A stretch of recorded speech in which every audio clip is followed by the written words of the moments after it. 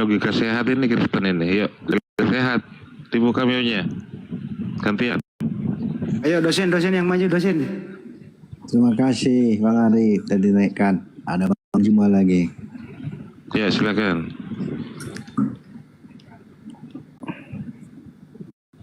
Logika sehat ini Kristen ya? Kristen Bang Andi.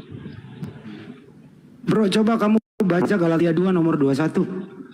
Galatia 2 nomor 21. Galatia 2 nomor 21. Tuh, malas ngambil kitab nih. Tengah apa itu ya? Bacalah. Bang Amin, maaf Bang Amin, saya Kematian Yesus. Para Rasul pasal 10 ayat 9 sampai 16. Itu yang tadi yang saya sampaikan, ini mau saya bacakan supaya lebih jelas. Ya, itu kan harinya ketika orang itu berada dalam perjalanan dan sudah dekat kota Yope, kira-kira pukul 12.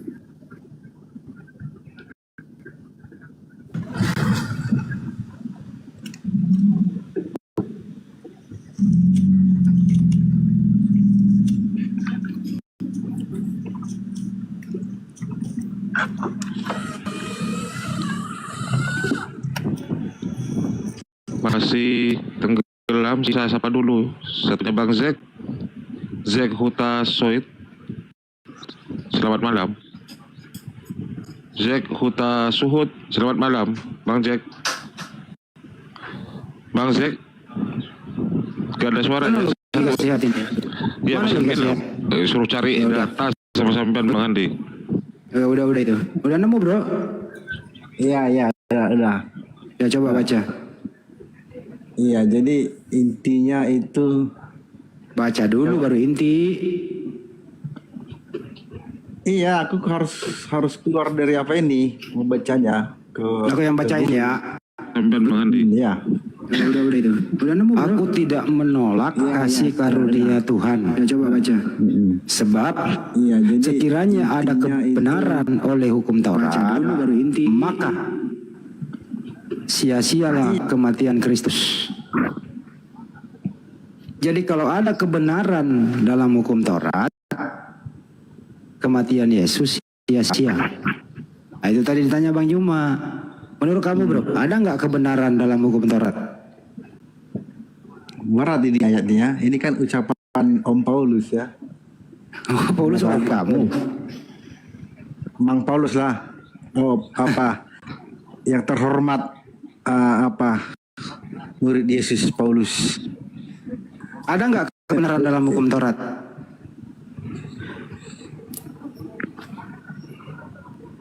Ada nggak kebenaran dalam hukum Taurat? Ya ada lah dalam. Ya, kalau ada berarti sia-sia kematian Yesus. Itulah ini pernyataannya ini kan, makanya aku bilang berat ini pernyataan. Berat ini katanya. Berat Kan Bang Juma. Paulus ini kan apa dia ini? Tipikal orang filsuf, suka berpikir. Oh iya. Kadang salah mikir Iya. dia ya. Suka mikir dia orangnya. Lanjut dulu Bang Andi, saya luruskan dulu YouTube-nya ini. Gangguan ternyata dari tadi. Ternyata ya, Paulus ini kadang filosof dia, salah mikir kadang-kadang. Iya, tipikal filsuf dia tuh. Tapi kau percaya sepenuhnya sama dia? Percaya sepenuhnya. Ya secara umum kan dia nggak masalah. Ya tapi Tapi ada pernyataannya ya kayak gini yang istilahnya tunggu dulu kan gitu. Tapi secara umum kan dia orang yang baik lah, punya memang dedikasi untuk kekristenan kan. Tapi ini lebih parah loh bro. Kalau dia bilang gini, kalau ada kebenaran dalam hukum Taurat, sia-sia kematian Yesus. Iya, maksudnya kalau aku menangkapnya gini, kalau memang benarnya hukum Taurat dan bisa dilaksanakan, nggak perlu Yesus datang ke dunia. Berarti beres-beres saja kan dunia ini. Faktanya kan manusia ini gagal juga menjalankan hukum Taurat itu. Yang ada malah dimanfaatkan pemuka agama untuk kepentingan diri sendiri kan. Itulah yang terjadi kan. Dengan Kalau di hukum Taurat itu boleh nggak sih membunuh orang yang tidak bersalah? ya nggak boleh lah. Enggak Terus boleh. yang mati Kan, terus yang mati di tiang salib siapa? nah itu orang yang tak bersalah kan. Makanya kan gagal kan. Kena lagi. Kena lagi Maksudku, kan? hukum Taurat yang dikasih Tuhan kepada manusia ini, dalam hal ini Israel, ternyata gagal juga manusia menerapkannya kan. Yang ada malah Kayak ini loh. dimanfaatkan. Bro, logikanya kan gini. Hukum Taurat itu nggak boleh membunuh orang yang tidak bersalah. Betul. Tapi kenapa Yesus dihukum? Tapi bukan di situ masalahnya. Tapi kenapa mereka menyalibkan orang tak bersalah? Nah itu Berarti dia. rusak mereka. Padahal hukum sudah diberikan, arahan sudah diberikan, tapi gagal mereka menjalankannya. Nah, Jadi, apalagi menurut- bangsa di luar Israel. Bangsa Jadi yang Israel mati di aja tiang, gagal. jadi yang dihukum di tiang salib itu bukan anaknya Maria, itu Yesus lain yang berdosa. Oh terserah lah kalau itu pendapat Anda kan. Ya tapi kan memang nggak boleh membunuh Yesus, anak Maria. Iya, tapi kenyataannya dibunuh. Berarti kan udah rusak mereka kan. Mereka nggak ada hukum Taurat. Yang ada hukum Taurat dimanfaatkan untuk kepentingan politik, agama, kepentingan ekonomi, kepentingan apanya. Pokoknya dimanfaatkan lah. Dibikin jadi Yesus mati komoditas. itu, jadi Yesus mati di tiang salib itu kepentingan politik buat mereka, bukan untuk penebusan dosa, tau? Ketawa lagi lu. Lu serba salah sih jadi orang Kristen. Serba salah. Betul, itu untuk kepentingan mematikan Yesus itu untuk kepentingan politik yang mereka yang cinta Ya dunia. udah gini aja, berhenti jadi. Kau bisa nggak berhenti jadi orang Kristen sekarang? Ya enggak lah, enggak mungkin lah. Tuhan yang betul kan Tuhannya orang Yahudi, Yahweh, dan menjadi umat Yahweh itu harus melalui Yesus. Berarti Harus Yesus bukan menuhankan Tuhan dong. Yesus. Berarti Yesus bukan Tuhan kalau Maksud gitu. itu menuhankan di sini bukan berarti menganggapnya maha kuasa. Menuhankan artinya taat mutlak. Itu. Tapi kok orangnya baik sih, jadi saya nggak tega. Iya, kenapa harus jahat? Umat Yahweh itu harus baik. Ustaz Alif yang maju deh Ustaz. Kenapa pula jahat? Ustaz Alif, assalamualaikum Ustaz. Ustaz Alif. Ya, tes. Ya. Baju Mas silahkan. Ya. Ya, jadi saudaraku ini logika sehat. Nah, bagus nama akunnya. Mudah-mudahan sama dengan orangnya gitu kan ya. Nah, di dalam pengajaran Paulus sebagai orang yang mencetuskan kemudian tentang keselamatan di luar Yahudi, di mana dia mengatakan dia diutus kepada orang-orang non-Yahudi kan gitu. Di dalam pengajaran Paulus Galatia 2:21 itu, aku tidak menolak kasih karunia, sebab sekiranya ada kebenaran oleh hukum Taurat, maka sia-sialah kematian Kristus. Ini bukan hal sederhana. Ini bukan hal sepele. Karena kematian Yesus, kebangkitan Yesus itu adalah hal yang menjadi prinsip utama di dalam keselamatan orang-orang Kristen. Pertanyaannya muncul kemudian, apakah Anda mengimani bahwa masih ada kebenaran di dalam hukum Taurat? Atau memang betul tidak ada kebenaran di dalam hukum Taurat itu?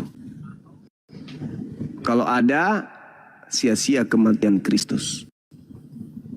Kalau tidak ada, berarti Anda bertentangan dengan Yesus. Anda berada pada posisi yang mana, saudara? Silakan. Ya, betul. Jadi ayat yang Anda ambil ini memang tantangan berat nih bagi orang-orang yang suka berpikir ya. Iya. Mungkin tantangan ini buat Bang Edi ini, kan dia yang paling logis selama ini di kekristenan. Dia harus menjawab ini. Tapi kalau menurut saya ya Bang Jimaya, ini kan terjemahan ini kan. Iya. Saya harus mengobservasi bahasa Yunaninya ini. Bagaimana ya? sebenarnya redaksinya Silakan. ini? Karena kalau ini kan jadi aneh. Kalau seolah-olah tidak ada kebenaran di hukum Taurat, itu nggak mungkin. Hukum Taurat itu memang diperlukan. Tetapi Untuk saat begini, itu, zaman itu diperlukan. Sekarang ya kan ada yang udah dieliminir situ. Misalnya gigi ganti gigi itu kan udah dibuang. Karena kita udah ada penjara ini, udah ada polisi yang mengurusi orang-orang kriminal. Jadi nggak perlu lagi mata ganti mata. Tapi kan bukan berarti itu hukum Taurat tak berguna. Ya berguna saat itu, di zaman itu. Belum ada polisi, belum ada tentara, belum ada PBB. Ya saat itu cara paling praktis ya gitu. Mata ganti mata, gigi ganti gigi. Nah, jadi itu aku harus ke observasi ke bahasa aslinya. Bagaimana sebenarnya redaksinya nih. Dan ini ucapan Paulus ya, bukan ucapan Yesus. Gitu. Iya, Paulus yang mengatakan itu. Ya, bahasa Redaksinya aslinya itu bagaimana tidak itu harus berubah. kita observasi. Bahasa aslinya itu tidak berubah makna, tidak merubah makna, terjemahan tidak merubah makna. Jelas dikatakan bahwa sia-sia kematian Kristus bila mana hukum Taurat. Kan aneh Itu kan? di dalam kitab saudara. Iya. Sebenarnya nggak aneh, Bung. Sebenarnya Ya aneh nggak lah. aneh. Kalau Kenapa? tidak ada kebenaran dalam hukum Ya kalau Taurat. Anda, tapi bagi Paulus itu nggak ada kebenaran lagi. Setelah dia mengenal Kristus, Paulus mengatakan hukum Taurat itu sampah, tinja. Ya itulah. Aku tetap harus Ya, melihat bahasa aslinya, bahasa itu Paulus. Yunaninya. Bahasa Yunaninya tidak akan bisa menyelamatkan karena di situ dikatakan dorean, artinya dorean ini cuma-cuma atau sia-sia, percuma. Tak ada gunanya kematian Kristus kalau ada kebenaran dalam hukum Taurat. Artinya apa? Paulus ini mutlak mengajarkan orang pengikutnya untuk tidak lagi berkiblat kepada Taurat. Makanya banyak hal di dalam tulisan-tulisan dia mengatakan engkau sekarang bukan lagi hamba, engkau adalah anak Tuhan, maka jangan lagi kau bebani dirimu dengan penghambaan. Kamu sudah merdeka. Galatia 5 nomor 1. Makanya dikatakan semua makanan boleh dimakan. Di dalam Kolose 2 nomor 12, jangan lagi mau diatur oleh makanan, oleh minuman, atau hari-hari, hari raya. Mau hari Sabtu ke, hari Minggu ke, enggak, jangan kamu diatur. Itu ajaran Paulus. Jadi orang Kristen ini memang didikte, didoktrin kemudian untuk meninggalkan 100% semua perintah Tuhan yang ada dalam hukum Torah. Itu ajaran Yesus Paulusnya. Coba Anda baca Efesus 2 nomor 15. Dengan matinya Yesus Kristus, maka dia telah membatalkan hukum Taurat dengan segala perintah yang ada di dalamnya. Jadi Paulus itu memang berusaha dengan total untuk menghilangkan hukum Tuhan. Kenapa? Karena yang datang kepadanya sebenarnya bukan Yesus. Kenapa Anda sebagai orang Indonesia masih ragu-ragu? Ini kenapa ini? Ada apa ini? Ya karena sejatinya Anda masih menggunakan akal sehat, masih menerima, kemudian masih mau menggunakan akal untuk menelaah perjanjian lama yang datang kepada saudara yang Anda pegang terjemahannya itu. Tapi Paulus misinya memang sudah tidak mau lagi memakai hukum Taurat itu. Malah dia mengatakan hukum Taurat itu adalah sampah. Seperti itu, Bung. Tapi ada masalah jika itu kesimpulan Anda. Faktanya Paulus menyuruh Timotius untuk bersunat dengan alasan Timotius itu mamanya masih orang Yahudi, bapaknya memang Yunani.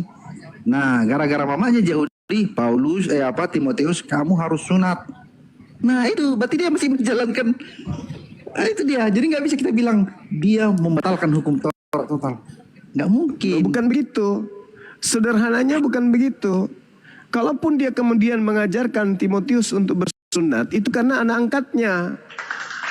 Yang kedua, karena mamanya Yahudi. Aku udah baca. ya terserahlah, apapun itu. Kita memiliki sudut pandang yang berbeda. Sekarang permasalahannya adalah ketika dia kembali kepada Yerusalem, di Kisah Para Rasul 21 nomor 15 sampai nomor 26, Paulus yang bertobat dari mengajarkan tidak bersunat, dari mengajarkan makan babi. Paulus bertobat. Nah itu kalau Anda hanya menyikapinya dengan masalah itu, yang pada intinya Paulus mendoktrin bahwasanya dengan matinya Kristus, Dia telah membatalkan hukum Taurat beserta segala perintah yang ada di dalamnya. Itu kan sangat jelas itu. Nah, sedangkan rentetan kejadian terkait dia perintahkan Timotius bersunat, itu kan tidak menutup, tidak sekaligus 13 bukunya itu dituliskan dalam sehari, tidak. Tapi itu butuh waktu yang lama. Paulus itu menulis buku dari tahun 52 sampai di tahun 67 dia menulis buku. Itu tidak satu hari saja. Jadi mengenai sunat itu kan sunat cuma berapa menit, jam aja. Tetapi bukan berarti Paulus itu dengan memerintahkan Timotius bersunat maka dia perintahkan bersunat secara umum. Enggak. Malah dia mengatakan dalam Galatia 5 nomor 2. Jika engkau menyunatkan dirimu, maka Yesus Kristus tidak berguna bagimu. Jadi sekali lagi saya katakan, jangankan saya, Anda pun bingung membaca pola pikir Paulus ini. Karena sebenarnya Paulus ini hanya kedatangan Kristus yang kemudian Yesus katakan, waspadalah kepada penyesat yang datang kepadamu memakai namaku. Tapi Paulus tidak waspada. Paulus malah menerima Kristus itu. Kenapa Paulus menerima Kristus itu? Karena Paulus bukan murid Yesus. Dia adalah pembangkang dan dia adalah pembantai murid-murid Yesus. Itu yang terjadi. Aku tidak menolak kasih karunia Tuhan. Sebab sekiranya ada kebenaran oleh hukum Taurat, maka sia-sialah kematian Kristus. Nah, sekarang mana yang Anda pilih? Ada kebenaran dalam hukum Taurat? Atau Anda kehilangan Yesus? Anda kehilangan Kristus. Anda menerima Kristus seutuhnya tanpa harus menjilat-jilat hukum Taurat. Karena memang hukum Taurat hanya untuk Bani Israel.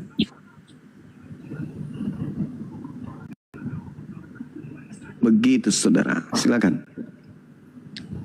Iya kan, kembali lagi seperti aku bilang, aku harus observasi bahasa aslinya.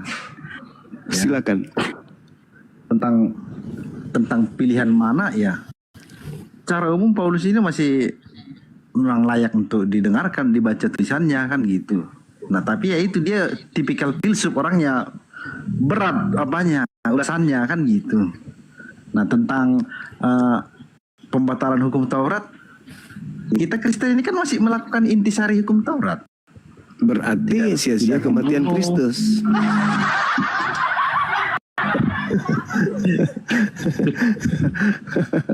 Kematian Kristus kan tragedi.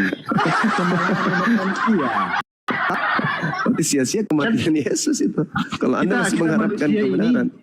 Kita manusia ini jadi bercermin dari penyaliban itu. Orang Romawi, penguasa Romawi, orang Israel, orang yang waras dan masih hati nurani jadi bercermin. Wah, rusak sekali kita manusia ini. Orang baik terkriminalisasi supaya tersalib. Wah, rusak sekali kita ini manusia. Kan itu, kita jadi bercermin. Maka benarlah pernyataan Yesus. Seorang pun yang tidak berdosa, semuanya sudah berdosa. Terbukti kan, Yesus disalib. Iya. Seandainya Petrus itu dia orang tak berdosa, dia pasti datang sendirian tuh melawan tuh penyaliban itu. Tapi apa? Dia takut juga kan? Kabur dia. Karena Yesus sudah bangkit, dan dia jadi punya semangat lagi. Sekalipun mati, ya itu hanya awal kan gitu jadinya. Jadi berubah. Ternyata Yesus tidak hilang pengaruhnya, malah makin menjadi-jadi. Nah, disitulah kemenangan Yesus. Oke, baik. Itu adalah Yesus, pengaruhnya semakin menjadi-jadi. Maka muncul pertanyaan, mana Kristus palsu yang datang menyesatkan banyak orang itu? Nanti, di akhir zaman, si Mesias Tapi palsu. Yesus mengatakan bukan akhir zaman. Yesusnya mengatakan datang kepada murid-muridnya yang bertanya di Bukit Zaitun.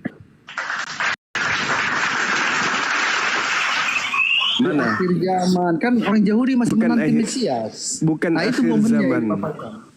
Bukan akhir zaman. Penyesatnya itu datang kepada murid Yesus di angkatan pertama. Yesus mengatakan apa? Saatmu sudah tiba dan saatnya kuasa kegelapan. Sekarang juga dunia akan dihakimi. Sekarang juga penguasa dunia dilemparkan keluar. Sekarang itu abad pertama. Pertanyaan saya, Ketika Yesus mengatakan waspadalah kepada penyesat yang datang kepadamu dengan memakai namaku. Datang kepada kamu Bani Israel, angkatan pertama di abad pertama hidup sesama dengan Yesus. Kalau Anda mengatakan bahwa kebangkitan Kristus itu namanya semakin ditinggikan, dia semakin hebat, pertanyaan saya, mana kemudian penyesat yang memakai nama Yesus yang datang pada zaman itu dengan mendekati murid-muridnya dan berkata akulah Kristus dan menyesatkan banyak orang? Mana ada? Dan siapa banyak orang itu? Mana? Belum ada yang datang akulah Kristus itu, belum ada. Berarti Anda menggunakan logika sehat, tapi logika Anda tidak sehat, kawan. Tapi kalau mengaku didatangi Kristus, ya salah satunya ya Paulus.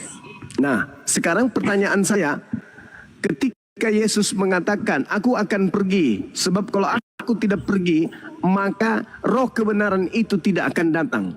Ketika aku pergi, maka roh kebenaran itu akan datang. Pertanyaan saya, menurut Yesus setelah dia terangkat ke langit, yang datang siapa? Ya Roh Kudus itu yang dimaksud. Yang datang kepada Paulus siapa? Yang datang kepada Paulus itu kan Yesus sendiri tuh. Nah, yang datang setelah dia menurut Yesus siapa? Ya antikris itu dan tidak akhir zaman itu. Secara global. Masalah generasi. Yesus mengatakan aku harus pergi. Sebab kalau aku tidak pergi, roh kebenaran itu tidak akan datang. Berarti yang datang bukan Yesus, tapi roh kebenaran. Pertanyaannya, siapa yang datang kepada Paulus? Yesus. Sejak kapan Yesus mengatakan dia akan datang setelah dia pergi? Ketika Yesus pergi, kata Yesusnya ada dua yang datang. Yang pertama adalah dirinya. Yang kedua adalah, ada tiga yang datang. Yang pertama adalah roh kebenaran. Yang kedua adalah penyesat. Yang ketiga adalah dia sendiri. Kapan dia datang? Pada saat diiringi tanda-tanda akhir zaman. Kapan penyesat itu datang? Pada saat ada yang mengaku dirinya tapi tidak diikuti oleh tanda-tanda. Kapan roh kebenaran itu datang? Pada saat datangnya seorang nabi yang menghantam semua hukum-hukum jahiliyah yang didatangkan kepada iblis menuju kepada seluruh dunia. Nah, pertanyaannya kepada saudara, kalau Yesus mengatakan tanda kedatangannya dibarengi dengan tanda kemanusiaan, dan ketika dia pergi yang datang adalah roh kebenaran, lalu siapa yang datang kepada Paulus memakai nama Yesus ini? Yang dialami Paulus ini kan terjadi juga sekarang ini. Ada orang yang mengaku didatangi Yesus. Kita tinggal melihat aja. Kalau hidupnya menjadi lebih baik, berarti pengakuannya itu bisa diterima. Tapi kalau hidupnya makin jahat, berarti Yesus palsu yang datang sama dia itu. Apakah dengan Anda menyembah Yesus itu bukan jahat? Menyembah Yesus. Kalau Anda menggunakan kata menyembah kan berarti menganggapnya sebagai yang maha kuasa. Ya saya nggak menyembah Yesus dong kalau gitu. Nah, sekarang yang disembah di gereja siapa? Yang disembah di gereja siapa? Yahweh, kami di HKBP Jehovah. Yehova, bukan Yesus. Yesus dipuja-puji. Bukan Yesus. Ya enggak dong. Oh ya, syukurlah kalau begitu. Tapi di kitab di agama Anda masih melakukan sabat? Sabat enggak dong. Kita kan berat. Berarti Anda minggu? Ya minggu lah dipilih harinya yang paling cocok. Melanggar gak firman Tuhan itu? Ya kan Yesus sudah bilang dia Tuhan atas hari Sabat. Jadi Yesus nggak maksakan harus hari Sabat. Nggak ada tuh perintah Yesus gitu. Itu alasannya ya. Yesus kan makan babi? Sabat. Makan babi kan Tuhan kami yang bilang, bukan yang masuk ke mulut yang menajiskan, justru yang keluar malah yang menajiskan. Tuhan kami yang ngomong. Bagian narkoba boleh ya? Nggak bisa dong merusak tubuh. Tubuhnya Allah baik Elohim. Jangan nggak boleh. Ya, gitu. Nggak bisa. Merokok juga sebenarnya nggak boleh. Tapi nanti terlalu keras kata teman-teman Oten ya kan. Sebenarnya merokok nggak boleh. Apa untungnya kan? Uang habis. Iya. Kesehatan menurun. Tapi Kalau katanya makan babi boleh? Katanya. Makan babi boleh? Boleh, itu junjungan yang ngomong loh. Petrus saja nggak terima itu waktu junjungan ngomong gitu. Tapi Di apa yang mana terjadi? Yesus mengatakan boleh makan babi? Tapi apa yang terjadi? Petrus dapat penglihatan. Sembelilah 3 kali. Iya, Baru di saja mana boleh. Yesus mengajarkan makan babi? Aduh, aku lupa itu Bang Juma di mana. Tapi yang jelas itulah intinya. Tinggal googling aja nanti. Bukan yang masuk ke mulut yang menajiskan. Bukankah itu berbicara mengenai cuci tangan atau tidak cuci tangan? Iya, itu intronya. Terus kenapa hubungannya ke babi? Adalah hubungannya. Bacalah berikut. Itu hanya mengenai cuci tangan, dan di menu makanan mereka orang-orang Yahudi nggak mungkin makan babi. Tapi orang Kristen yang berasal dari Roma itu kan pemakan babi sebelum mengenal Kristus. Nah, maka mereka memaknai tidak apa-apa makan babi. Betul. Itulah yang di kepalanya, itulah yang ada di benaknya apa? Petrus. Aku disuruh mau nemui perwira Italia. Itu kan orang kafir. Makan babi. Nggak mungkin aku menemui orang kafir. Akan gitu di benaknya Petrus. Tapi apa yang terjadi? Malaikat datang. Petrus, kau harus temui seorang perwira Italia namanya Cornelius. Bahkan dapat penglihatan lagi setelah malaikat ngomongkan gitu kan. Tunjukkanlah di situ sembeli hewan-hewan yang harus disembeli. Masuk di sana, ada di sana babi. Sembelilah, nggak mau Petrus, nggak mau 3 kali. Sembelilah apa yang dikatakan Yahweh. Ya, kalau di bahasa Orthodox Jewish Bible-nya Hasem. Apa yang diperintahkan Hasem untuk kau sembeli, sembelilah, dan jangan kau nyatakan haram yang nyatakan halal. Jadi pertama Yesus ngomong dia nggak terima, nggak percaya Petrus nih. Yang ngomong langsung Hasem, Yahweh yang ngomong di penglihatan itu. Sudah kalah Petrusnya kan?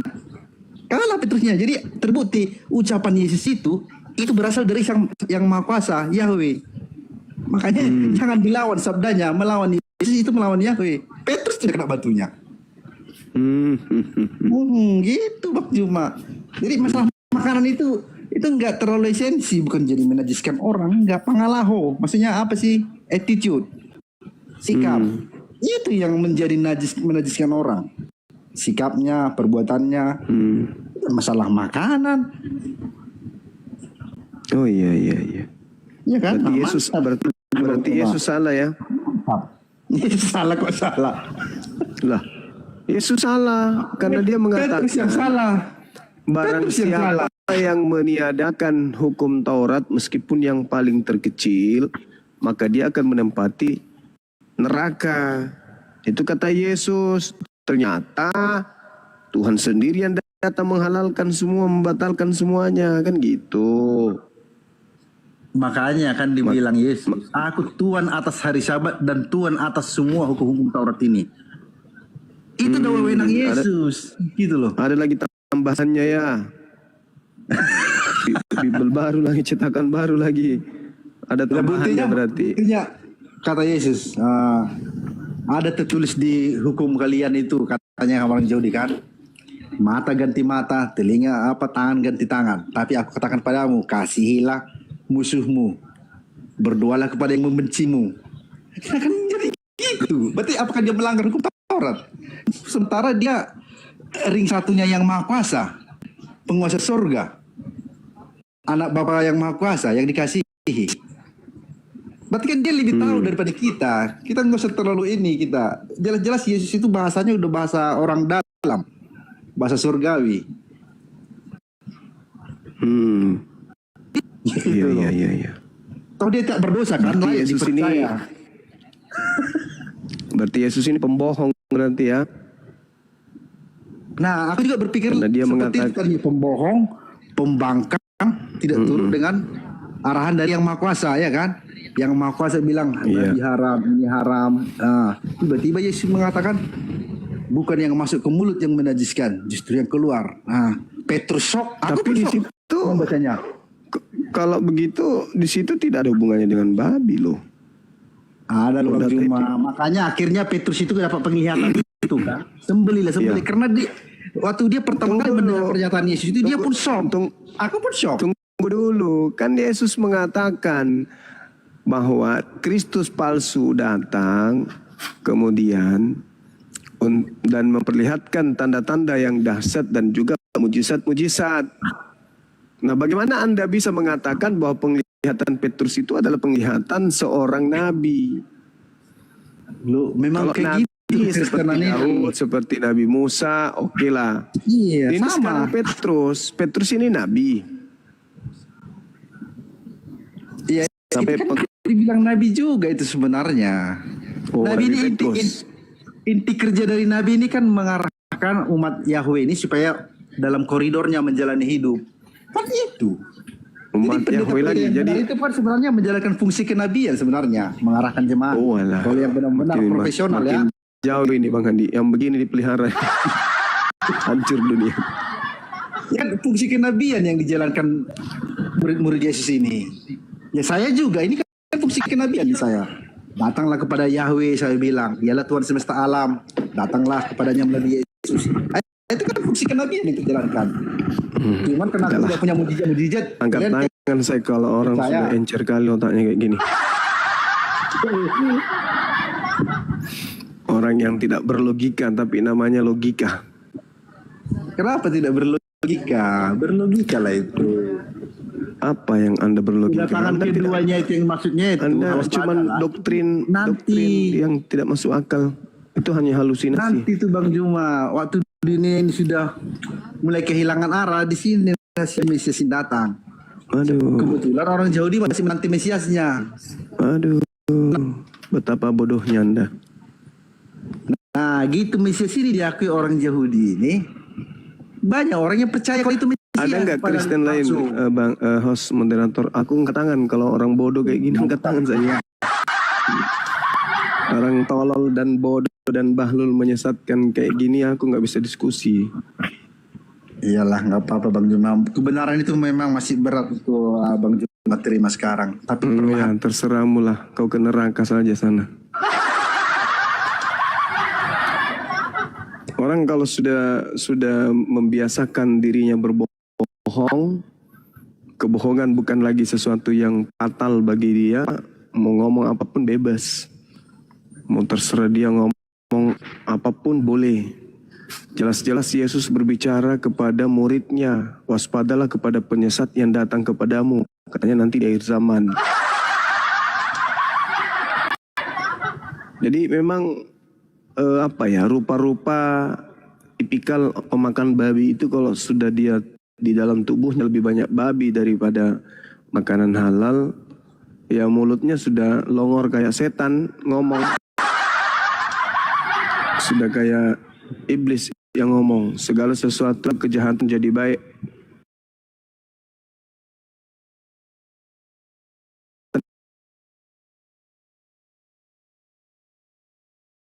Situ Petrus juga nabi. Lama-lama dia ngaku juga nabi. Waduh, besok jadi kayak Pak ini ngaku Tuhan juga dia ini. Ujung-ujungnya materi tidak terselesaikan. Apakah dalam hukum Taurat itu ada kebenaran? Kalau ada, maka sia-sialah kematian Kristus. Sekira begitu teman-teman sekalian. Silakan kalau masih ada yang lain. Ya, banyak yang meminta naik ini. Cuma saya pilih dulu satu-satu ya. Kebanyakan nama Islam masalahnya.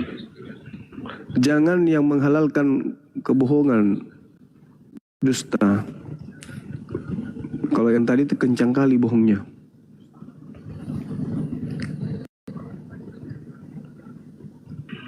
Ini belum duduk ini. Masih muter ini. Sambil lalu tetap layar teman-teman ya. Penonton 5.000 k. Res, selamat malam Res. Jangan yang menghalalkan kebohongan.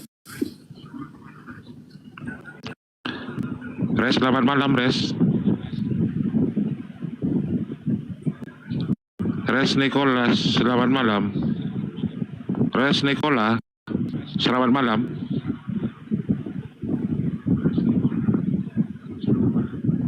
Aduh, nggak ngomong, saya turunkan.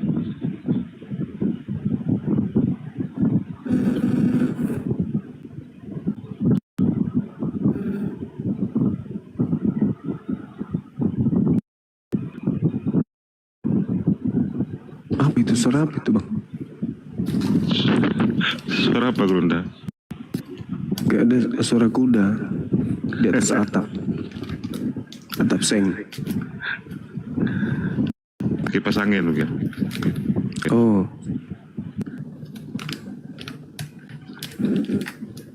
Assalamualaikum Bunda Mila. Sehat-sehat selalu Bunda. Semuanya yang ada di sini. Bang Baal, Bang Handi, Kang Dito, Amin. Dardiansa, Charles.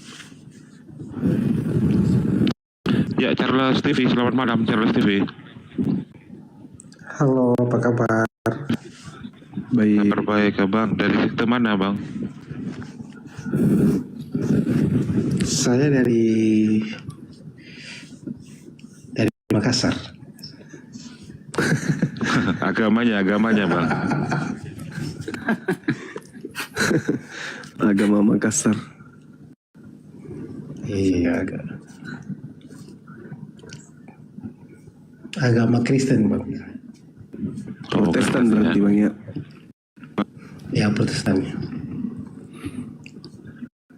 Ya, silakan Bang. Apa yang mau kita bahas?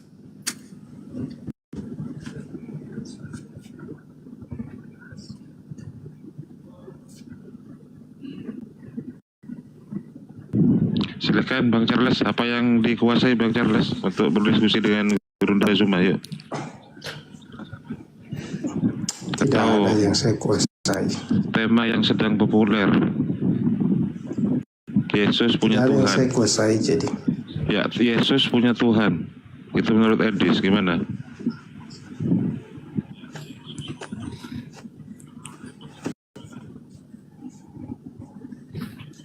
Charles, jangan kau takut-takut juga. Sama aku.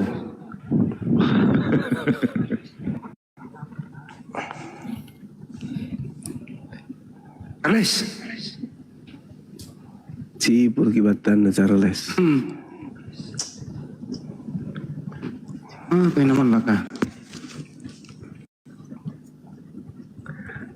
Malah lagi Apa yang konan dibahas? Charles. Iya, jemaah Kak. Iya, aja. Diajak bede. Kau dari Tator kah, Charles?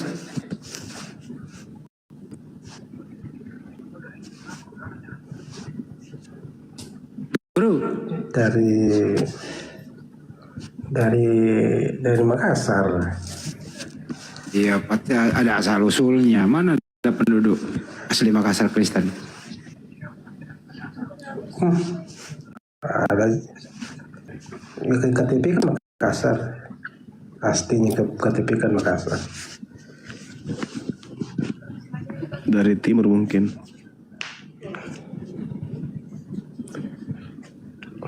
Atau dari Manado Anda? Keluarga? Dari Kupang. Ya bisa jadi. Ya udah tahu. Dari Flores ini. Kelihatan caranya ngomong. Dari Flores dia, Flores. Di mana Sampingnya gerejamu di Danau Makassar?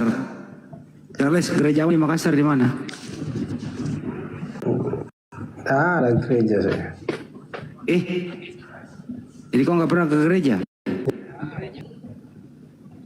Iya, anda pernah ke gereja. Berhenti mau kepala jadi orang Kristen. Apa-apa sih. Iya tahu. Yang penting percaya Yesus tuh. Iya tahu. Percaya Yesus. Ketika Anda menuhankan Yesus, siapa yang Anda percayai? Yesus lah. Lah, Yesus tidak pernah mengajarkan untuk dituhankan. Yesus mengajarkan diajarkan untuk dirasulkan? Ada Siapa itu yang di Anda ayatnya ada. Siapa yang Anda percayai sampai Anda menuhankan Yesus? Yesus bilang begini, akulah Tuhan. Yesus pernah bilang begitu. Gariting. Di di mana Yesus Ada. mengatakan? Di mana? Itu ada ayat bilang begini. Yesus bilang dia punya diri. Anak manusia adalah Tuhan atas hari Sabat. Itu Yesus. Siapa yang bilang itu? Aduh, parah ini, parah. Jadi dia bukan Anak Tuhan manusia untuk hari Senin, adalah Tuhan atas hari Sabat. untuk hari Sabat aja. Iya, konteksnya karena itu berbicara kepada orang-orang Yahudi yang pada saat itu menjalankan hari Sabat, hari kudus bagi mereka. Tapi Maka Tuhan, yang menjadi tapi Yesus kudus, itu masih yang bertuhan menjadi gimana? suci di hari Sabat itu Yesus. Tapi Yesus bertuhan. Yesus soal bertuhan dan tidak bertuhan pun juga dia Tuhan. Iya. Berarti Yesus ini bagaimana ceritanya? Tuhan yang bertuhan gimana ceritanya itu? Tuhan yang bertuhan yang Bang Suma maksud itu Tuhan yang dimaksud adalah Bapa di surga sana. Nah, Yang dimaksud. nah, berarti Yesus adalah Kalau ada manusia kalau yang ada- bertuhan berarti. manusia Yesus, namanya Yesus, tetapi dia adalah Tuhan atas manusia yang lain yang percaya kepada dia. Nah, sementara dia juga bertuhan, gimana ceritanya?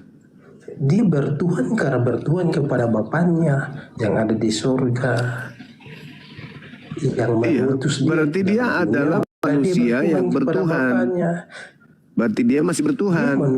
Dia manusia Yesus yang bertuhan kepada Bapaknya. Nah, bagus. Berarti Tuhan Anda adalah manusia yang bertuhan, kan begitu? Tuhan saya ya dalam namanya Yesus Bertuhan kepada yang punya Bapa, ya namanya dia Bapa. disebut juga Tuhan. Sahabat, ya dia bertuhan juga kepada Bapaknya. Karena kenapa? Dari Bapaknya itu diberikan kuasa kepada dia. Maka ada ayat bilang bagi kepadaku telah diberikan segala kuasa di surga dan di bumi. Iya. Nah karena itu yang di surga maupun yang di bumi menjadi kuasa dia termasuk umat manusia, maka dia disebut Tuhan atas manusia dan segala makhluk di bumi. Iya. Berarti Yesus Seperti ini itu. adalah Nah Bapa ini dimaksudkan dengan penguasa yang memberikan kuasa kepada anak. sama seperti Brahma memberikan kuasa kepada Krishna, gitu ya? Ya logika berpikir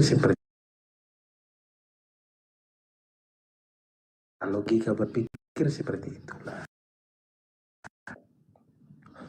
Bukan masalah konsep bertuhan seperti itu, tapi bertuhan berdasarkan yang diutus dan yang mengutus. Itu kami punya konsep.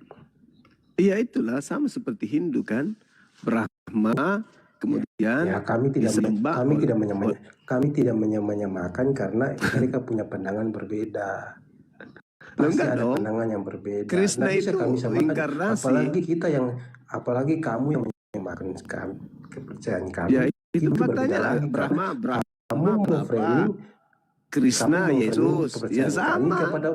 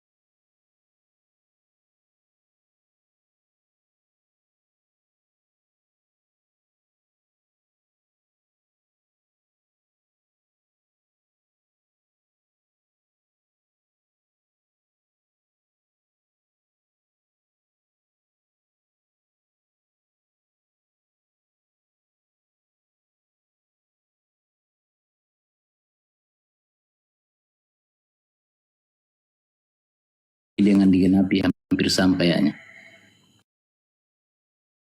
Diskusi tentang keyakinan sama saya cukup dengan saya karena saya tidak bisa berbicara keyakinan orang lain. Cukup. Enggak, kan kita ini orang belajar toh. Kita ini orang belajar.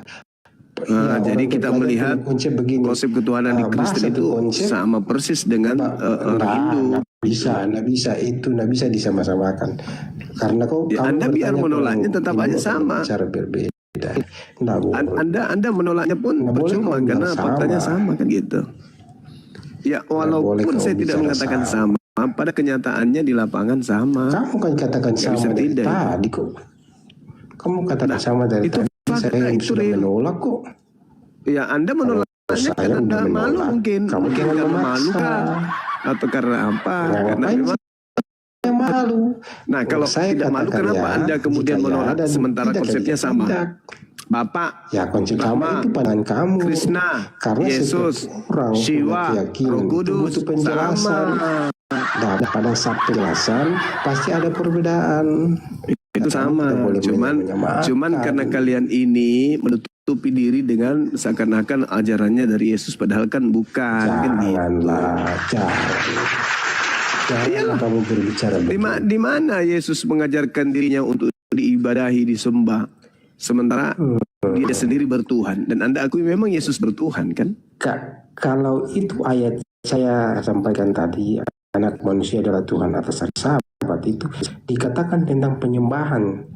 Karena kenapa? Pada hari Sabat orang harus berhenti beribadah kepada Tuhan.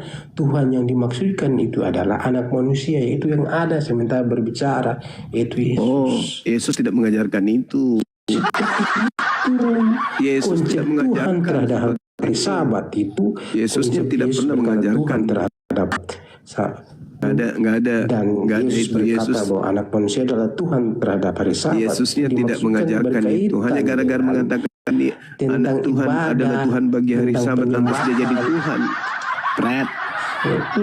Bukan itu, ke situ arahnya. Itu karena pandangan kamu, bukan pandangan kami. Pandangan Yesus gimana? Itu pandangan Yesusnya gimana? Pandangan Yesus adalah dia adalah Tuhan atas hari Sabat. Jadi siapa berdoa pada hari Sabat berdoa untuk Yesus. Sekarang Yesusnya ada nggak mengajarkan untuk diibadahi? Ada nggak Yesus diibadahi? Itu anak manusia adalah Tuhan terhadap hari Sabat itu dimaksudkan untuk menyembah, itu menurus kepada sekarang Tuhan yang ada punya. Sekarang kamu sendiri Sabat. Istirahatan. Ya iya. Kamu Sabat? Kami Sabat. Hari apa? Hari Sabat, hari Minggu. Hari apa kamu Sabat? Orang Kristen hari Sabtu juga berdoa, beribadah kepada Tuhan. Iya kan Yesus hanya Tuhan untuk hari Sabat. Ya iya, hari Sabat. Terus ada nggak dia mengatakan anak manusia adalah Tuhan untuk manusia? Ada nggak? Orang Israel yang berbicara pada saat ada nggak dikatakan komunikasi sama mereka? Ada nggak Yesus mengatakan anak manusia adalah Tuhan untuk manusia? Ada nggak? Anak manusia adalah Tuhan atas hari Sabat. Ya hari Sabat yang bertuhan ke Yesus. Manusia ada nggak dikatakan Yesus begitu? Bahwa anak manusia, hari Sabat anak manusia adalah Tuhan untuk manusia. Ada nggak? Untuk beribadah kepada Tuhan. Saya tidak tanya itu, yang saya tanya. Ada nggak Yesus mengatakan bahwa anak manusia adalah Tuhan untuk manusia? Ada nggak? Nggak ada. Nggak ada. Nggak ada. Karena anak manusia adalah Tuhan atas hari Sabat. Anda manusia nggak? Anda manusia nggak? Yang dimaksudkan anak manusia di dalam Alkitab itu merujuk kepada Yesus. Iya Yesus. Ada nggak Yesus mengatakan anak manusia adalah Tuhan untuk manusia? Ada nggak? Nggak ada. Berarti dia bukan Tuhan untuk manusia. Terus kenapa Anda Tuhan? Ada. Di mana Yesus mengatakan itu? Ada. Di mana? Di mana? Di mana? Yohanes 13 ayat 13. Apa yang dikatakan? dikatakan di situ, aduh, akulah guru dan Tuhan. Itu salah. Hah? Kamu Guru menyebut dan aku Tuhan. guru dan Tuhan. Katamu itu tepat sebab memang akulah guru dan Tuhan. Tuan atau Tuhan? Tuhan ataupun Tuhan sama. Mereka punya jabatan. Enggak sama. Wah, inilah kau. Kau ini penyesat berarti. Yang dimaksudkan di Berarti situ kau merujuk penyesat. kepada yang Berarti dimaksudkan kamu itu merujuk penyesat kepada berarti karena memang sabar kamu mau dulu. kali Yesus itu. Yang dimaksudkan Dia itu merujuk mengatakan kepada Rabam Muamaran itu adalah guru dan merujuk kepada ayat yang Aduh, tadi yang saya berarti- sampaikan berarti Anda pada penyesat. konteks awal tadi, yaitu Anda berkaitan dengan anak manusia mengartikan adalah Tuhan ucapan atas hari Yesus. Sabat, Anda maka mengartikan kata ucapan itu Yesus kamu karena Anda merujuk itu kata Tuhan adalah itu tidak bukan tepat, pengikutnya. karena itu merujuk kepada ayat Anda yang bukan pertama pengikut saya karena ucapkan Anda tidak tadi, mengenal Yesus. yaitu Anda tidak berkaitan mengenal dengan Yesus, anak makanya manusia Anda adalah menuhankan Tuhan atas padahal hari Yesus Sabat. mengajarkan dirinya Maka sebagai ia Tuhan untuk mengklirkan itu hari pada Sabat. Yohanes Dia 13 cuma ayat Tuhan, bukan 13 yang Tuhan. Berarti berkaitan Anda tidak dengan mengenal anak Yesus. yang Kalau Anda adalah mengenal guru Yesus, dan maka Tuhan Anda itu. kemudian tidak Maka akan konsep menuhankan itu adalah Yesus. benar. Karena kalau mengenal ayat Yesus itu ya cukup menyambungkan menjadikannya dengan sebagai ayat utusan Tuhan saja. Kenapa Anda menuhankan sementara Yesus hanya ingin dikenal sebagai utusan Tuhan, kan begitu. Itu artinya Anda tidak kenal Yesus. Yang Anda kenal itu Kristus yang ingin disembah. Yang ingin disembah itu Kristus, makhluk yang keluar dari kubur. Itu yang mau disembah. Tapi Yesus, anak Maria, hanya ingin dikenal sebagai rasul doang. Gitu kawan.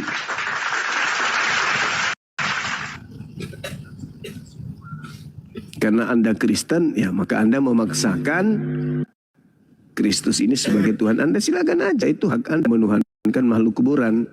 Tapi anak manusia Yesus Kristus itu hanya ingin dikenal sebagai rasul, tidak lebih.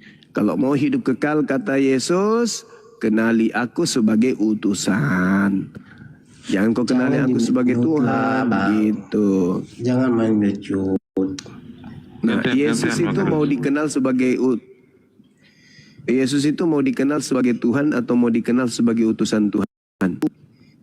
Yesus dikenal kedua-duanya. Utusan bisa, Tuhan bisa. Kacau.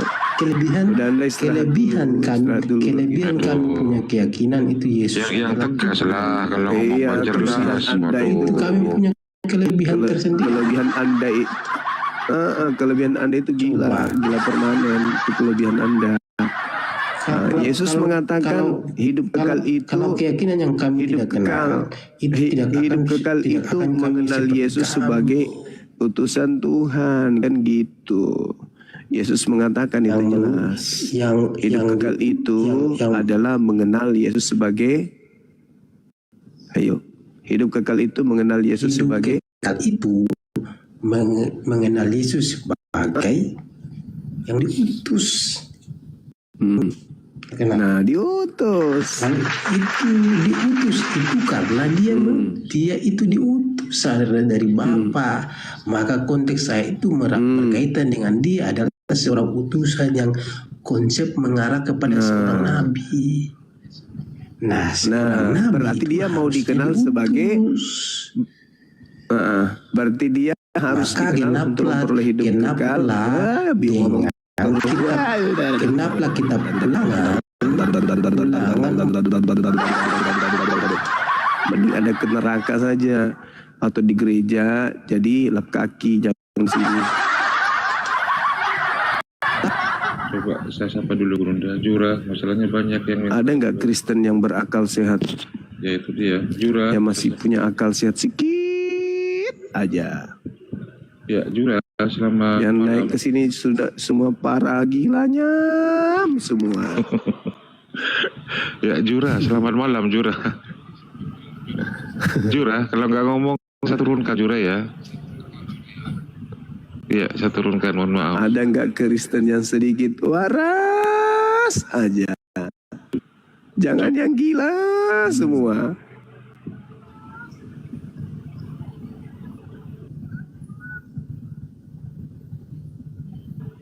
Tuh ada pendeta. Silakan kalau ada pendeta di bawah naik yuk. Jojo, selamat Nggak ada. malam. Jojo, selamat malam. Ini minta naik malah nggak ngomong. Jojo, Terima kasih kawanku Ruang. Bang Ruang Salam kasih. kenal. Saya turunkan, mohon maaf. Ada nggak Kristen yang agak waras sedikit aja?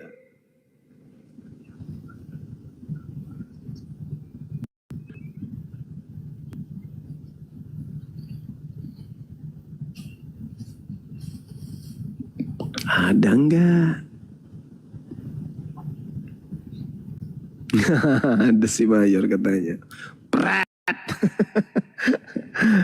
Itu mah lebih parah lagi.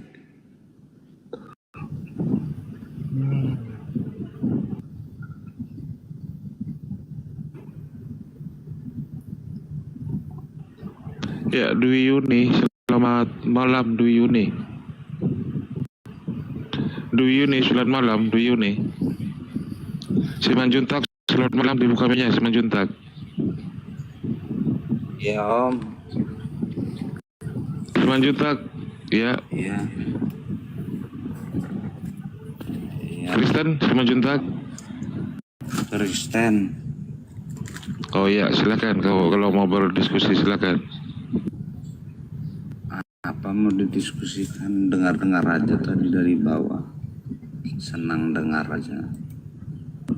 Oh, senang dengan penjelasannya Gurunda ya berarti ya. Ya, dengar-dengar aja lah.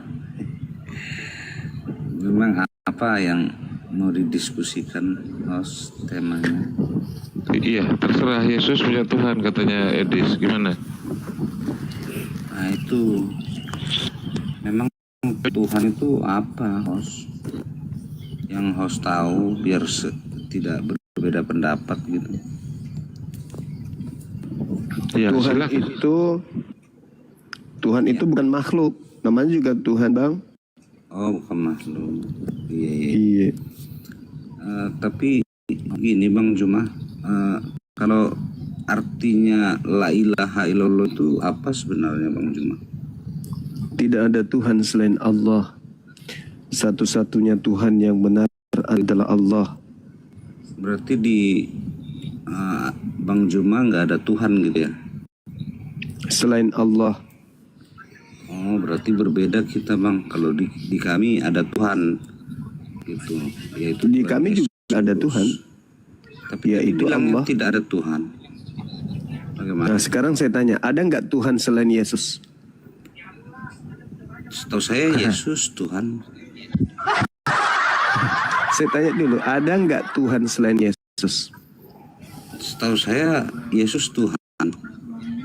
Kalau pandangan yang lain punya Ada Tuhan, nggak Tuhan? terserah. Saya Tetapi tanya tadi dulu, kan Bang Juma sudah menurut- bilang tidak ada Tuhan. Selain? Ya saya tidak tahu, yang jelas kan kata Tuhan yang kita pakai. Berarti Anda gila. Berarti Anda Kan gila. Bang Juma Kan sudah sendiri tadi mengatakan. yang bilang tidak ada Tuhan. Nah kalau di Selain? kami ada Tuhan. Oke. Jadi Di agak kami- berbeda kita. Jadi Oke. gini, daripada Oke. debat kusir Bang Juma. Oke, sekarang artinya di kita kamu pakai ada Tuhan katanya. Di kamu ada Tuhan. ada Tuhan. Siapa nama Tuhanmu? Yesus. Selain Yesus, Tuhan nggak? Selain Yesus tidak ada Tuhan. Tuhan saya Yesus. Hai! Selain Yesus tidak ada Tuhan. Atau berarti tidak ada Tuhan gitu. Tuhan ada, Yesus. Tuhan Nah, Yesus. tadi kau katakan tidak ada Tuhan. Saya bilang kan Yesus Tuhan saya. Gitu. Ada nggak Tuhan selain Yesus? Yesus Tuhan, Tuhan saya. Ada nggak Tuhan selain Yesus? Yesus Tuhan saya itu Bang Juma. Kalau Ada pendapat nggak pihak Tuhan lain selain saya tidak Yesus? ikuti. Tetapi Yesus adalah Ada Tuhan nggak saya. Tuhan selain Yesus? Ada nggak? Yesus Tuhan saya. Makanya Itu kurangi makan babi biar tidak bodoh kali. aja. Bang Juma setahu saya tidak ada Tuhan sesuai ucapan tadi. Itu aja. Mungkin Nah itu sekarang aja, pertanyaan host. saya, ada nggak Tuhan selain Yesus? Yesus Nggak Tuhan berani saya. jawab. Itu aja. Ada nggak Tuhan selain Yesus? Menurutmu? Menurut saya Tuhan saya adalah Yesus. Selain Yesus ada nggak Tuhan lain? Saya tidak tahu gitu. Mohon maaf. Tapi Berarti saya kau kan tadi ragu. hanya minta pernyataan Bang Berarti Juma. kau Bahwa Bang ragu. Juma Berarti kau mengakui ragu tidak terhadap ada Tuhannya ketuhanan Bang Yesus. Juma. Begitu. Berarti Jadi kau ragu. kita beda gitu. Kau ragu Nggak kawan. sama. Kau ragu ketuhanan Yesus itu. Jadi mungkin itu karena aja, kau host. mengatakan saya tidak tahu. Saya terima Mana tahu kasih ada. atas pernyataan Bang Siapa Juma. tahu ada Tuhan lain selain Yesus. Berarti kau ragu. Kalau saya enggak. Saya mengatakan di luar Allah bukan Tuhan, maka tidak ada Tuhan, hanya ada satu kecuali Allah, itulah Tuhan. Tak ada yang lain. Kalau kamu, aku nggak tahu. Saya Mana tahu berani- ada Tuhan lain daripada Yesus. Saya berani menyemakan kata Tuhan Yesus ya. Bang Juma memang berani menyemakan Tuhan Allah. Kan tidak berani. Jadi Ya, minta jelas, maaf ya. jelas dong. Tidak ada Tuhan selain Tuhan Allah saja. Yang lain bukan Tuhan. Tadi Tidak pernyataan seperti awal Bang Juma nggak seperti itu. Kamu ragu. Jadi itu Kamu aja, ragu host. Saya terima mengatakan kasih. tiada Saya Tuhan dengar-dengar di selain bawah Yesus. aja. Coba. Terima kasih sudah Pak. Nah, udah ke neraka. Ke neraka. Makasih. Colok pantat pendeta di gereja biar kau waras. Dia ragu mengaku Yesus satu-satunya Tuhan. Aduh. Tidak ada Tuhan selain Tuhannya, ragu dia. Hai. Kalau kita tidak ada keraguan. Buddha, Siddhartha Gautama, Krishna, Brahma, Ateis, Horus, Yesus, Bapa, Yahweh, itu semuanya bukan Tuhan. Yang Tuhan hanya Allah. La ilaha illallah. Tidak ada Tuhan kecuali Allah. Yang lainnya gugur. Yesus gugur. Dia bukan Tuhan. Sedangkan penyembah Yesus tadi, apakah ada Tuhan selain Allah, selain Yesus? Tidak tahu. Siapa tahu ada di luar sana Tuhan. Dengan kata lain, dia masih ragu dengan Tuhannya sendiri. Siandel loh. Masalah generasi. Lanjut. Ya, saya sapa satu persatu dulu ya. Penjahat, ini ya kok nama penjahat. Penjahat berwatak. Paulus dong. Penjahat berwatak, selamat malam. Silakan dibuka mute-nya dulu. Kalau nggak nyaut langsung saya turunkan ya. Kita ganti dengan Kristen yang lain. Mohon maaf. Terus kemudian Bang Hakat Dedo. Selamat malam Hakada Dedo. Selamat malam, assalamualaikum. Dari sekte mana Bang? Maksudnya saya Islam, Pak. Alhamdulillah. Waalaikumsalam warahmatullahi wabarakatuh. Ada yang mau disampaikan Bang? Saya khusus teman-teman Kristen Bang. Ya, saya cuma mendengar dari tadi atau untuk teman-teman Kristen, karena apa ya? Jawab. Ya, saya lanjut. Moderator Gerunda. Kelamaan masalahnya. Moderator sigap di bawah. Bonikul. Sorry. Aduh, bikin penasaran gitu. Seorang guru besar berbicara, aduh, lama kali kita menunggu apa yang mau keluar dari mulut guru kita ini.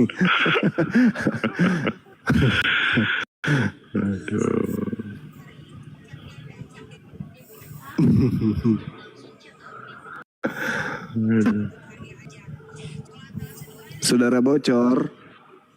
Halo. Bonikul, selamat Malam, Bu Niko. bukan bocor.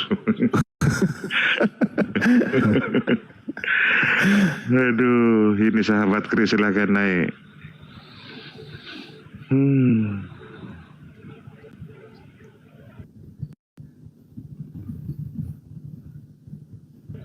Silakan sahabat Kris kalau mau diskusi. Ya, boleh. Ya. Apa yang perlu dibahas, Pak? Yesus itu makhluk atau bukan, Bang? Makhluk yang bagaimana Anda maksud?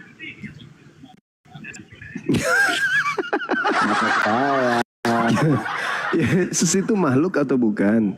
Makhluk apa ya? Kalau bagi kami Nabi Isa itu Makhluk. makhluk hidup. Itu. Makhluk ya? Iya, makhluk hidup lah. Terus masalahnya apa? Berarti Anda menyembah makhluk? Menyembah makhluk yang bagaimana? Bagaimana pula? Ya, nggak begitu pengertian kami Apakah menyembah Yesus itu makhluk? Kutanya dulu. Ya, seperti itu. Abangku, kutanya dulu. Apakah Yesus itu makhluk? Dia itu kalau kemanusiaannya itu ya makhluk hidup manusia. Oke. Apakah Bapa itu makhluk? Tidak. Apakah sama antara makhluk dan bukan makhluk? Nggak seperti itu pengertiannya. Kamu bertanya seperti itu nggak ada jawaban. Iya. Kalau Apakah diskusi sama nggak seperti antara itu. makhluk? Nggak Apakah seperti sama itu. antara makhluk dengan yang bukan makhluk? Nggak seperti itu. Nggak ada kami nggak meyakini seperti pengertian yang Anda maksud yang ada di otak kamu. Kami nggak ada Apakah itu. Yesus makhluk? Makhluk. Yesus Apakah itu Bapa makhluk? Bukan manusia. makhluk. Yesus itu adalah firman Allah yang telah Nggak urus. mengambil rupa manusia. Orang Itu urus, dia. orang urus. Oh dia Ya, adalah firman. kenapa Kue dibilang- dadar. dikatakan dia Kue makhluk dadar hidup? jadi daging. Karena dia mengambil Itu rupa urusan manusia, itu ente. yang benar. Kita tidak bahas itu. Saya tanya, Nah, kalau kita nggak apakah bahas itu, ya, Yesus tapi kami itu nggak mau makhluk? begitu. Kalau kau nggak Apakah Yesus itu makhluk? Apakah Yesus itu makhluk? Yesus itu adalah Makhluk. firman Allah yang telah menjadi manusia. Apakah dia makhluk? Ya. Apakah dia Firman makhluk? Allah yang menjadi manusia. Apakah dia makhluk? Firman Allah yang telah menjadi manusia. Apakah dia makhluk? Firman Allah yang telah menjadi manusia. Apakah dia makhluk? Firman Allah yang telah menjadi Apakah manusia. dia makhluk? Firman Allah yang telah menjadi Apakah manusia. dia makhluk? Firman Allah yang telah menjadi manusia. Apakah Yesus Dia makhluk? adalah Tuhan. Karena dia adalah berasal dari Allah Bapa itu sendiri. Makhluk kok Itulah Tuhan? firman Tuhan. Makhluk Itulah kok Yesus yang Tuhan? kami sembah. Ya, Makhluk kok ku Tuhan? tanya kau dulu, Allah SWT-mu itu makhluk atau tidak? Makhluk kok Tuhan? Sedangkan kamu aja menyembah dan mengakui kalau rohmu itu Muhammad makhluk juga. Emosi dia Kamu teman-teman. mengakui Emosi dia. juga. Emosi dia. Siapa yang emosi? Makanya dari awal saya sudah katakan kamu Kris, kalau mau diskusi gantian Emosi Kris. dia. Emosi dia. Yesus Saya ganti itu dengan Kris yang lain. Yesus itu makhluk, kan gitu. Sedangkan kau katakan Bapak bukan makhluk. kan sudah bermasalah agamamu di situ. Kenapa bermasalah? Karena agamamu menyembah makhluk, kan gitu. Ya kamu aja menyembah Muhammad. Kamu aja menyembah batu. Gak ada datanya, gak ada datanya Kris. Gak ada datanya Kris. Sakit Jangan nih panik ya. ya. Sakit nih ya. Padahal itu adalah kebaikan dalam agamanya katanya. Kalian itu hanya Yesus Tuhan. munafiknya Yesus gimana? Tuhan. Kalian itu munafiknya gimana? Kami tidak menyembah, kami tidak menuhankan Muhammad, tapi perbuatan dan kelakuan kalian yang sehari-hari itu lebih dari Tuhan. Kalian lebih dari Tuhan bikin Muhammad itu. Lebih dari Tuhan Ka'bah itu kalian bikin. Kesembah kalau solat harus menghadap kiblat, harus Saya buang nggak pakai data diskusinya. Emosi dia dibilang.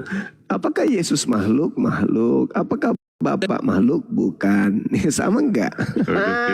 Ini tambah parah ini. Emosi dia. Erik. Ya. Oh, Iya. Juma. Ya, mau diskusi dengan baik, Erik. Erik. Saudara Erik.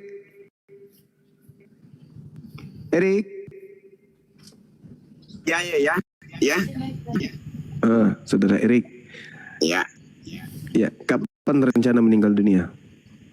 Oh, tunggu dulu pergi ke rumah Allah. Ya, nanti sampai di sana saya congkel nanti keluhan perempuan masukkan jari-jari. Manusia kotor. Manusia kotor. Boleh, Ditanya kan? baik-baik kok jadi kotor otaknya.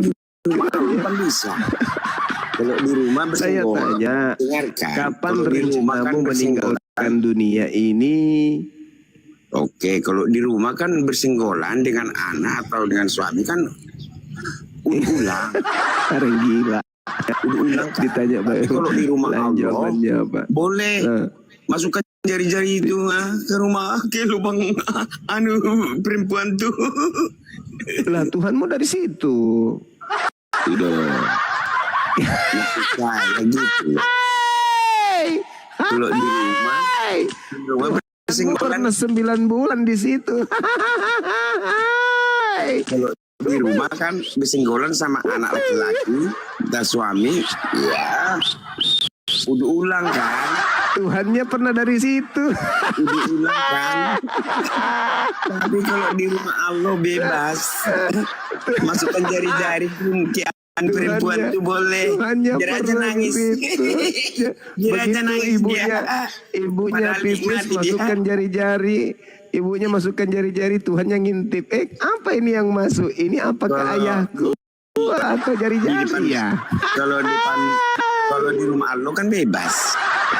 Ya, rumah Sebenarnya Tuhanmu itu kan di situ. Sebenarnya kejadian itu lumrah di Rumahnya sana. Yesus di mana? Rumah Yesus selama 9 bulan Yesus di mana? Masalah generasi penghujat kena tampar. Hujat. Ngakunya di luar negeri dia guru. Kalau di bawah selalu TV nggak ada umat Islam yang berani lawan saya diskusi katanya. Ketika nyampe ke atas nggak ada data yang dia, cuman hujatan aja. Iya itu tadi dia. Aduh, dia mau ke rumah Tuhan katanya. Rumah Tuhan itu katanya dicolek-colek. Rumahnya Tuhan 9 bulan dia bernaung di situ. Kau hujat pula Tuhan kau sendiri. Itu namanya bahlul. Kok malam ini nggak ada yang sehat-sehat ya? Semuanya error semuanya. Error semua. Bang Fael. Ya, halo Bang, selamat malam Bang. Iya, selamat malam. Agamanya Kristen Bang ya? Iya Bang. Dari sekte mana kalau boleh tahu? Protestan apa Katolik? Protestan. Oh iya, silakan. Apa yang Abang Juma mau pertanyakan? Oke. Apakah seluruh tubuhnya Yesus itu Tuhan Anda? Mulai dari kaki sampai ujung rambut. Kalau menurut saya itu adalah tubuh dia itu adalah manusia Bang. Oh, bukan Tuhan? Enggak, bukan. Berarti yang mati di atas salib ini bukan Tuhan ya? Yang di kayu salib bukan. Berarti Anda ditebus sama manusia atau ditebus sama Tuhan? Saya diselamatkan oleh Tuhan. Tadi katanya bukan Tuhan Bang, gimana? Emang yang betul? Jadi saya diselamatkan oleh Tuhan itu melalui rohnya Bang, tidak melalui salib. Jadi bagi Anda salib itu nggak ada? Tidak ada. Oh, berarti Yesus nggak disalib? Enggak. Jadi yang mati disalib itu siapa? Mungkin orang lain Bang. Oh, iya. Iya. Bang Handi, orang lain yang disalib. Tumben. Iya, orang lain yang disalib. Aduh, bahaya ini. Gak apa-apa bang, kan ini kan menurut kepercayaan saya bang. Berarti Kristus telah menebus kita dari kutuk hukum Taurat dengan jalan mati di atas salib. Itu siapa itu? Orang lain kayaknya bang. Orang lain. Iya, mungkin yang menyerupai Yesus Tuhan bang. Berarti yang keluar dari tanah hari ketiga itu bukan Yesus? Bukan. Aku nggak percaya juga kalau Tuhan keluar dari kubur. Jadi siapa itu yang keluar dari kubur? Nggak tahu bang, orang lain kali. Bahayanya. Terus Anda di Kristen percaya siapa? Yesus tidak percaya mati. Yesus tidak percaya juga bangkit. Lalu gimana ceritanya? Kristen apa ini modelnya ini? Saya cuma percaya bahwa Yesus itu naik ke sorga, dia tidak disalib. Oh, kok sama seperti Islam ya? Iya bang. Kenapa nggak pindah ke Islam aja sekalian? Ya udah store KTP-mu langsung syahadat aja udah. Enggak, lagi nyimak bang di bawah tadi, masih belajar. Iya. Kalau Yesus tidak disalib berarti sama seperti Islam. Ya, karena saya juga agak aneh aja gitu bang, kalau misalkan Tuhan saya sendiri, saya nggak tega kalau lihat Tuhan saya disalib bang. Nah, ini yang waras ini. Tapi bagi saudara Yesus itu Tuhan. Tuhan. Kenapa bisa dia Tuhan? Dia manusia? Ya, dia manusia. Kalau misalkan dia turun ke bumi, ya dia manusia bang. Berarti sama seperti ajaran Hindu. Brahma tadinya Tuhan, dewa. Ketika turun ke bumi jadi manusia, Krishna. Sama dong. Iya kayaknya. Berarti pagan juga berarti. Iya. Pagan itu apa bang? Menyembah, orang yang menyembah kepada makhluk. Oh, aku kira pagan itu adalah agama yang tidak jelas. Ya, pagan itu menyembah makhluk. Mereka juga bertuhan, tapi Tuhan mereka makhluk ciptaan. Aku nggak percaya sih bang kalau Tuhan Yesus turun ke bumi. Soalnya kan di Alkitab juga ada kan, kalau misalkan Tuhan Yesus turun ke bumi, kiamatlah dunia. Kalau Tuhan yang turun ke bumi, kiamat. Kalau Yesus yang turun, sah-sah saja karena dia utusan. Oh ya, mungkin bagi abang utusan ya. Yesus mengatakan aku utusan, gimana? Ayat berapa itu bang? Di dalam Yohanes 17 nomor 3, hidup kekal mengenal Yesus Kristus yang engkau utus. Nah tuh, Yesus mau dikenal sebagai utusan agar kita memperoleh hidup kekal. Gimana dong? Kalau emang dia utusan, dia diutus untuk siapa bang? Bani Israel. Bani Israel itu kaum Yahudi. Iya, Matius 15 nomor 24. Aku diutus hanya kepada domba yang yang sesat dari umat Israel. Iya bang ya. Nah, apakah saudara ini umat Israel?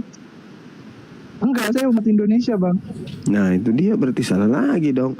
Kenapa nggak Islam aja sih? Belum bang, masih tahap belajar bang. Usia berapa sekarang? Aku baru 21. Masih muda sekali. Masih sering ke gereja? Jarang sih bang sekarang. Kalau sering Saya kan sering juga nyimak di bawah pendengaran bareng Bang Juma. Oh gitu. Ya. Ya sudah, ikuti saya kalau gitu. Ikut ke mana Bang? Ke masjid. Belum dipotong Bang, nggak boleh katanya kalau belum dipotong.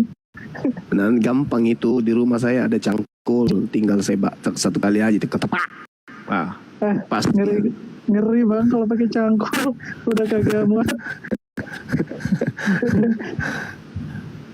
21 tahun. Bapak ibunya rajin ke gereja? Enggak sih, cuma mama saya kan sibuk kerja, jadi jarang mereka ke gereja tuh, paling cuman kakak saya aja Bang ke gereja. Adek ini tinggal di kota mana? Jakarta Timur Bang. Oh, sama dengan Bang Handi berarti. Iya. Mana tahu bisa kopi Delta sama Bang Handi. Boleh, kopi boleh, darat. boleh. Kalau mau ngobrol-ngobrol kan gitu. Siapa tahu langsung disunat. Sebenarnya saya ingin mau bertanya tentang ayat Al-Quran Bang, cuma saya lupa lagi ayatnya gitu. Masalah apa? Masalah lupa lagi. Mati. Kan kata, kalau menurut Bang Juma itu Nabi Muhammad itu suci nggak? Ya iyalah. Oh, suci. Tapi aku lupa ayatnya, tapi di ayat itu tuh disebutkan bahwa dia tidak bisa, apa ya, dia tuh nggak suci, maksudnya dia berdosa gitu. Dan nggak ada Nabi Muhammad berdosa. Ya, dan Al-SWT pun di situ menyebutkan, katanya aku akan menyempurnakan dirimu, apa gitu. Mohon maaf ya kalau salah. Islam. Ya. Islam yang disempurnakan. Karena kan ajaran Islam itu sudah ada dari sejak dulu. Begitu. Nabi Muhammad diutus untuk menyempurnakan agama Islam itu. Berarti Nabi Muhammad itu yang terakhir ya? Iya. Dia penutup para nabi, ajaran para nabi. Kenapa kalau dia yang penyempurna nanti, kenapa katanya yang datang itu Nabi yang Isa. nabi yang lain? Ya. Ya. Jadi ada beberapa hal yang menyebabkan Nabi Isa turun yang kedua kalinya.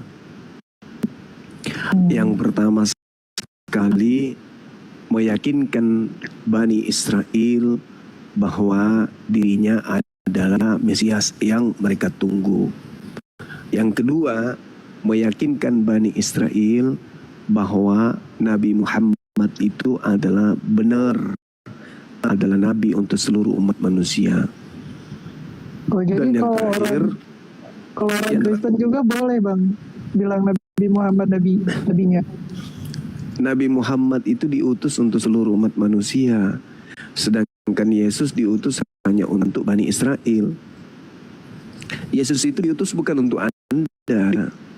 Yang diutus untuk Anda itu Nabi Muhammad. Karena dikatakan dalam Al-Quran, ya ayuhan nas inni rasulullahi ilaikum, wahai seluruh manusia, sesungguhnya aku ini adalah Rasul utusan Allah untuk kalian.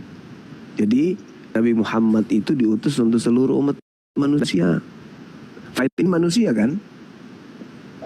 Kalau saya setan nggak mungkin nampak Bang. Oh iya. Betul. Maka dari itu Nabi Muhammad diutus untuk saudara Fail juga. Kalau Yesus hanya untuk Bani Israel. Matius 15:24. Dan saya ingin bertanya lagi Bang, kenapa orang Islam itu dia sering banget ibadahnya? Kenapa Bang? Iya, karena memang kehidupan manusia itu harusnya disibukkan beribadah kepada Pencipta. Karena wa ma khalaqtul jinna wal insa illa liya'budu. Kita itu dicipta oleh Allah semata-mata hanya untuk beribadah kepada Allah. Begitu. Sama nabi-nabi, semua nabi-nabi juga disibukkan ibadah. Tapi kenapa Tuhan Abang itu dia nggak mengampuni langsung gitu, nggak bisa ya Bang? Kata siapa? Pencipta langit dan bumi itu mengampuni semua makhluknya yang mau bertobat menuju kepada jalannya. Misalnya adik ini menjadi mu'alaf, menjadi Islam, masuk Islam, maka seluruh dosa-dosanya itu diampuni. Dosa-dosamu yang lalu itu dihapuskan oleh Allah, karena Allah itu Maha Pengampun. Enggak, bukan itu Bang maksudnya. Yang tadi itu yang aku tanya, kalau ibadah sering itu kan, kenapa harus ibadahnya tuh sering? Kenapa enggak sekali langsung gitu diampuni gitu? Enggak bisa. Ya karena kan kita dituntut untuk taat atas perintah. Pencipta langit dan bumi memerintahkan begitu, orang beriman taat. Orang yang tidak taat disebut kufur. Yesus mengatakan di dalam kitab saudara sendiri, Yohanes 14 nomor 31, aku senantiasa melakukan seluruh apa yang diperintahkan Bapa kepada aku. Nah, kami juga begitu, melakukan seluruh apa yang diperintahkan kemudian Allah pencipta langit dan bumi kepada kami. Kalau pencipta langit dan bumi itu perintahkan kami kemudian 10 kali dalam sehari, maka 10 kali. Karena perintahnya 5 kali, maka kami 5 kali yang wajib. Itulah ketaatan.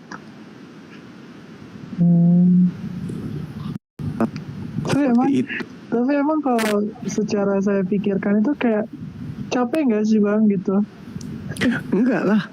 Kenapa enggak capek? Karena kami cinta kepada pencipta kami. Karena kami cinta sama saya seperti juga ingin bertanya Bang. Kata teman saya juga, kenapa orang Islam suka nyium-nyium batu? Umat Islam itu disyariatkan kemudian berziarah dari Indonesia ke sana. Allah ingin menguji siapa yang taat kepadanya, kan gitu.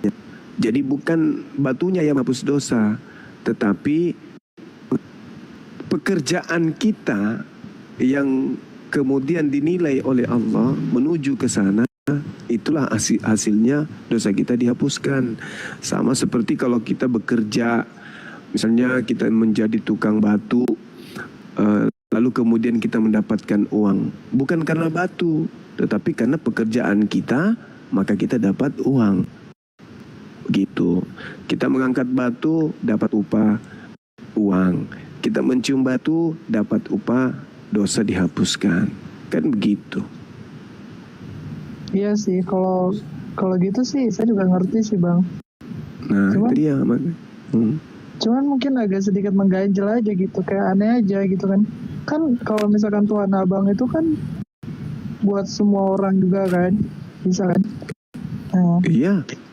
Kenapa enggak dia? Kenapa harus ke Mekah gitu, ke situ gitu?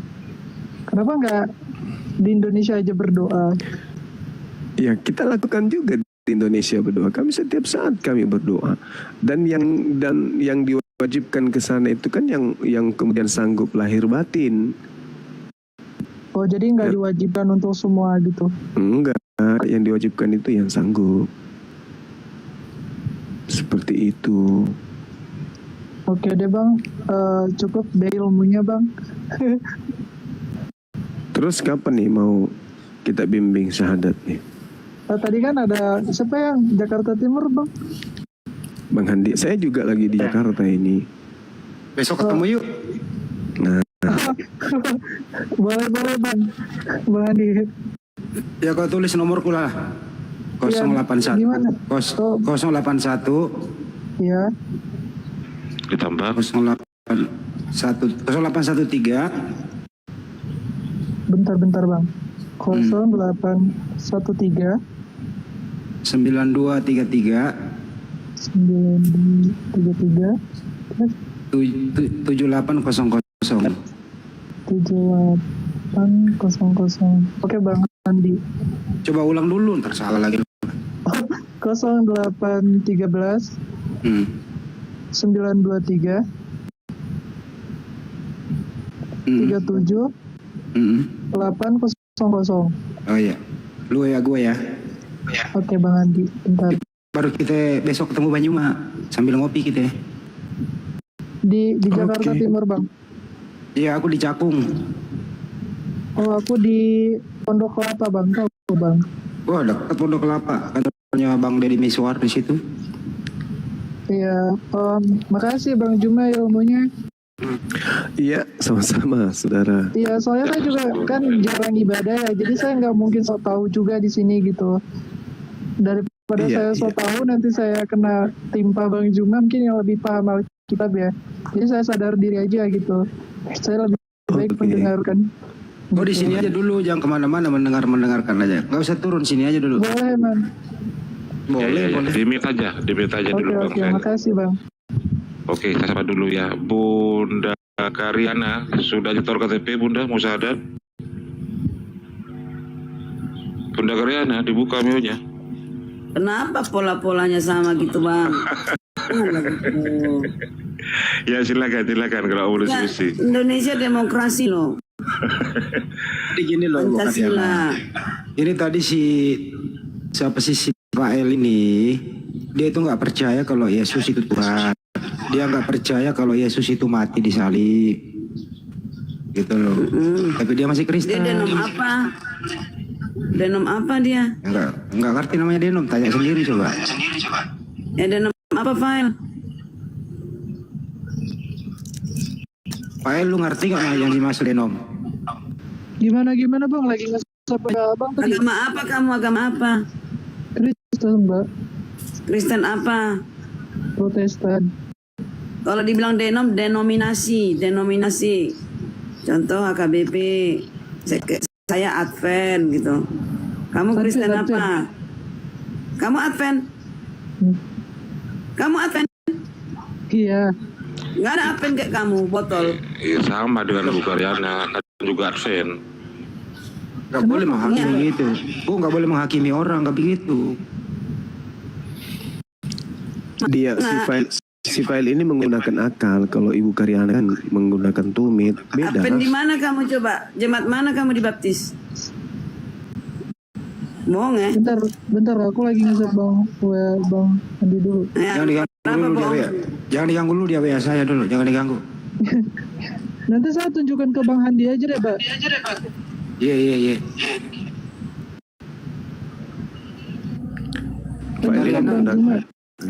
Menggunakan akal itu masih kamu polos dia. Lanjut Bang Andi. Di mana kamu dibaptis, Fael? Di air. Iya, di mana, di gereja mana? Aku tahu semua Advent. Ya di air dia dibaptis. Iya, terdaftar di mana? Contoh di Salemba. Di mana, Fael? Cakung. Bohong dia ngarang. Makanya jangan Golgota dia di Golgota. Di Golgota dia. Dibaptis pakai air ketuban kuda. Gak jelas dia kan? Karyana, Advent itu apa sih arti Advent? Nggak ngerti arti Advent. Advent adalah gak ngerti dia. Advent adalah Bukan Advent, Masehi Advent hari ke-7. ya Advent artinya apa? Menunggu kedatangan. Baik.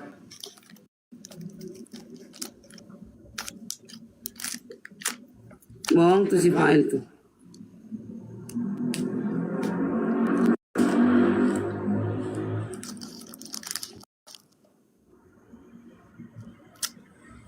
Advent itu artinya apa, Bu? Menunggu kedatangan. Kedatangan Tuhan kedua kali. Masa penantian selama 4 minggu gimana sih, Bu? Kenapa tadi? Di mana nanyanya? Kamu dibaptis di mana? Di Jatinegara.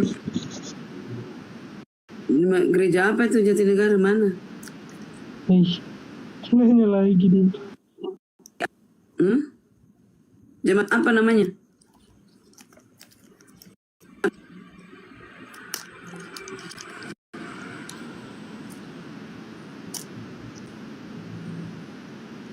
Ntar biar Bang Handi aja yang lihat, Kak. Aku lagi malas banyak ngomong, Kak.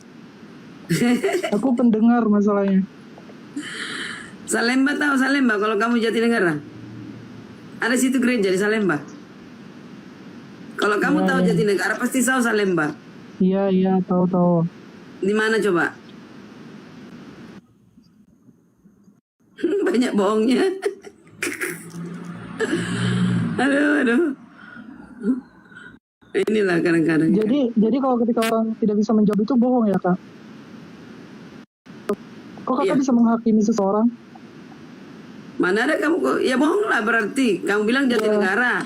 Iya, Kakak bisa bilang seperti itu, tapi Kakak tidak tahu kan orang seperti apa. Saya bukan menghakimi. Enggak, pertanyaan kakak bertanya-tanya seperti itu apa? Kan saya udah bilang, saya udah lagi nge-WA Bang Andi. Saya nanti bercerita sama Bang Andi. Gak bisa ya Bang Juma? Aku ciri-ciri Bisa. Lanjut. Kok saya langsung dihujat gini kan? Saya kan Bang Juma tadi bilang saya penyimak. Mana ada kamu kuhujat? Tadi kakak langsung bilang saya bohong. Pembohong itu apa? Di mana kamu di Jatinegara? Terus kalau saya nggak mau jawab, kenapa? Ya sudah, berarti kamu cerdas. Kok saya cerdas? Tadi kakak bilang saya pembohong. Sekarang cerdas gimana yang benar? Ya udah, tapi nggak suka dibilang ini. Emang enak diomelin sama anak kecil. Kak, dan saya tadi baik loh, saya diem aja di sini, Bang. Saya aja nggak berani ngelawan Bang Juma tadi. Gini loh, nggak. Kakak kalau bertanya, tapi kakak nggak boleh ngatain orang langsung bohong. Sifat orang Advent aku tahu loh, Pak El. Kamu Iya, jangan baptis. Enggak.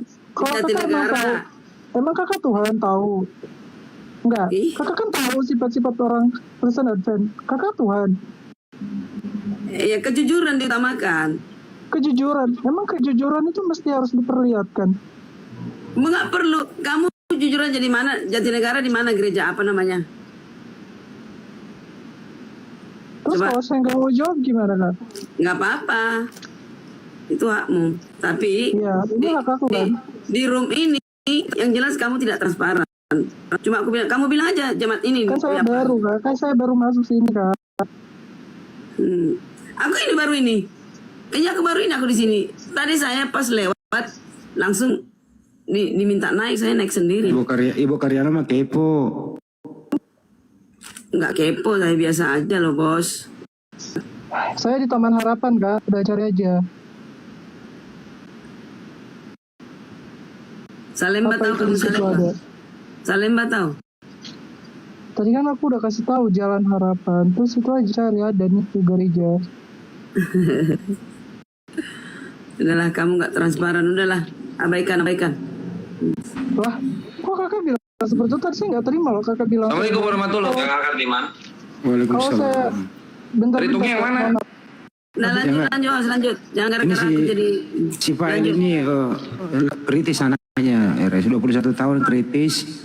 Yesus bukan Tuhan, bukan Yesus yang disalib adalah orang yang bersalah. Itu kan hak saya dong, boleh dong saya berpendapat seperti itu. Boleh banget. Oh tapi nggak mau masuk Islam gitu ya? Berpendapat seperti itu nggak mau masuk Islam gitu? Oh, berpendapat seperti itu belum tentu masuk Islam, Bang. Karena kan kita berproses manusia. Masih dia bertanya tentang Islam, Res. Masih mau bertanya terus tentang Islam. Ya udah nanya apa? Tadi barusan gue abis bubukin roomnya WK lo, sangat seru sekali. Tapi Mbak Karina lain kali jangan kayak gitu ya, Kak. Itu menghakimi namanya. Iya, kamu bilang Yesus nggak disalib, berarti kamu bukan Advent. Pael. Di Advent itu ada seperti itu, Yesus disalib. Terus kalau Yesus disalib, emang kakak mau punya Tuhan disalib? Jangan kamu bawa nama Advent, bikin malu. Wah, apa yang bikin malu? Ya malu orang Advent melihat jangan kamu bawa nama Advent. Siapa yang malu? Siapa? Ya orang Advent lah malu lihat kamu. Adakah orang yang merasa malu? Nanti ku cek namamu di mana kamu gereja mana? Kok kakak yang ngerasa ngotot sih? Kamu udah fatal kesalahanmu, kamu bilang. Ya, kesalahan saya di mana? Lalu kamu bilang kamu Advent. Iya, kalau Kristen, kalau misalkan kakak nih, logika kakak ya, masa kalau misalkan ada orang berpendapat bahwa Yesus disalib, terus otak kakak di mana? Tuhan disalib. Pembohong kamu. Wah, kok pembohong? Gak ada. Yesus tidak disalib, Kak. Yesus tidak disalib. Yesus tidak disalib di Advent, tidak ada seperti itu, Fael. Kamu jangan bilang kamu Ini pendapat Advent. saya, ini pemikiran saya, wajar dong, hak saya dong. Ya, tapi jangan kau bawa nama Advent, bodoh. Hah? Kan tadi yang bertanya Bang Juma, agama kamu apa? Sama Bang Handi Ini juga catat nomor WA aku, catat nomor WA aku ya. Kok kamu, Ini santai nomor aja WA-mu. Mbak. Nggak ada kejujuranmu. Kenapa minta-minta WA? Kamu bilang kamu Advent, biar ku cek kamu di mana Adventmu. Ngapain dicek? Emang kakak polisi? Emang saya buronan? Kenapa kamu bilang kamu Advent, kamu bilang Yesus tidak disalib? Kamu udah salah fatal. Salah total. Salah totalnya di mana? Aku tanya, salah totalnya di mana?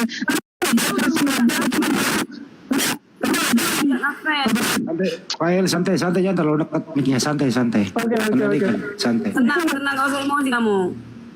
Dan saya sabar loh, tadi saya sabar loh. Jangan terlalu dekat kamu. Motifmu apa? Terlalu dekat. Hah? Motifmu apa ini? Kok motif? Tadi kan Bang Juma ini membuka ini diskusi agama. Saya naik dong.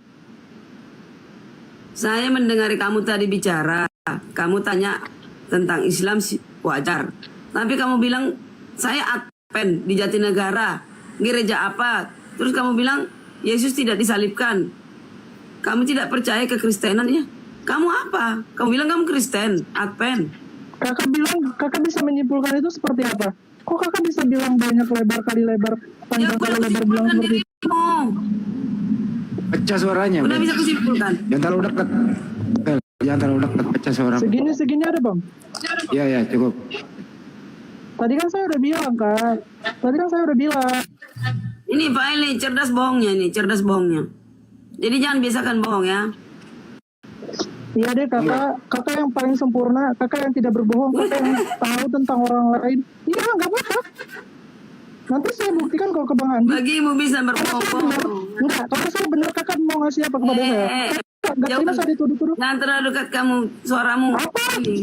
Kok nggak terlalu dekat gimana nih udah Jangan jauh. pula nanti kamu kejang-kejang di situ. Lah, kok kejang-kejang seharusnya yang kejang-kejang itu Anda, bukan saya. Anda telah menuduh saya. Yang bohong kamu. Saya nggak berbohong. Berbohongnya di mana?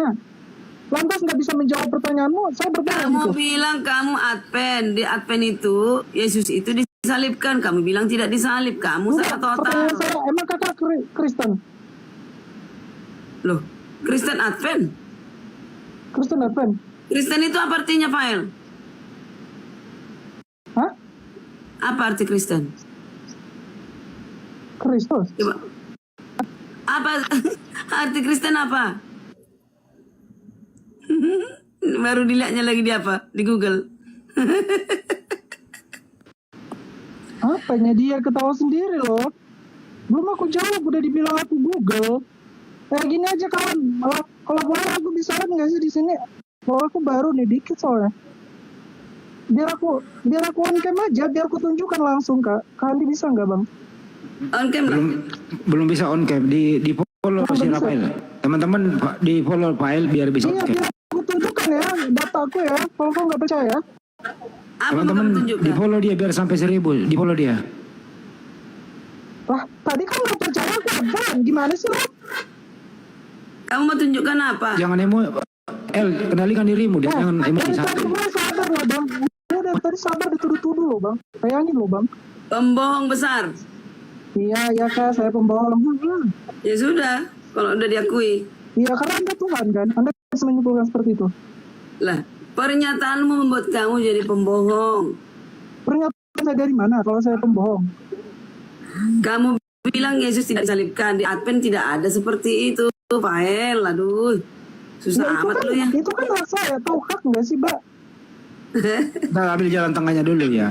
Fael mengatakan memang ada yang disalib. Yang disalib itu bukan anak Maria yang mulia itu, tapi yang disalib gantinya itu. Itu pun tidak ada seperti itu, Pak. Tidak ada seperti itu. Coba diulang Fael. Yang disalib.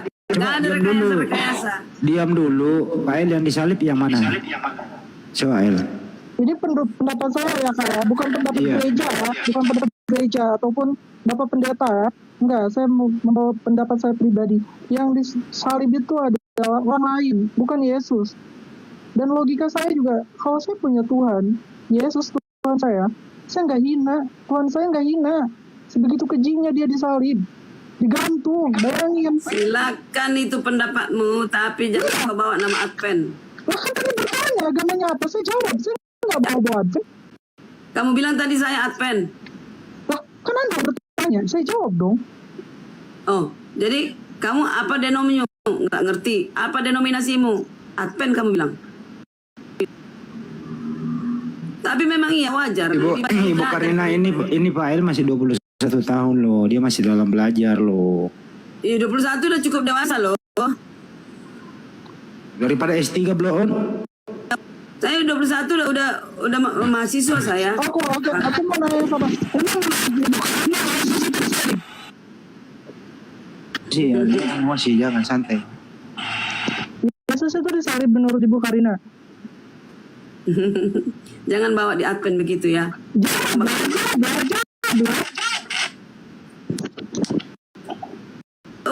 Kok malah bertanya lagi? Wah, dangkal sekali. Anda bertanya kepada saya, terus saya tidak bisa menjawab pertanyaan Anda. Anda bilang, Udah. ya gimana sih Mbak ini? Pak El Beneran ditanya balik. Ditanya balik nggak bisa jawab. Bentar Bang Anda, kasih waktu aja. Kau WA saya aja, WA.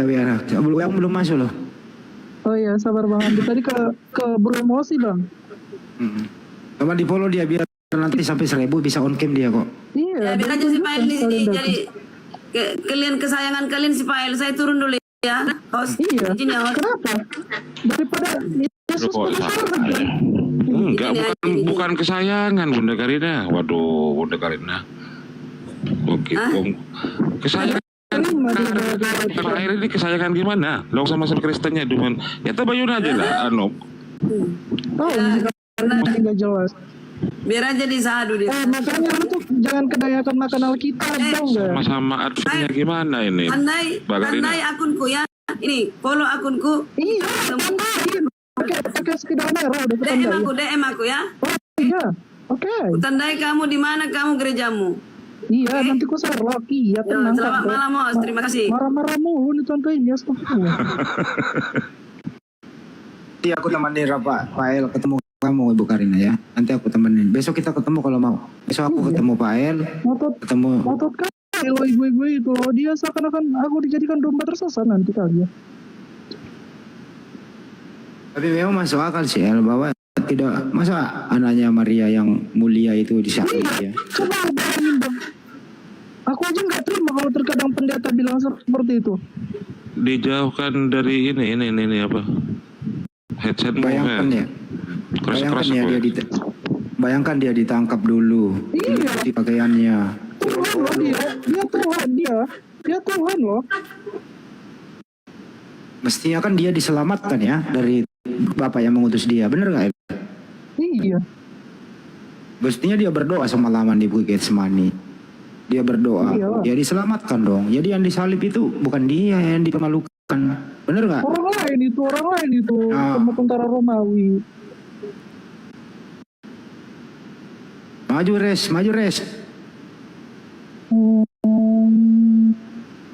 Tadi aku giliran aku belum masuk. Iya sabar Bang Andi, ini lagi di chat, ini lagi nih wipinya.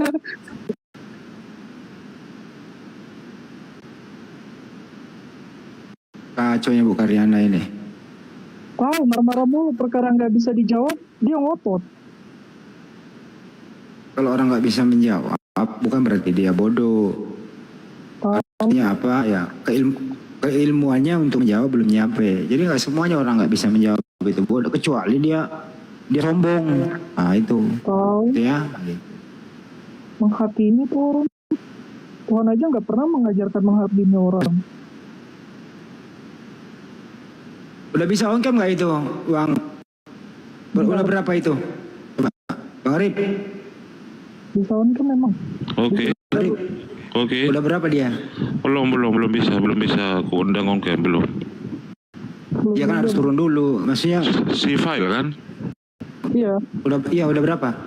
Bentar dulu saya cek. 632. Oh belum.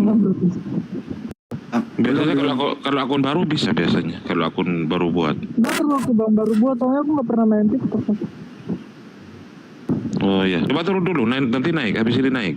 Gimana cara turunnya bang? Nggak tahu aku juga. Turun, keluar dari TikTok dulu, kemudian masuk lagi. Paham? Keluar, pencet yang mana bang? Enggak, ini ini ya Pandu, sampai turun, saya turunkan. Habis ini setelah turun, sampai keluar TikTok dulu. Keluar Jangan ada dulu. di bawah penonton, keluar dulu, lalu masuk lagi ke TikTok. Cari kok balas saya ini.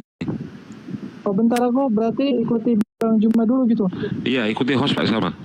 Host. Terus cari akun hostnya. Akun saya dulu di fullback. Oke bang. Siap bang Handi. Ya, nanti naik lagi ya, masuk lagi ke sini ya. Oke bang, siap. Oke, Ini terima juga kasih. ini agak lemot bang. Oke. Naik lagi. Aku udah ngirim WA lagi nih bang. Iya, saya tunggu. Iya, saya tunggu. Naik lagi ya. Sambil jangan lupa WA saya. Oke. Iya, ini WA bang Handi nih. Kalau kesulitan nanti ditelepon aja bukan kalau udah ada nomornya. Bang, gimana cara turuninnya bang? Turunin bang. Ya udah ada tangganya kan di bawah itu. Turun deh. Ya, saya turunin. Itu anak udah mulai kritis sih sebenarnya. Apa namanya? Cerdas berpikir dia. Maksudnya nggak masuk akal dong anak Maria yang mulia itu disalib. Itu langkah awal loh itu. Ada tukang bakso Bang Andi. Artinya dia kritis memuliakan anaknya Maria Yesus gitu. Bukan diolok-olok malah. Nah, itu kira-kira. Bakso, selamat sore, Bakso. Sore, kenapa? Bakso, selamat sore, So. Selamat sore, kenapa sore? Udah sore gak sih? Indonesia udah malam ya? Gimana ini? Indonesia jam berapa ya? Gimana ini penyalipan ini rupanya? 1:30 di Indonesia ya? Hah? So, Ya, suara lu kegedean, kecilin dikit. kegedean, kok kegedean? Iya. Kenapa ini penyalipan ini? Gimana Bang Rip, kegedean apa kekecilan? Bang Bakso kekecilan suaranya. Coba digedein lagi. Halo. Ya, deketin. Iya. Gimana ini penyalipan ini rupanya nih? Itu salah. Itu kan masuk ke ranah internal kekristenan. Ada yang pro, ada yang kontra gitu kan. Ada yang bilang iblis, ada yang bilang bapak. Yang bilang yang mana, Bakso? Ya bukan ada pro kontra. Loh enggak, kamu mendukung siapa di sini? Mendukung Edi sama mendukung Bom gitu kan? Saya nggak ada. Masalahnya sampai sekarang belum kelar-kelar. Dan ini akan berlanjut terus nanti di akhir zaman. Iya, makanya saya tidak ada mendukung di sana. Orang perspektif masing-masing kan itu harus kita hargai juga, bukan jadi persoalan. Ya udah, perspektif pribadi dari Bang Tukang Bakso. Ayo, silakan. Ya, kalau menurut saya itu rencana Allah. Rencana Allah. Berarti tukang bakso dukung Bom berarti ya. Bukan, jangan menggiring opini saya. Bukan begitu. Itu kan tadi saya udah bilang, ketika mereka beda-beda pemahaman itu sangat dinamis dalam diskusi. Itu dinamika diskusi itu, nggak masalah.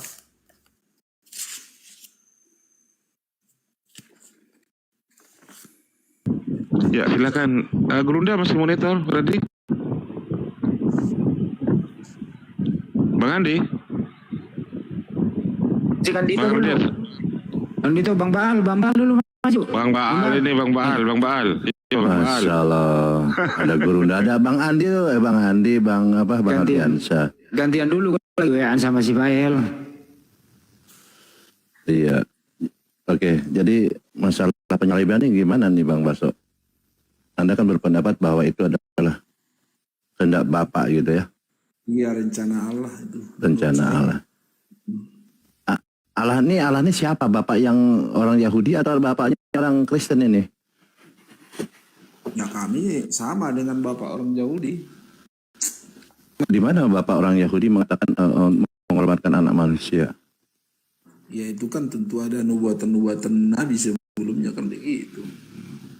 Iya, tentunya iman itu kan berdasarkan kitab suci kan. Iya, artinya Oke, di mana? referensi kita seperti Mazmur 22 ayat 1 kan begitu. Di mana di sana disebutkan Eli Eli Sabatani, Tuhanku Tuhanku mengapa engkau meninggalkan aku. Tentu itu seruan Yesus di kayu salib di dalam Matius 27:46 ya. Dan Mazmur 22:7-8 itu kan diejek, dihina dan diolok. Yesus diejek, dihina dan disalib itu di Matius 27:39-43 ya. Dan di Mazmur itu nubuatan 22:16 mereka menusuk tangan dan kakiku. Tangan dan kaki Yesus dipaku itu di Lukas 24:39-40 dan Yohanes 20:25 itu yang saya paham ya. Begini ya, tidak ada satupun orang-orang Yahudi itu bernubuat untuk Yesus. Itu kan hanya cocok logi gitu kan. Tetapi Iya, kalau ini kan artinya kau seakan-akan pelaku perumahan itu dan pelaku sejarah. Ini kan kita diskusi. Oke, baik. Makanya kita subjektivitasmu terlalu absolut kalau begitu. Kan kita diskusi. Santai lah. Nah, begitu. Kan kita bukan pelaku firman loh. Kita kan untuk menarasikan diskusi kan begitu. Oke, di dalam sejarah di Perjanjian Baru ini kan dicatat dalam sejarah Perjanjian Baru ini kan Bible ini kan kitab sejarah gitu kan, bukan kitab suci ya kan. Nah, dikatakan di Lukas 10 ayat 1, kemudian daripada itu Tuhan menunjuk 70 murid yang lain dan mengutus mereka berdua-dua mendahulinya ke setiap kota dan di tempat yang hendak kau kunjungi. Jadi dari 72 murid ini sudah tidak ada di tempat. Itu data sejarah ya, jadi tidak ada saksinya, nih kan. Lalu muncullah cerita setelah itu ada penyaliban. Padahal 70 murid ini di Lukas 10 ini sudah tidak ada di tempat, sudah berangkat ke masing-masing kota. Kemudian kalau kita lihat di Matius 27:5-56 dan ada di situ banyak perempuan yang melihat dari jauh. Jadi tidak ada saksi. Pada saat penyaliban itu tidak ada saksi. Perempuan yang dari Galilea pun itu melihat dari jauh. Bahkan di Lukas 23:49 semua orang yang mengenal Yesus dari dekat, termasuk perempuan-perempuan yang itu, dia dari Galilea berdiri jauh, 2 kali kata jauhnya ditulis. Lalu bagaimana kita bisa membuktikan bahwa itu adalah penyaliban untuk diri Yesus? Penyaliban itu ada, tetapi yang masalahnya disalib ini siapa? Makanya si Pael tadi mengatakan tidak mungkin Yesus disalib karena pertama saksi 12 murid tidak ada. 70 muridnya pun tidak ada. Dan perempuan-perempuan dari Galilea termasuk di sana siapa itu? Maria Magdalena, Ibu Yakobus pun mengatakan itu dari jauh. Si penulis mengatakan dari demikian. Matius tidak menyaksikan, Lukas tidak menyaksikan, tetapi dia menceritakan mereka ada nih. Bunda Maria melihat jauh. Dia bilang 2 kali ditulis jauh. Gampang kok, kenal kalian bisa menyimpulkan ada penyaliban. Anda membawa sejarah mengatakan demikian gitu loh. Nah, artinya gini loh, ketika kita untuk melegitimasi penyaliban itu, tentu kita lewat Alkitabiah tentu ada dalil-dalil ya, Matius 27:30-50 ya, Markus 15:21-37, Lukas 23:32 ya sampai 46. Tentu kita harus merujuk kepada bukti-bukti ilmiah ya. Itu tentang bukti ilmiah juga ada yang menyatakan bahwa penyaliban itu benar. Tentu kita harus secara bukti ilmiah, tentu kita harus kembali ke fakta-fakta histori dan fakta-fakta arkeologis ya, kalau kita bicara ilmiah ya. Di sana kan penyaliban itu tentu dikonfirmasi sama sejarawan-sejarawan yang dari eksternal maupun orang Yahudi, arkeologis yang sampai sekarang masih ada di Israel ya. Tentu itu legitimasi yang paling logis ya, baik secara penelitian saintis itu sudah dilakukan ya. Itu rujukannya, tentu legitimasinya itu loh. Lewat Alkitabiah tentu ada dalil-dalil ayat, bukti ilmiahnya pun ada. Itu legitimasinya menurut saya. Iya, tadi kan saya ikut sejarah. Ini kan di Bible ini sejarah yang saya sampaikan tadi. Ini tidak ada saksi yang melihat di sana. 12 muridnya di Taman Getsemani udah kabur semua, kabur. Kalau memang itu penyaliban tentang penebusan dosa, pasti tentu Yesus sudah mengajarkan kepada murid-muridnya bahwa aku akan disalib, dan salib penyaliban adalah karya penebusan dosa. Tentu si para murid itu tidak akan lari.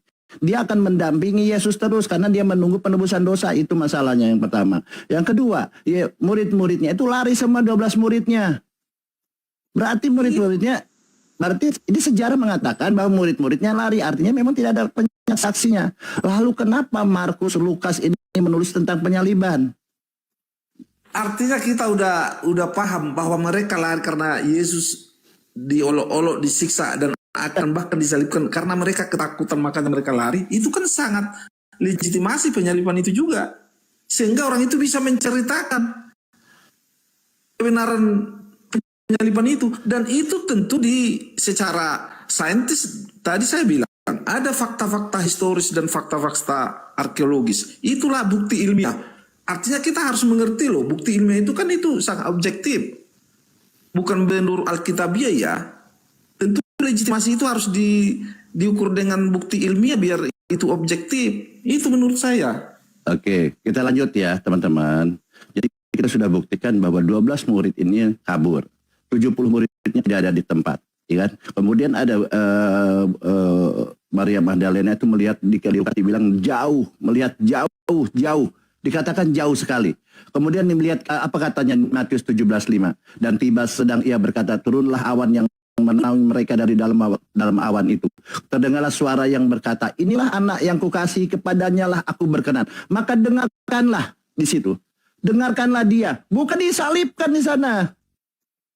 Dengarkan dia. Apa dikatakannya? Semua pekerjaan-pekerjaan, perintah-perintahnya itu harus didengarkan gitu ya. Kemudian apa? Ketika di Matius 26:36 sebelum penyaliban, apa di sana? Yesus berdoa 3 kali. Berdoa apa di sana dikatakan? 3 kali dengan doa yang sama. Dia berdoa apa di sana? Agar diselamatkan dari cawan, agar diselamatkan dari maut, agar diselamatkan dari kematian. Pasti doanya Yesus didengar. Karena apa ya? Bapaknya bilang, inilah anak yang kukasihi, kepadanya lah aku berkenan. Maka dengarkanlah dia. Ketika bapaknya, Yesus berdoa kepada bapaknya, pasti didengar. Sedangkan kalian juga diajarkan oleh Yesus untuk berdoa kepada bapaknya. Apalagi seorang Yesus, seorang yang memang diberi kemuliaan, diberi kemujizat-mujizat yang luar biasa. Memang dia utusan Tuhan, pilihan Tuhan, yang kepadanya dia berkenan, tentu didengarkan gitu loh. Jadi tidak ada penyaliban. Kita buktikan pada saat ini, ya teman-teman. Apakah doa Yesus waktu itu didengarkan? Tidak, silakan. Ya tentu kan tadi artinya abang menarasikan bahwa murid-murid Yesus melarikan diri. Iya kan itu legitimasi bahwa itu proses penyaliban itu jelas. Kenapa orang-orang itu lari? Kan begitu. Dan abang juga terlalu menjustifikasi bahwa semua murid Yesus seperti Yohanes itu kan hadir saat penyaliban dan menerima amanat untuk menjaga ibu Yesus. Kan begitu. Secara spesifik berada dekat dengan Maria dan ibu Yesus di dekat kayu salib. Tidak ada Yohanes menyaksikan. Saya transfer 10 juta hari ini kalau ada Yohanes menyaksikan. Tidak ada. Itu adalah asumsi, adalah penafsiran-penafsiran bahwa di situ ada Yohanes. Saya udah datang ke sana gitu ya. Lihat ya. Pertanyaan saya bentar dulu.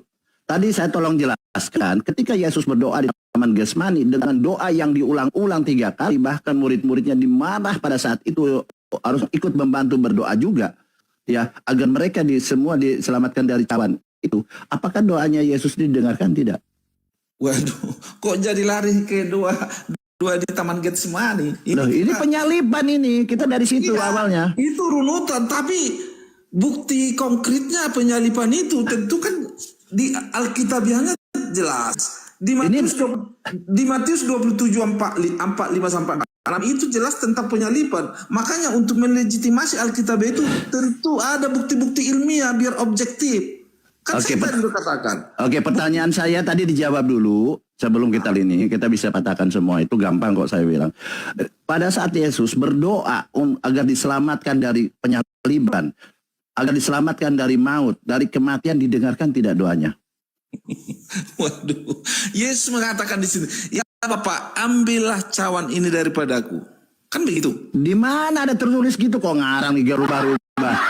Maksud abang yang mana coba? Yang mana maksud abang? Nah, ya Anda dari mana tuh kalimat itu, coba silakan. Enggak, maksudku yang mana maksud abang? Waktu Di Taman Getsemani, silakan.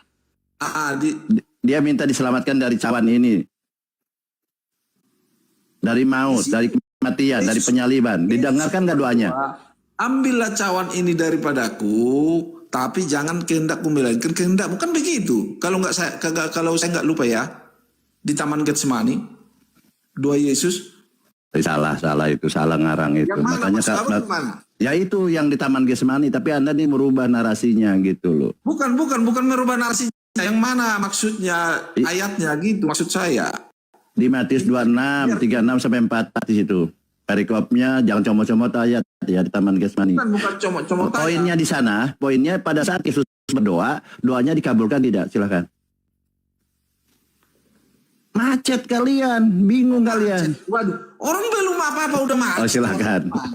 Artinya gini loh, itu kan menekankan penyerahan total Yesus kepada kehendak Bapa yang untuk menjadi teladan dua yang apa jawab? Gini dengar dulu, makanya kita harus diskusinya harus bagus dong. Bukan begitu kan? Kita kan di sini diskusi kan begitu, bukan justifikasi semua apa yang kita pahami belum tentu sama dengan pemahaman abang kan begitu. Ya silakan. Doanya Yesus pada saat itu 3 kali berdoa dengan kalimat yang sama diulang-ulang, ya dia kan? Dia merasa sedih seperti yang mau mati, dia sedih. Gentar, takut, segala macam. Doanya ketika Yesus berdoa di Taman Getsemani ini, dia akan diselamatkan dari cawan ini, berlalu cawan ini, dari kematian ini, dari penyalib. Pertanyaan saya, didengar nggak doanya itu? Silakan.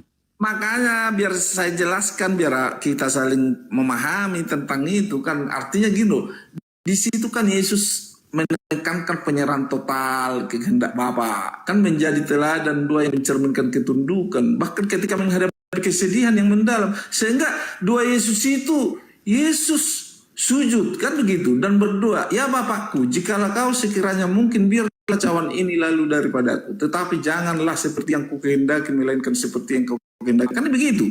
Sehingga makna cawan itu di sana maksudnya di sini melambangkan penderitaan akan dia alami, terutama penderitaan di kayu salib dan perpisahannya dari Bapa untuk menanggung dosa manusia, sehingga teladan penyerahan diri itu doa ini menunjukkan kerendahan hati Yesus yang mengaku penderitaannya namun tetap tunduk sepenuhnya kepada kehendak Bapa. Oke. Doanya dikabulkan tidak? Bagaimana kita berdoa dengan tulus namun akhirnya menyerahkan segalanya kepada rencana Tuhan. Begitu maknanya. Iya, maknanya itu pada saat dia berdoa, iya kan? Dia merendahkan diri, apapun dia ini terserahkan kepada Bapaknya. Itu seorang yang tawadu, yang merendahkan diri. Ya, orang ini seperti itulah. Yesus ini menunjukkan bahwa dirinya adalah manusia yang rendah hati di hadapan Tuhannya. Maka ketika dia berdoa untuk diselamatkan dari cawan, dari maut, dari kematian, dari penyaliban, apapun terserah kepada Tuhan. Tapi doanya yang poin di sana, Yesus minta diselamatkan dari cawan ini. Doanya Yesus dikabulkan atau tidak? Doa Yesus dikabulkan. Di sana Yesus sudah saya bilang tadi. Gak bisa jawab kan? Bingung kalian. Bukan bingung. Tadi sudah saya jelaskan. Di sana Yesus melambangkan penderitaan yang akan dialami dan dia mengambil. Dia berdoa tidak di sana. Dan dia sudah membuatkan tekad untuk mati karena dosa sebagai manusia ya. Jangan dulu ke ini doktrin. Pertanyaan saya di sana, di Taman Getsemani ini, dengar dulu ya. Taman Getsemani ini dia 3 kali berdoa. Untuk ketiga kalinya dia berdoa. Berdoa yang untuk ketiga kalinya. Nah, kata doa ini adalah permohonan. Komunikasi hamba dengan Tuhan itu caranya dengan berdoa. Itu namanya komunikasi. Isinya apa? Dia minta diselamatkan dari cawan. Nah, ketika Yesus berkomunikasi dengan Tuhan ya berdoa di sini, doanya dikabulkan tidak? Tadi saya udah jelaskan narasi saya. Makna cawan di sana jelas. Yesus melambangkan penderitaan yang akan dia alami loh. Terutama penderitaan di kayu salib dan keterpisahannya dari Bapa untuk menanggung dosa manusia. Dia berdoa tidak di sana? Dia berdoa tidak di sana? Dia berdoa nggak di sana? Berdoa tidak di sana? Berdoa. Oke, doanya dikabulkan tidak? Oh nggak dikabulkan, kenapa nggak dikabulkan? Nah kurang ajar kalian, ya Allah. Apa sih dikabulkan doanya? Oke, Anda sini sedang menghujat ya. Dengar ya. Bukan. Anda Hujat. dengar dulu baik-baik. Tadi saya bilang, abang harus paham makna cawan yang dilambangkan Yesus itu penderitaan yang dia alami. Oke, kita jangan lagi tentang doa. Harus punya gini loh bang, abang harus paham dengan teladan penyerahan diri itu. Itu menunjukkan kerendahan hati Yesus. Oke, kita tidak ke situ. Kita maunya itu doanya didengarkan atau tidak. Anda mengatakan bahwa doa Yesus tidak dikabulkan. Oke, ya saya pakai Yohanes 9:31 nih ya. Kok nggak dikabulkan? Anda mengatakan tidak dikabulkan tadi. Bukan kok nggak dikabulkan. Siapa bilang nggak dikabulkan? Oke, sekarang doa itu adalah suatu permohonan. Iya, itu dikabulkan. Makanya penyalipan itu dikabulkan. Iya dong. Kalau dikabulkan berarti dia selamat dari cawan. Makanya abang harus tahu makna cawan itu. Cawan ini apa coba? Kamu jelaskan. Di sana makna cawan itu melambangkan penderitaan yang akan dia alami. Dia bermohon untuk apa coba? Waduh, tadi udah saya bilang makna cawan di sana bang. Yesus. Oke, saya gini aja lah, kalian ini baca data lah ya. Jadi ini Matius 26:34 dikatakan. Harus dinamis loh. Jangan kita kaku dalam diskusi ya. Tadi saya udah jelaskan. Cawan itu melambangkan penderitaan yang akan dia alami ya. Yang akan betul. Diulang-ulang terus. Terutama penderitaannya di kayu salib dan keterpisahannya dari Bapa untuk menanggung dosa manusia. Ah itu karang itu, jangan tambah-tambah. Kita diskusi gimana sih? Oke, kita baca ya ini ya. Sabar dulu, saya bacakan ini ya. Duduklah di sini sementara aku pergi ke sana untuk berdoa. Tahu doa ini? Doa ini adalah permohonan, permintaan. Bukan penyerahan di sini. Doa ini adalah cara komunikasi Tuhan dengan hambanya, hamba dengan Tuhannya. Itu dengan doa. Itu namanya doa. Nah, doa ini ada suatu permohonan, permintaan. Bukan penyerahan. Doa itu bukan penyerahan maknanya. Nah, di sini dikatakan apa? Hatiku sangat sedih seperti mau mati rasanya. Tinggallah di sini dan berjaga-jagalah dengan aku. Ya Bapakku, jikalau sekiranya mungkin biarlah cawan ini lalu daripadaku. Ini doanya Yesus ini kan. Ingat, doanya Yesus ini agar cawan ini berlalu dari situ. Dari terjadi kepada Yesus. Cawan ini berlalu. Ya. Kemautan ini berlalu, tidak terjadi. Penyaliban itu tidak berlalu. Lalu di ayat berikutnya. Lanjutkan dong. Ya, ini kan mau lanjutkan lagi ini. Kemudian. Tetapi janganlah seperti yang ku kehendaki, melainkan seperti yang kau kehendaki. Oke, baik. Kita lanjut dulu ya. Masih dua itu Ya, saya kan belum selesai tadi. Belum selesai. Mau baca ayat tapi mau separuh-separuh biar penonton di sini biar keliru kan begitu. Sabar dulu. Kita lanjut ya. Begitu dong, harus jelas semua. Ya Bapakku, sekiranya mungkin biarlah cawan ini lalu daripadaku. Di sini satu poin bahwa di sini menyatakan Yesus sedang berdoa untuk keselamatannya dari cawan, dari maut segala macam. Dilanjut kalimatnya. Tetapi janganlah seperti yang ku kehendaki, melainkan seperti yang engkau kehendaki. Kan begitu. Artinya apa? Sabar dulu. Ketika seorang hamba berdoa kepada Tuhannya, kepada Bapaknya, kepada penguasanya, tentu dia berdoanya seperti itu yang diharapkan. Tetapi apapun keputusan itu terserah Bapa. Itulah sifat orang hamba yang memang orang yang rendah hati. Nah, persoalannya ketika Yesus meminta kepada Bapaknya berdoa agar diselamatkan dari cawan, ini kan keputusannya ada di Bapa nih, diserahkan kepada Bapaknya. Bapak memberi keputusan, doanya dikabulkan atau tidak? Makanya bang. Makanya lagi. Di sana finalisasinya, tetapi janganlah seperti yang ku kehendaki, melainkan seperti yang kau kehendaki. Oke, kehendak Bapak dikabulkan nggak ini? Permintaan Yesus ini dengan kehendak Bapak dikabulkan nggak permintaan Yesus? Ya itu udah dibilang di sana. Tetapi janganlah seperti yang ku kehendaki, melainkan seperti yang engkau kehendaki. Apapun di sana finalisasinya itu kehendak Bapa. Oke, dikabulkan nggak doa Bapaknya Yesus ini? Itu di sana udah jelas. Abang nggak paham sih. tetapi janganlah seperti yang ku kehendaki, melainkan seperti yang engkau kehendaki. Itu kan legitimasinya. Itu kan sabar dulu ya. Itu satu kali ini. Nah, dengan 3 kali berdoa itu, Yesus ini berdoa untuk mengulang-ulang, minta diselamatkan dari cawan.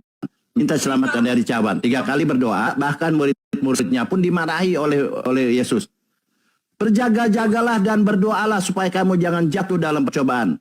Kenapa ya murid-muridnya suruh berdoa? Agar mereka diselamatkan dari cawan ini. Doanya pokoknya itu. Dikabulkan atau tidak?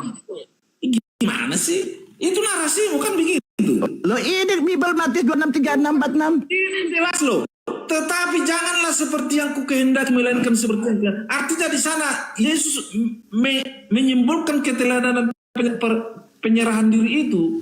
Oke, artinya poinnya, kesimpulannya bahwa doa Yesus tidak dikabulkan, kan, betul ya?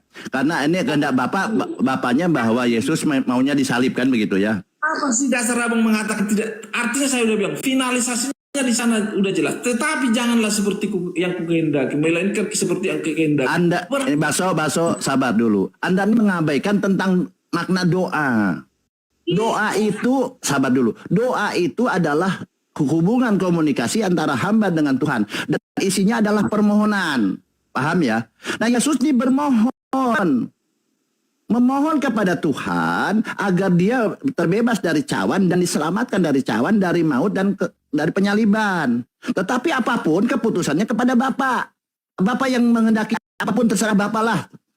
Aku hanya memohon aja, dia pasrah istilahnya. Orang di dalam Islam namanya tawadu, berserah diri kepada Tuhan. Apapun keputusan dari Tuhan. Nah, ibaratnya halnya kepada saat kita mau pergi ke kerjaan nih, awan mendung ini. Oh, ini indikasi kita nih pasti ini hujan ini. Tetapi kita niat mau kerja, saya bilang, ya Allah, ini hari ini sudah mendung, udah gerimis.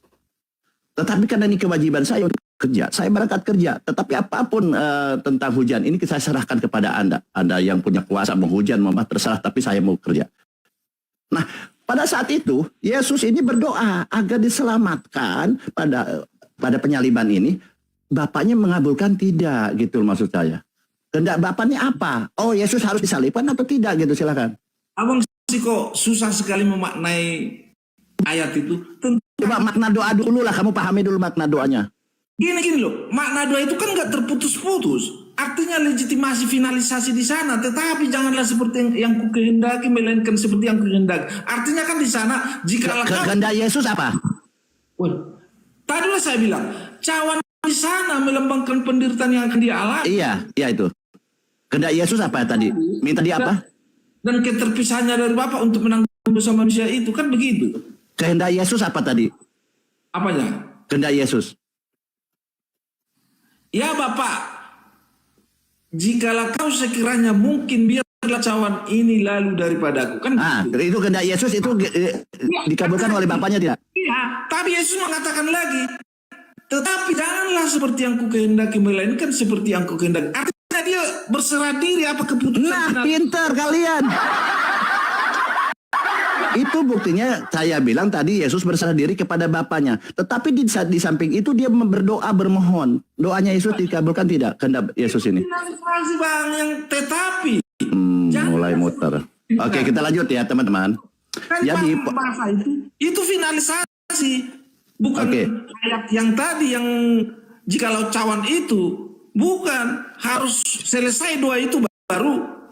Itu finalisasinya. Oke, begitu. Jadi teman-teman ini Kristen ini malu untuk mengatakan bahwa Yesus doanya tidak didengarkan. Padahal kehendak Yesus ini bahwa cawan ini berlalu, kan begitu poinnya. Terputus-putus abang buat doanya ya gimana sih?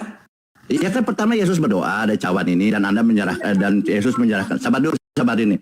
Jadi poinnya mereka sungkan atau malu mengatakan bahwa Yesus doanya tidak didengarkan. Apa yang salah narasi kan begitu. Sabar dulu. Nah, ketika Anda akan menyimpulkan bahwa ini doanya Yesus tidak didengarkan, tetapi kehendak Bapa yang terjadi, artinya Yesus memang tidak didengar. Tetapi menurut Yohanes 9 ayat 31 dikatakan, kita tahu bahwa Elohim tidak mendengarkan orang-orang berdosa. Betul, berarti yang disalib itu orang berdosa yang terkutuk. Itu menekankan penyerahan total Yesus kepada kehendak Bapa. dan menjadi teladan doa yang mencerminkan ketundukan bahkan ketika menghadapi kesedihan yang mendalam. Itu maknanya itu. Ya, jadi gini teman-teman, ya kita hanya edukasi yang di bawah. Ketika Gimana sih orang tetapi ada di sana? Oke, jadi menurut Yohanes 9:31 ya, kita tahu bahwa Elohim tidak mendengarkan orang-orang yang berdosa. Nah, ketika Yesus berdoa agar diselamatkan dari cawan dan keputusan finalnya ada di Bapa, tentunya sebagai Bapa yang mengasihi anaknya, inilah anakku yang kukasih kepadanya aku berkenan. Tentunya ketika anaknya sedang menderita sakit berdoa untuk selamat dari cawan, tentunya kalau Yesus itu adalah Yesus yang benar, tentu didengar. Dan kehendak Bapa akan mendengar apa pernyataan Yesus. Makanya Yohanes 9:31. Penyaliban itu bang, aduh abang ini Maka, sabar dulu. Ini, waduh. Sabar dulu. Makanya ketika korelasi dengan penyaliban di Taman Getsemani itu yang abang bawakan itu. Ya. Jadi ciri-ciri orang yang didengar atau tidak didengar doanya, di Yohanes mengatakan begini. Yohanes 9:31. Kita tahu bahwa Elohim tidak mendengarkan orang-orang berdosa, melainkan orang-orang yang saleh yang melakukan kehendaknya. Yesus melakukan kehendak Bapa tidak? Selama itu. Apa dengan penyaliban itu dulu? Taman Getsemani itu Yesus berdoa. Bukan itu, jangan abang kait-kaitkan comot ayat ini yang tidak ada korelasinya gitu. Taman Getsemani itu ada korelasinya dengan penangkapan Yesus. Makanya ketika Yesus itu di Taman Getsemani. Satu, apa korelasinya dengan penyaliban itu sekarang? Saya akan tanya kepada Anda tadi, Anda mutar-mutar. Ketika Yesus berdoa, comot sini gimana sih? Ketika Yesus berdoa, itu Anda dikabulkan, tidak Anda mutar-mutar terus. Padahal Yohanes mengatakan bahwa ciri-ciri orang yang didengar doanya itu adalah apa? Kita tahu bahwa Elohim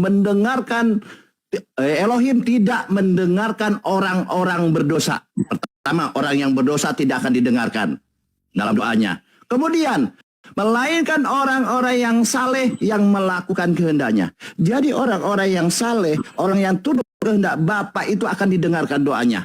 Ini menurut Yohanes. Ketika di Taman Getsemani, Yesus berdoa agar diselamatkan dari cawan, dia didengarkan tidak? Menurut saya didengar, karena dia orang saleh. Kenapa orang saleh? Karena di Ibrani 5 ayat 7, dalam hidupnya sebagai manusia, ia telah mempersembahkan doa, dia bilang. Yesus dan permohonan dengan ratap tangis. Dia meratap menangis tadi. Dan keluhan kepada Elohim yang sanggup menyelamatkannya dari maut, dari cawan. Dan karena kesalehannya, ia telah didengarkannya. Didengar berarti Yesus selamat dari cawan. Gampang kok.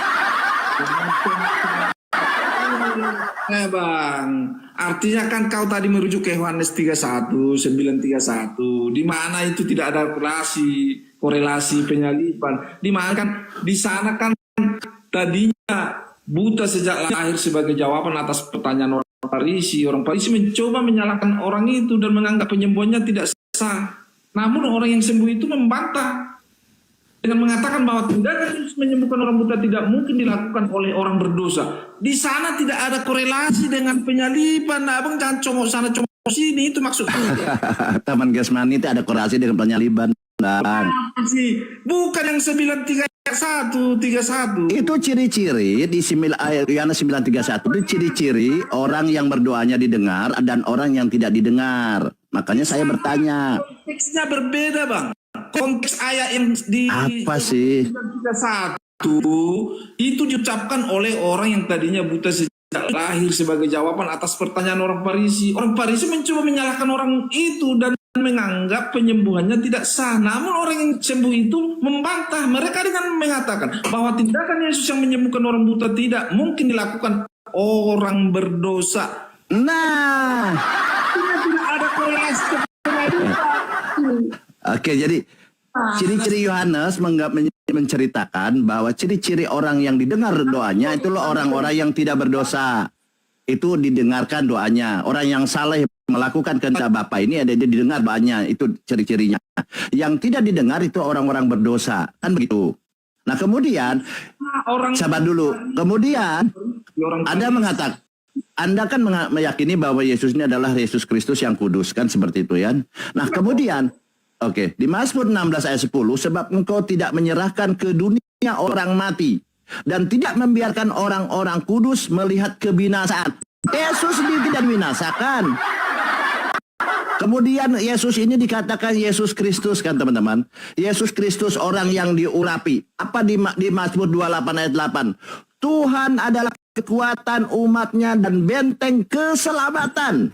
Bagi siapa? Bagi orang yang diurapinya. Yesus diurapinya.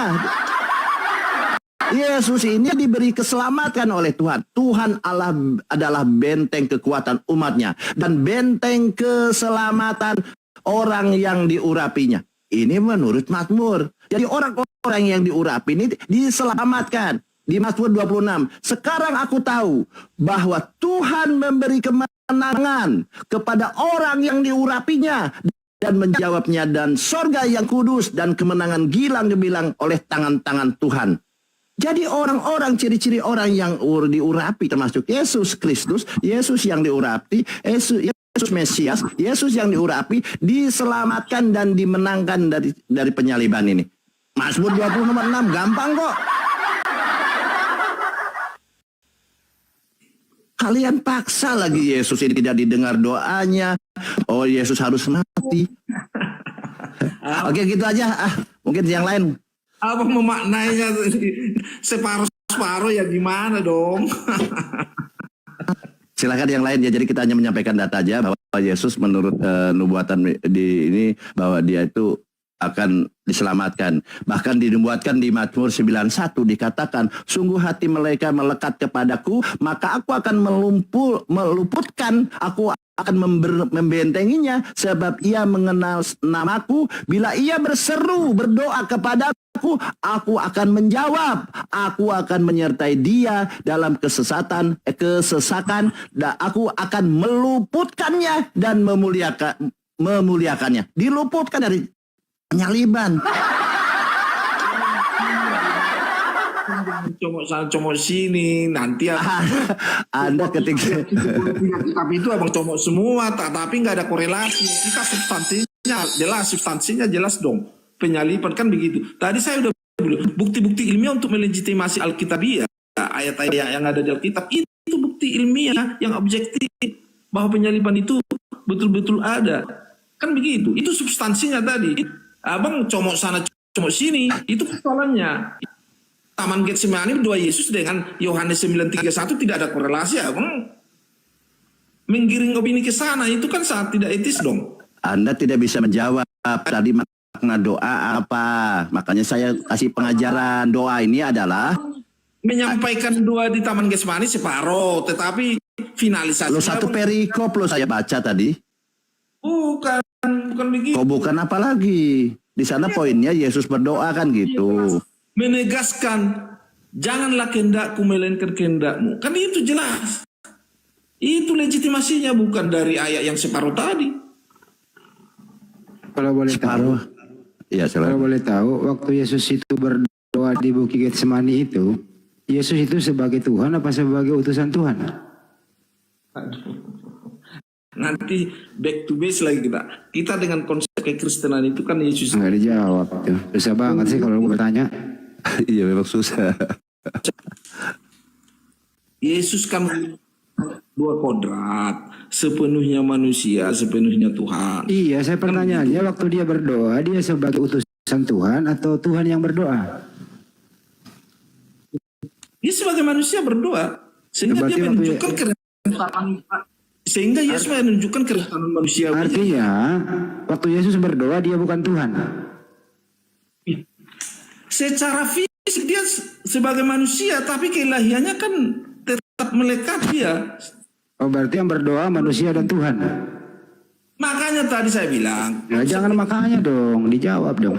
Tadi udah saya bilang, Yesus itu memiliki dua kodrat dong. Iya, jadi yang berdoa itu sepenuhnya Tuhan, sepenuhnya manusia dalam satu pribadi. Itu yang disebut inkarnasi. Yang berdoa Allah yang menjadi manusia itu lewat inkarnasi tanpa kehilangan ketuhanannya. Iya, yang berdoa itu manusia atau Tuhan? Tinggal dijawab. Pertanyaan receh itu kalau begitu. Yang berdoa yang mana nih, manusianya atau Tuhannya? Waduh. dia berdoa, namanya dia di situ berdoa, dia kelihatan itu kan sepenuhnya dia sebagai manusia, sehingga dia menunjukkan kerentanan manusiawinya. Bisa lelah. Berarti waktu Yesus berdoa dia bukan Tuhan. Waduh, kok enggak? Secara fisik di situ dia sebagai manusia sepenuhnya, tapi keilahiannya tetap melekat sebagai Tuhan. Oh, berarti yang berdoa manusia dan Tuhan. Waduh, gimana sih abang nggak paham juga? Terus yang berdoa siapa? Untuk mengkompilasi itu juga abang nggak paham. Jadi apa sih mau diskusi begini? Iya, yang berdoa itu siapa yang berdoa? Manusia atau Tuhan? Tadi udah saya sebelumkan. Emang sulit kalau saya kena nyawatin puyeng ndase. Bukan puyeng, memang mindset itu tidak berjalan secara komprehensif. Saya ulang lagi ya, sederhana nih pertanyaan. Yesus di Bukit Getsemani berdoa nih. Pertanyaan sederhana. Yang berdoa itu adalah A. Yesus sebagai manusia, B. Yesus sebagai Tuhan, C. Yesus sebagai manusia dan Tuhan. Silakan. Aduh, itu pertanyaan receh begitu menurutku ya. Receh begini nggak bisa dijawab Bang Bal. Gimana nih Bang? Yang maju begini harusnya pertanyaan receh begitu jelas. Tadi udah saya sebut. Yesus itu memiliki 2 kodrat. Ketika dia berdua di Taman Getsemani, harusnya abang tidak perlu mempertanyakan dia sebagai Tuhan, sebagai manusia di sana. Berarti yang berdoa 2 kodrat. Iya, Yesus itu 2 kodrat tetap. Jadi yang berdoa 2 kodrat. Wujud manusianya itu sepenuhnya dia waktu berdoa, ya sepenuhnya sebagai manusia. Makanya dia menunjukkan kerentanan manusiawinya dia. Oke. Dia. Jadi kalau Yesus berdoa sebagai manusia, saya ulang nih, kalau Yesus berdoa sebagai manusia, jadi waktu dia berdoa dia bukan Tuhan. Waduh, keilahiannya tetap melekat dengan Yesus. Oke, berarti yang berdoa adalah manusia dan Tuhan. Itu pertanyaan yang receh menurut saya. Lo kau sendiri yang ngomong barusan. Bukan, itu pertanyaan receh, bukan maju lagi diskusi begitu. Artinya kompilasinya jelas loh. Tanpa dijelaskan itu. Coba saya tanya dulu sama Andreas. Diam dulu, Andreas. Diam dulu. Ini orang menjawab nih, Andreas. Ya, masuk. Ya. Salah. Ya, Yesus itu waktu dia berdoa di Bukit Getsemani, Yesus itu sebagai Tuhan atau sebagai utusan Tuhan? Pertanyaan dia. Yesus berdoa waktu dia di Taman Getsemani, dia kan meminta, ya. Berdoa, berarti kan berdoa itu adalah permintaan, toh. Berarti dia meminta kepada Bapa atau kepada Allah. Jadi Yesus waktu berdoa sebagai apa? Tuhan apa sebagai utusan Tuhan? Sebagai manusia, sebagai utusan Tuhan. Dia kan diutus ke dalam dunia dan menjadi manusia. Ini berdoa dia baru pinter nih menjawab. Yang berdoa Yesus sebagai utusan Tuhan. Ini si Baso nggak mau menjawab. Sebagai manusia karena memang dia manusia. Hal-hal yang begitu harus abang pertanyakan gimana sih? Ya harus ditanya dong. Itu coba dulu, legitimasi sebagai utusan itu dia sebagai manusia enggak? Iya, berarti waktu dia berdoa kalau dia manusia. Dia manusia sepenuhnya. Iya, berarti bukan Tuhan. Yang diutus itu kan manusia. Ya berarti Yesus waktu berdoa dia bukan Tuhan. Waduh, abang nggak paham. Artinya tadi udah saya jelaskan loh. Ketika dikatakan itu. Gimana sih kamu yang nggak paham? Makanya paham, jelas apa dulu. Dengar lagi dia dulu bentar. Jangan mindset toksik itu abang ke depan. Andreas, diam dulu. Andreas. Ya. Yesus waktu berdoa dia manusia atau bukan manusia? Nah ini geblek ini terus dia manusia, manusia namanya yang berdoa itu kepada Allah itu adalah manusia. Tidak ada yang lain yang berdoa kepada Allah selain manusia. Baik. Manusia Yesus itu Tuhan atau bukan? Kalau gelarnya ya Tuhan, tapi kalau kedagingannya manusia itu. Jadi yang berdoa manusia dan Tuhan. Nah ini ya. Ya udah katanya manusia dan Tuhan yang berdoa. Manusia berdoa, Yesus kan berdoa kepada Bapa. Itu. Jadi manusia dan Tuhan berdoa kepada Tuhan.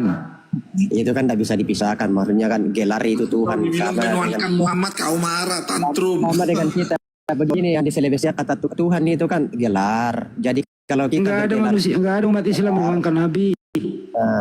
Hanya orang gila itu yang menuangkan Nabi. Gelar itu kan tetap melekat sama diri kita. Mau bagaimanapun kita ya namanya sudah gelar kita kan. nggak tetap melekat.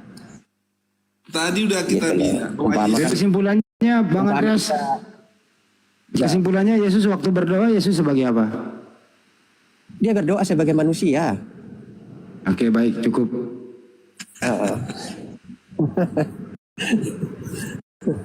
Kita pindah topik sama Andreas ya. Andreas, kamu pernah baca Galatia 2 nomor 21 enggak? Apa itu? Ada Bible nggak di situ, Andreas? Coba. Ya baca saja. Ini lagi di bawah. Siapa nih? Siapa nih di bawah nih? Sebentar ya. Aku disuruh tidur. Tidurlah Andi biar Bang Juma. Oke, saya tidur. Lanjut teman-teman, saya disuruh tidur. Galatia berapa itu?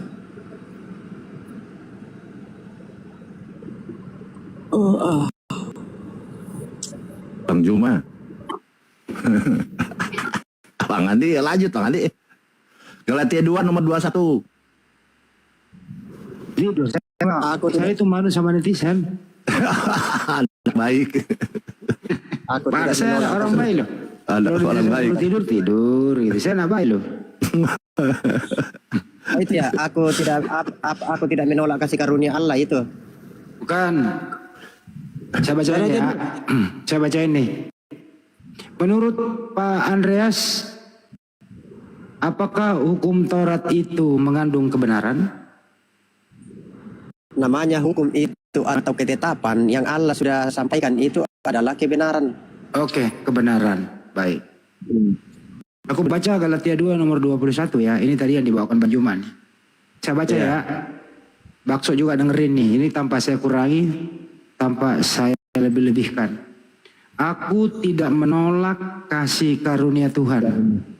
Sebab sekiranya ada kebenaran oleh hukum Taurat, maka sia-sialah kematian Yesus. Pertanyaan saya, apakah ada kebenaran dalam hukum Taurat?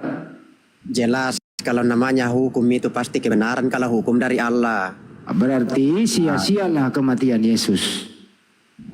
Itu. Sedangkan di dalam hukum Taurat kalau kitab itu kan firman itu kan dari Allah. Iya. Kalau ada kebenaran dalam hukum Taurat, menurut Paulus, sia-sialah kematian Yesus. Ini data. Iya, ya.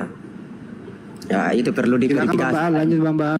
Saya disuruh tidur bentar. Benar, saya mau minum dulu, haus. Ditanggapi lah. Bakso nggak nyambung kalau bakso nggak paham. Ayo Bang ini. Bang Andreas, silakan Bang Andreas. Jadi menurut ini topik yang dibawakan oleh Bang Juma tadi ya. Jadi kalau Anda percaya bahwa di dalam Taurat ini adalah ada kebenaran, berarti Anda harus meyakini bahwa penyaliban atau kematian Yesus Kristus di tiang salib ini adalah sia-sia, tak berguna, tak ada artinya. Begitu gampang kok sebenarnya.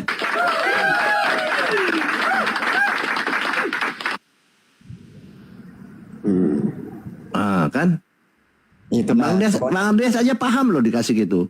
Nanti dia merenungkan dulu katanya nih maknanya apa gitu kan begitu. Nah, saya paham. Oh, paham ya. Namanya hukum itu ya ketetapan. Hukum Taurat itu ketetapan. Itu kan hukum Taurat itu kan 10 hukum itu yang tertulis di situ. Yang diberikan kepada Musa pada saat itu. Itu hukum Taurat.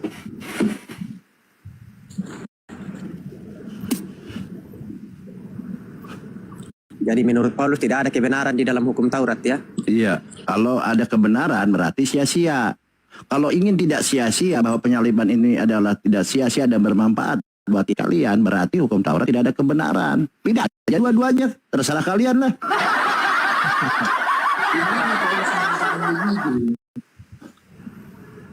Kasih tahu Bang Andreas di mana katanya tadi itu 4 kali Bang Andi tadi. Galatia 2 nomor 21. Jadi menurut Paulus, kalau ada kebenaran di hukum Taurat, berarti sia-sia kematian Yesus. Hukum Taurat itu kebenaran itu. Berarti sia-sia kematian Yesus itu. Makanya Paulus kan bukan mengatakan, mulai lagi nih Bang Baal nih. Paulus kan bukan mengatakan hukum Taurat tidak ini ya, tidak berguna ya. Itu kan Paulus menegaskan bahwa keselamatan itu tidak didapat melalui ketaatan pada hukum Taurat. Keselamatan ya, melainkan semata-mata oleh anugerah Allah yang diterima melalui iman kepada Yesus Kristus. Begitu. Jika kebenaran bisa diperoleh melalui hukum Taurat, maka kematian Kristus menjadi sia-sia. Jadi itu maksudnya.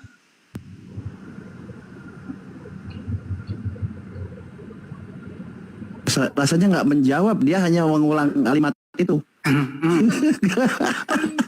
Nggak ngerti bahasa Indonesia dia.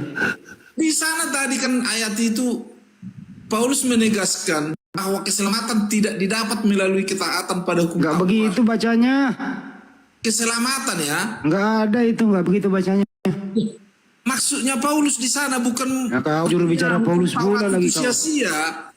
Ketika kita semata-mata hanya taat kepada hukum Taurat, itu tidak didapat keselamatan. Kau bisa nggak Baso, kau membaca dulu baru kau mau bicara? Nggak enak didengar loh, kau nggak membaca. Ya gimana sih? Ya Coba baca dulu. itu aku pernah baca itu, tapi kurang ingat semua. Kau nggak membaca baru kau nerangin, pasti salah. Ya enggak dong, kita kan diskusi, jangan begitu, kita diskusi kan. Tadi saya sudah jelas mengatakan diskusi itu kan pemahaman itu beda. Ada nggak kebenaran dalam hukum Taurat, Baso? Ya banyak dong, gimana sih? Berarti sia-sia kematian Yesus.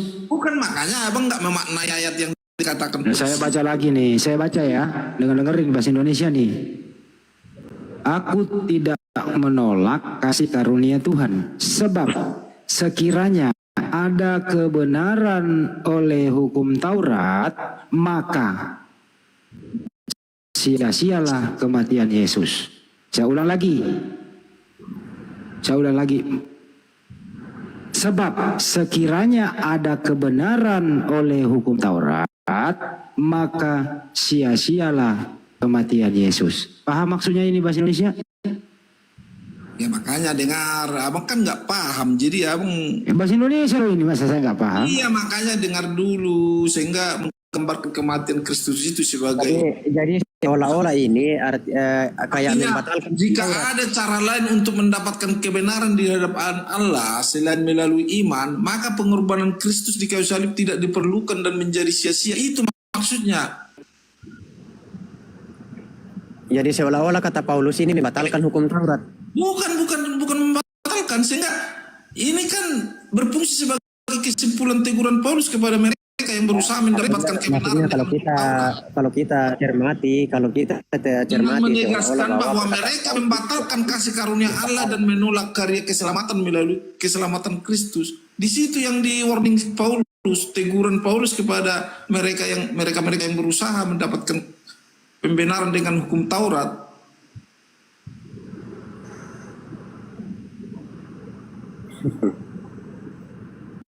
Yesus jelas mengatakan,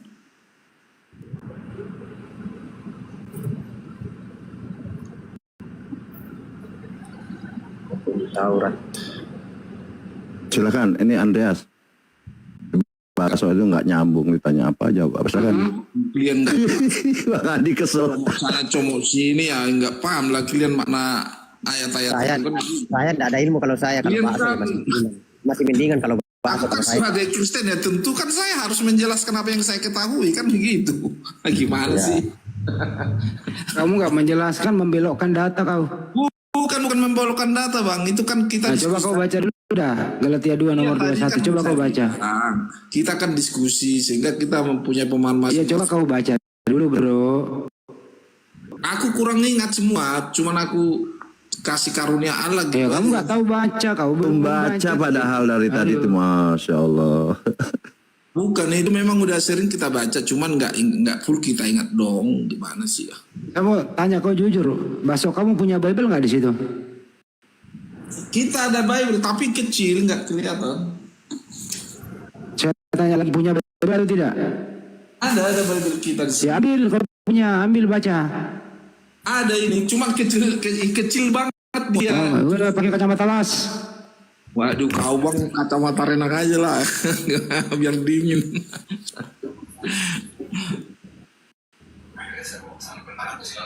Agak kecil banget ini memang. Ternyata ada Bible juga seperti korek api ya. Ini kecil kali dia. Aku tidak menolak. Ini kecil. Ayo Bang Baal sama Andreas. Ya. Ya silakan Andreas, itu pahami gimana tadi itu Galatia nomor 21 itu.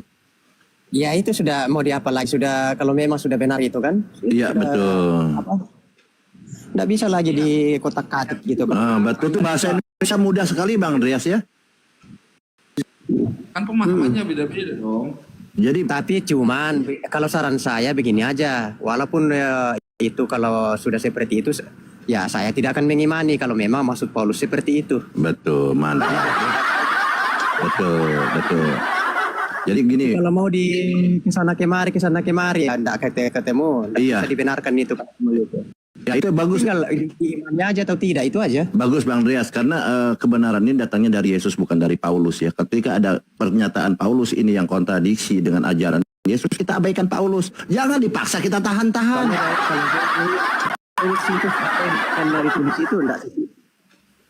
Jadi gini, betul. Jadi gini ya Bang Andreas. Tidak setuju saya karena di sini kalau saya melihat kayaknya membatalkan. Iya. Iya betul.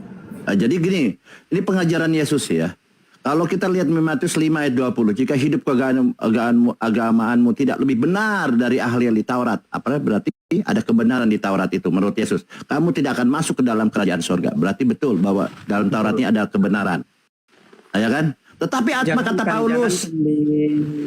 Jangankan di Taurat, saya sendiri begini aja. Jangankan itu ke itu. Saya aja kutip Yesus katakan, aku datang bukan untuk meniadakan hukum Taurat atau kitab para nabi, tetapi aku datang untuk menggenapi. Satu iota pun tidak akan bisa lenyap. Lebih mudah langit dan bumi ini runtuh daripada satu iota, satu titik dari hukum Taurat itu bisa hilang. Nah itu.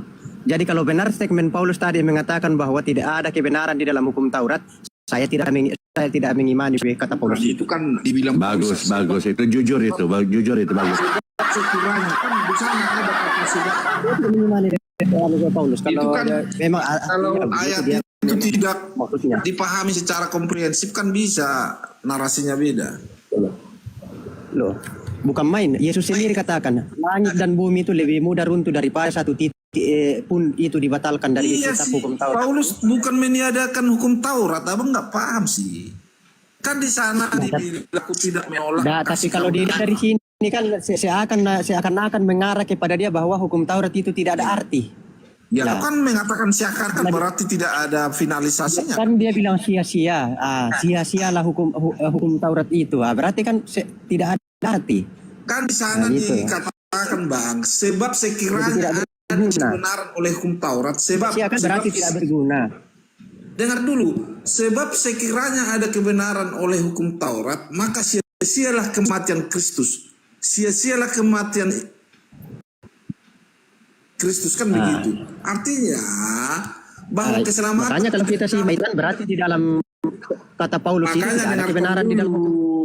Artinya di sana Paulus menegaskan bahwa keselamatan tidak didapat melalui ketaatan pada hukum Taurat, melainkan semata-mata oleh anugerah Allah yang betul. Berarti Paulus mengatakan tidak ada keselamatan dalam hukum Taurat karena hukum Taurat tidak ada kebenaran. Betul itu. Orang kembali dibetulkan dia tidak lagi. Tadi saya betulkan loh, kamu tadi mengatakan. Saya betulkan. Ayat itu kan Paulus menegaskan bahwa keselamatan tidak didapat melalui ketaatan pada hukum Taurat. Keselamatan. Betul. Melainkan semata-mata dia terjebak nih. Allah. Itu maksudnya di sana yang diterima melalui iman kepada Yesus Kristus. Itulah yang saya mau sampaikan. Itu bisa diperoleh melalui hukum Taurat, maka kematian Kristus menjadi ketika kita mendapat keselamatan dengan dalil hukum Taurat, sia-sialah kematian Yesus Kristus. Itu maksudnya. Oke. betul, makanya Paulus mengatakan demikian. Makanya tadi Bang Andreas tadi mengatakan tentang hukum kebenaran dalam hukum Taurat, bahwa dalam hukum Tauratnya ada kebenaran. Nah, Paulus bilang kalau memang ada kebenaran dalam hukum Taurat, maka sia-sia. Betul. Sedangkan gini, sabar dulu.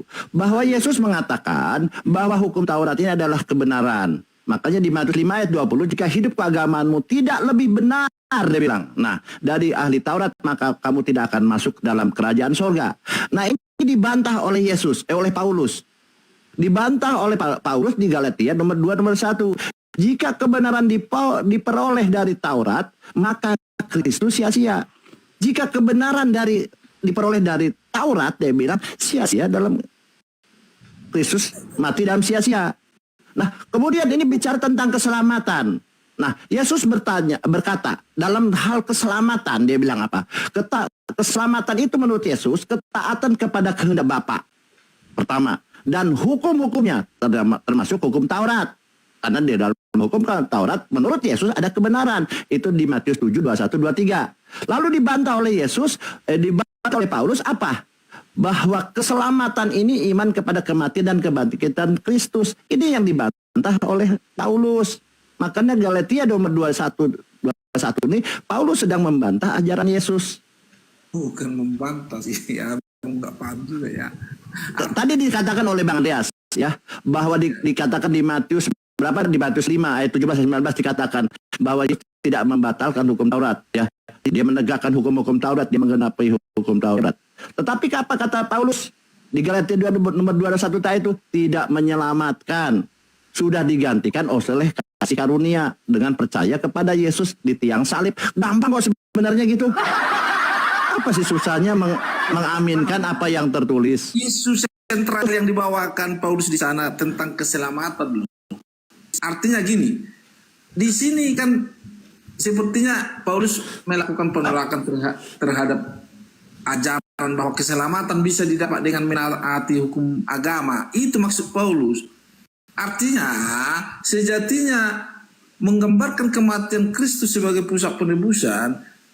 Jika ada cara lain untuk mendapatkan kebenaran di hadapan Allah selain melalui iman, maka pengorbanan Kristus di kayu salib tidak diperlukan dan menjadi sia-sia. Itu maksudnya. Artinya ketika kita merujuk keselamatan terhadap ketaatan kepada hukum Taurat, sia-sia Yesus itu, kematian Yesus itu maksudnya, bukan meniadakan hukum Taurat.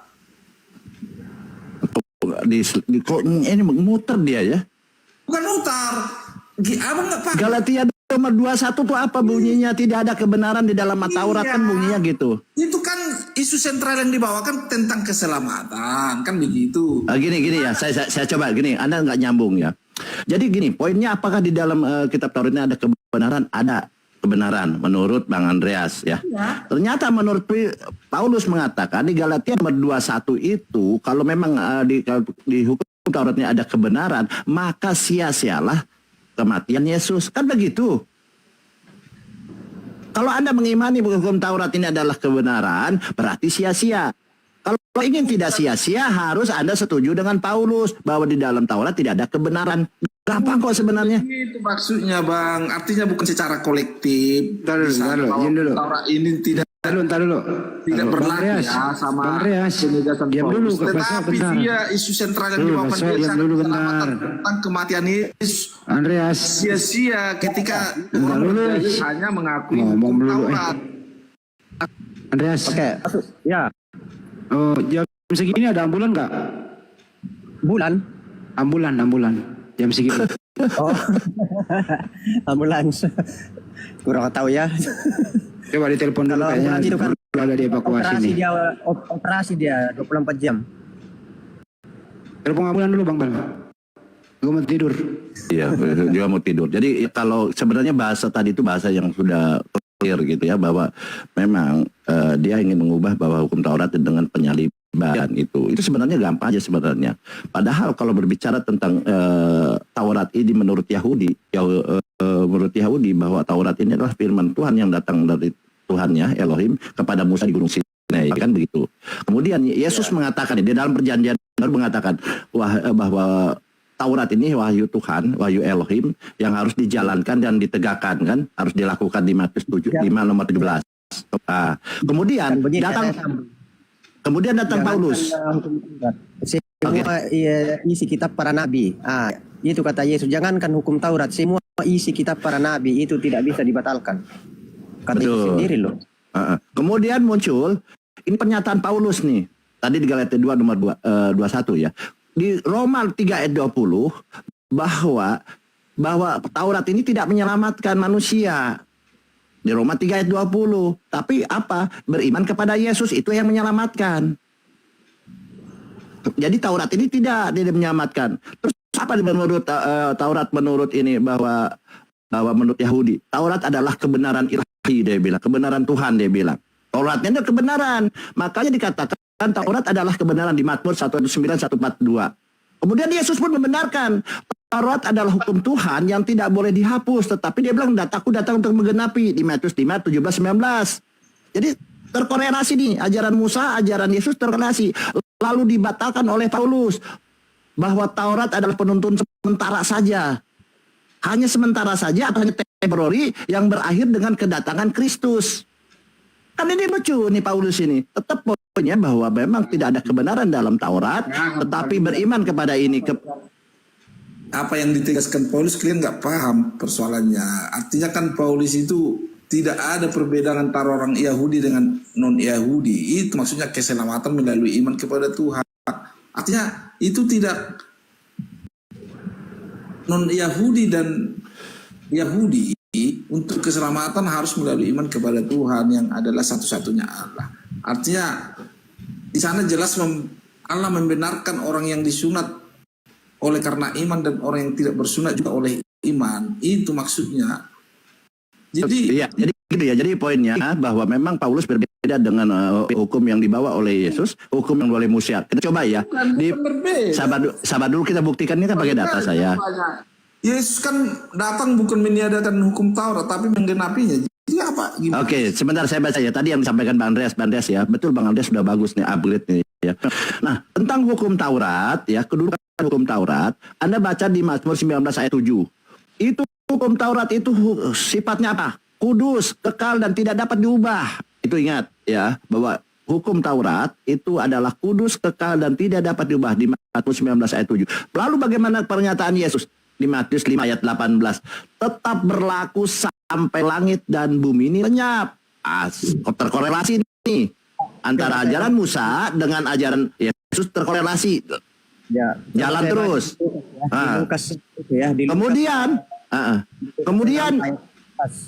Kemudian datang Paulus bahwa hukum Taurat ini tidak lagi mengikat. Setelah Kristus manusia berada di bawah kasih karunia. Nah, putus sudah. Di Roma 6:14 tidak berlaku lagi, tidak mengikat. Padahal Yesus mengikat sampai nanti bumi, sampai langit dan bumi lenyap, dia bilang. Tetap berlaku. Oke, ini ada dalilnya ya di Matius 5 ayat 17. Yesus dan hukum Taurat itu judulnya. Yesus berkata, janganlah kamu menyangka bahwa aku datang untuk meniadakan hukum Taurat atau kitab para nabi. Aku datang bukan untuk meniadakannya, melainkan untuk menggenapi. Ayat 18. Karena aku berkata kepadamu, sesungguhnya selama belum lenyap langit dan bumi ini, satu iota atau satu titik pun tidak akan ditiadakan dari hukum Taurat sebelum semuanya itu terjadi. Jadi sampai selagi bumi ini masih ada, tidak ada yang bisa dibatalkan. Itu. Oke? Paulus tidak ada membatalkan hukum Taurat ya. Itu kita keliru kalau begitu menyikapinya. Kita tidak di sini mengatakan Paulus membatalkan. Cuma kalau dilihat dari narasi Paulus itu, catatan Paulus itu ada isu-isu sentral yang bawa Paulus tentang keselamatan. Artinya dengan dalil hukum Taurat atau agama jadi kematian Kristus itu sia-sia, artinya tidak bergunalah kematian Kristus itu. Itu maksudnya. Saya tidak bilang Paulus membatalkan. Cuma kalau dilihat dari di sana Paulus menggambarkan kematian Kristus itu sebagai pusat penebusan. Sehingga jika ada cara lain untuk mendapatkan kebenaran di hadapan Allah selain melalui iman, maka pengorbanan Kristus di kayu salib itu tidak perlu. dan menjadi sia-sia. Itu maksudnya, bukan itu makna kematian Kristus sebagai pusat penebusan di sana. Sehingga Paulus di sana bukan menghilangkan atau meniadakan hukum Taurat ya. Itulah pemahaman saya. Oke lah kawan-kawan ya. Lagi ini udah jam berapa nih? Mau tidur. Ya sudah larut malam juga nih, mau istirahat deh. Oke, makasih ya. Saling memaafkan kalau ada kurang berkenan ya di hati masing-masing kawan-kawan. Saya turun ya. Makasih.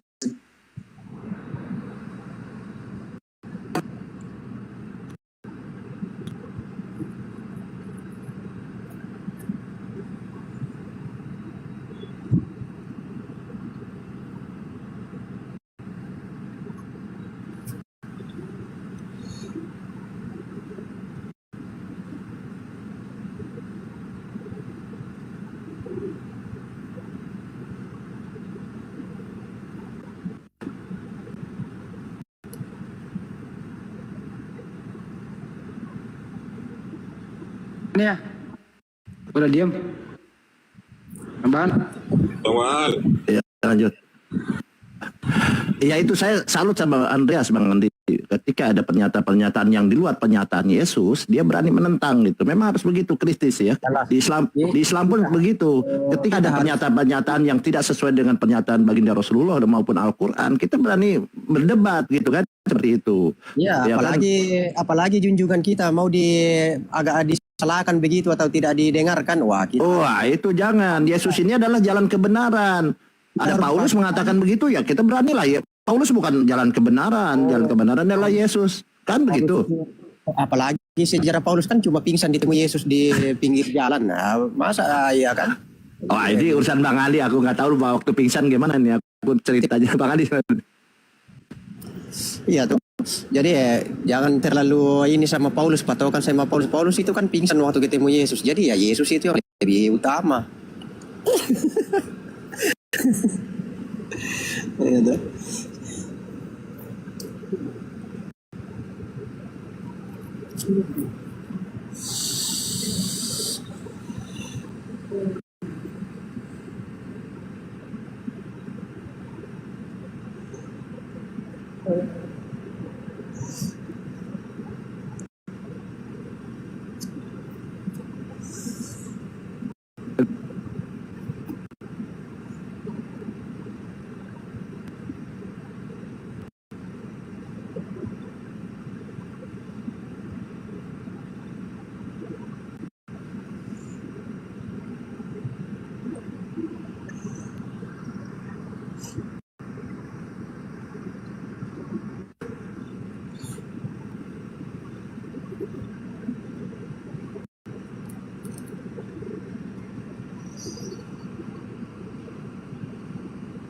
Kapan mau alap Bang Andreas?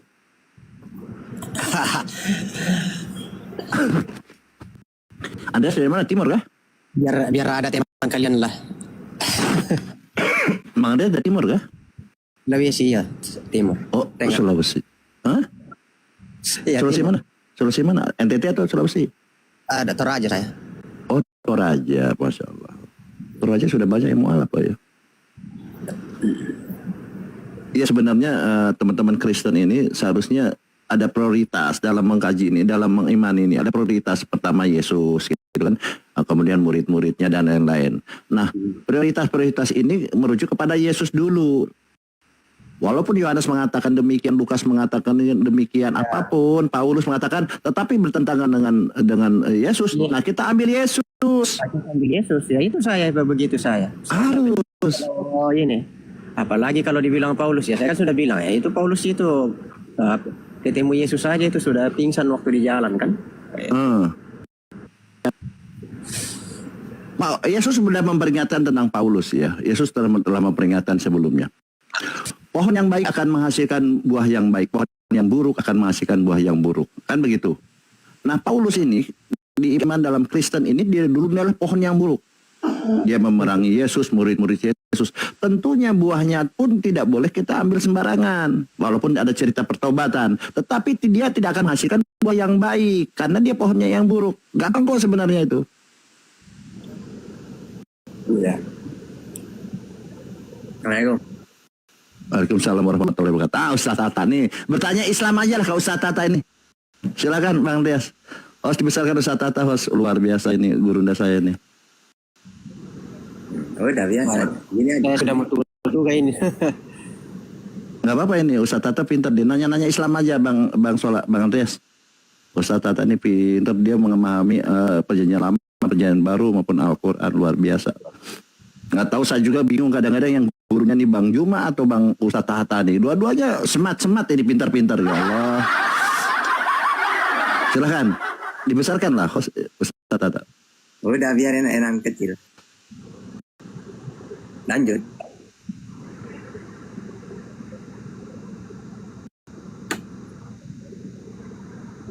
Ini Andre ini siapa? Baru naik juga. Ya, saya sapa dulu Ustaz ya.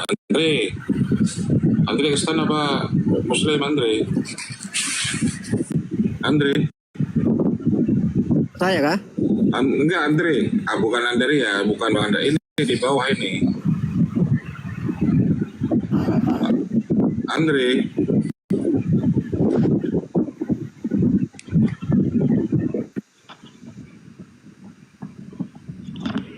Andre, Kristen apa Islam? Andre.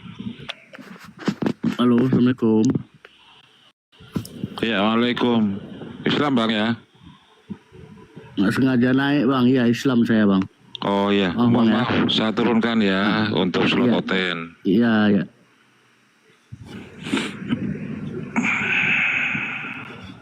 Silakan Bang Andreas. Berarti benar Bang Andreas ya, Yesus tidak disalib. Hah? Berarti benar Yesus tidak disalib. Kalau Yesus disalib lah. Hah? Itu empat kitab itu membahas itu, Matius, Markus, Lukas, Yohanes itu menceritakan tentang Yesus disalib itu. Oh, Ustaz Tata mau menanggapi Ustaz?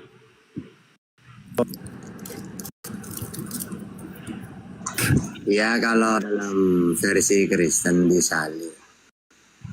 Cuma Kristen kan kurang teliti bacanya. Karena dalam Islam itu wa makaru wa makarallah. Wallahu khairul makirin. Jadi mereka dengan tipu daya ingin membunuh Yesus dengan cara tipu daya. Kalau akhirnya kalau Isa itu ya memang tidak disalib. Kalau di Al-Quran kan Isa itu dengan Yesus kan beda kan? Bukan sama. Iya, jadi dalam Bible itu gini. Jadi kalau masalah penyaliban itu memang ada dua kubu. Islam, Kristen, Free Will, Iblis memang. Kristen Free Will ini kan begini, saya mau tanya apakah Isa itu dengan Yesus adalah yang sama? Ya mau sama atau tidak, kalau saya pakai dalil ya sama. Nah ya, sekarang ini ya oke. Maksudnya kalau Isa kan tidak disalib, kalau Yesus disalib gitu.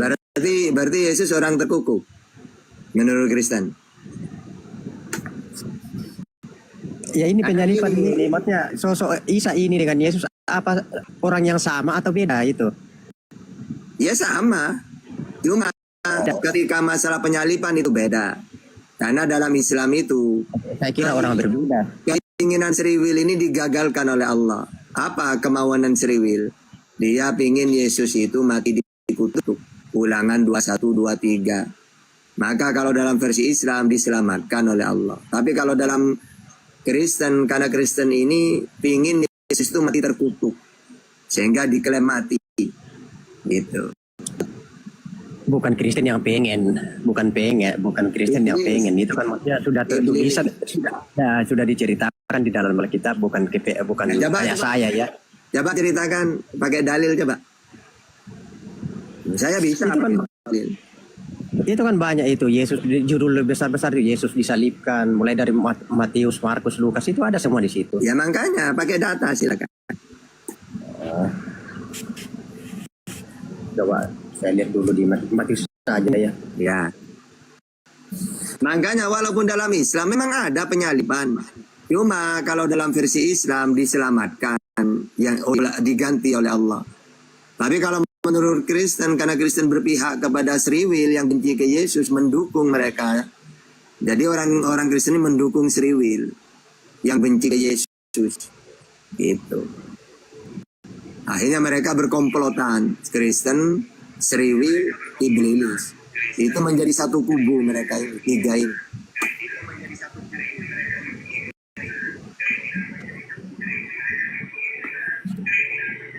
Mana ini? Di taman.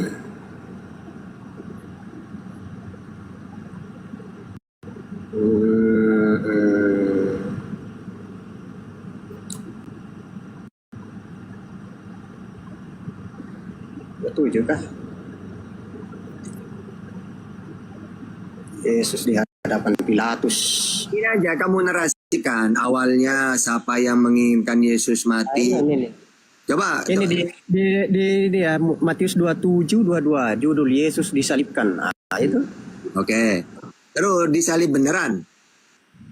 Ya ini kan sudah namanya disalibkan. Ya makanya biar ketika mereka berjalan ke luar ini. Ya coba biar menarik. Mulai dari pertama awal dia mau disalib gimana ceritanya? Coba sampai dia mati. Nah, ini masih di 27 ayat yang keempat. Coba silakan. Ya gimana ceritanya coba? Awalnya gimana? Siapa yang menginginkan dia mati siapa? Ayo coba ceritakan ke saya. Nah ini kan Yesus di sini disalibkan. Yang menyalibkan itu orang-orang Yahudi, tentara Romawi. Apa alasannya? Apa alasannya mau disalib? Baru di sini kematian.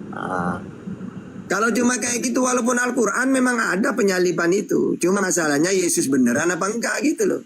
Yesus dijaga. Nah itu. Dijaga. Kalau dijaga berarti tidak mati. Kebangkitan. Baru kebangkitan. Itu masih di Matius itu. Kebangkitan Yesus. Baru di sini ada dusta mahkamah agama. Ya, makanya ceritakan siapa yang menginginkan Yesus mati, bagaimana caranya mereka membunuh Yesus. Coba pakai data, bisa nggak? Kalau saya ditanya kan bahwa Yesus itu kan disalibkan oleh tentara Romawi. Yesus mau nggak disalib? Mau nggak dia disalib? Ya buktinya ini kan dia mati, dia dikuburkan, dia bangkit, gitu. Ya makanya kalau kayak gitu ya jangan dituhankan, kan Tuhan tidak pernah mati. Kalau Allah itu yang tidak pernah mati, Ustadz. Berarti yang Tuhan siapa? Allah atau Yesus?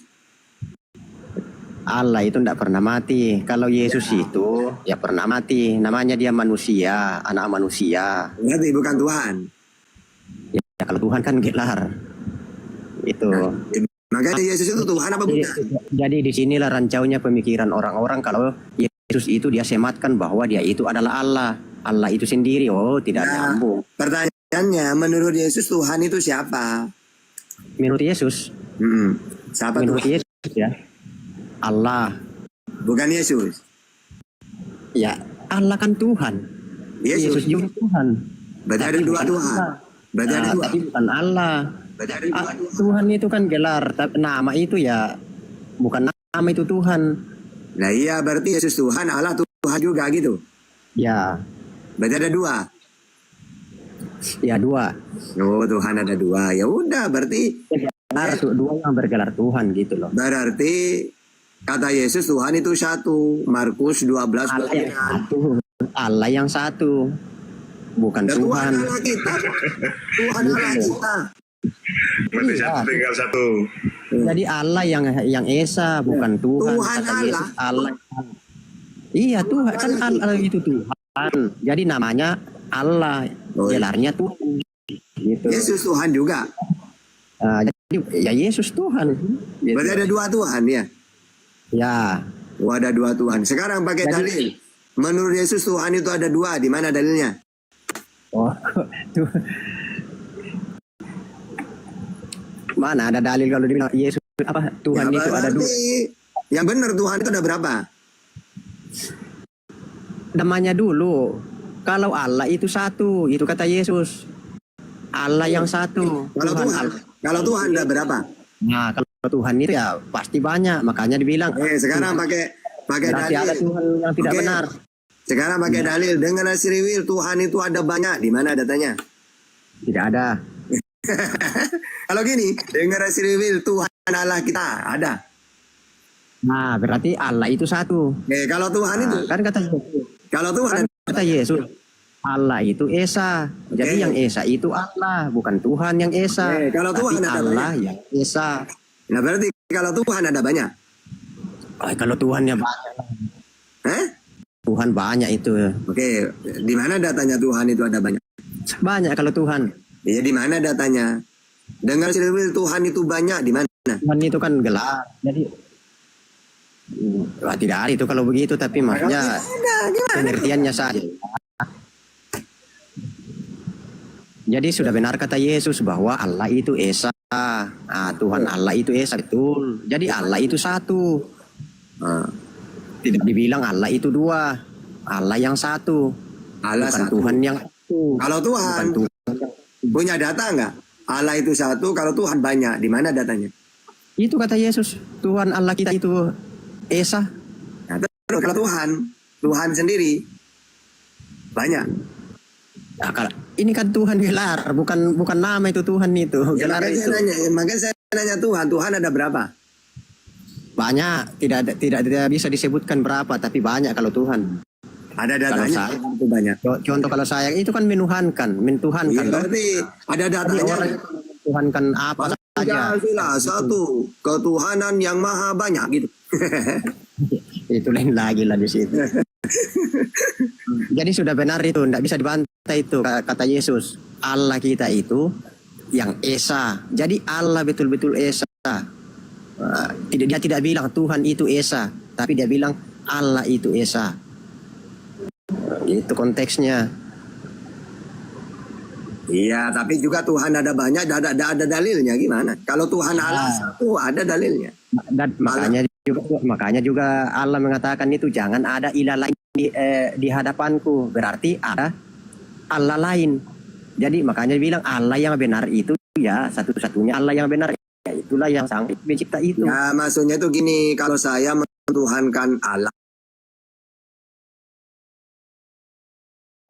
benar maksudnya. Tidak Allah. Yesus itu kan dengan Allah itu satu dia. Maksudnya bukan satu pribadi ya, tapi maksudnya kan apa namanya itu ya? Ya satu. Satu gimana maksudnya? Umpama kayak kita manusia begini kan artinya kita tidak bisa dibeda-bedakan lah seperti itu ya. Artinya sama-sama tidak. Berarti Yesus dengan Allah Bapa sama. Tapi pribadinya ya dibedakan, tetapi berarti di dalam Allah dengan Yesus lebih tinggi mana? Lebih tinggi Allah lah. Berarti tidak sama.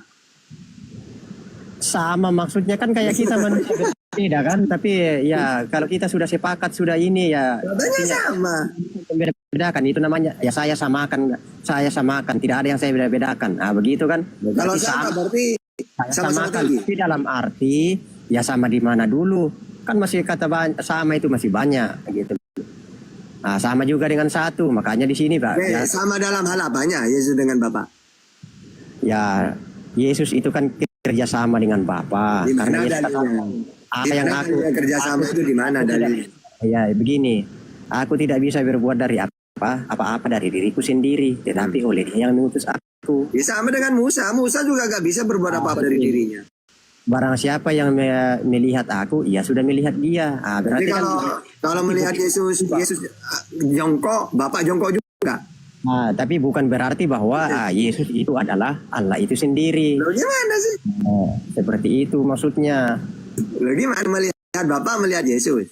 Berarti Bapak punya tangan juga. Kan kepercayaan. Yesus ini kan diutus oleh Allah itu ke dalam dunia ini. Kepercayaan itu sudah diberikan kepada Yesus karena Allah itu tidak akan bisa dia langsung hadir.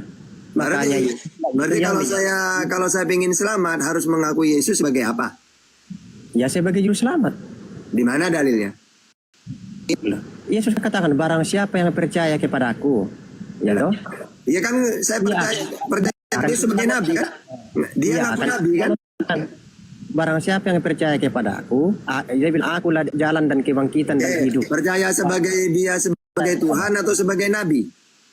Ya sebagai apapun yang penting kan kita percaya. Gitu. Oke, sekarang barang siapa percaya kepadaku sebagai apapun maka selamat. Di mana dalilnya? Itu gimana? Gak ada rumah dalilnya, gimana itu? Itu kan tidak diuraikan, tapi kan maksudnya kita percaya. Ya, harus percaya sebagai apa?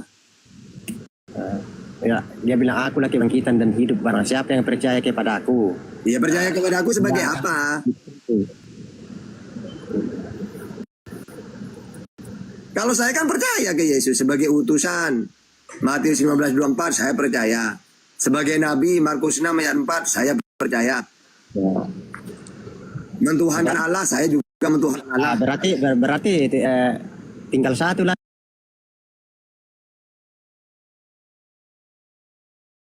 Berarti tinggal satu lagi.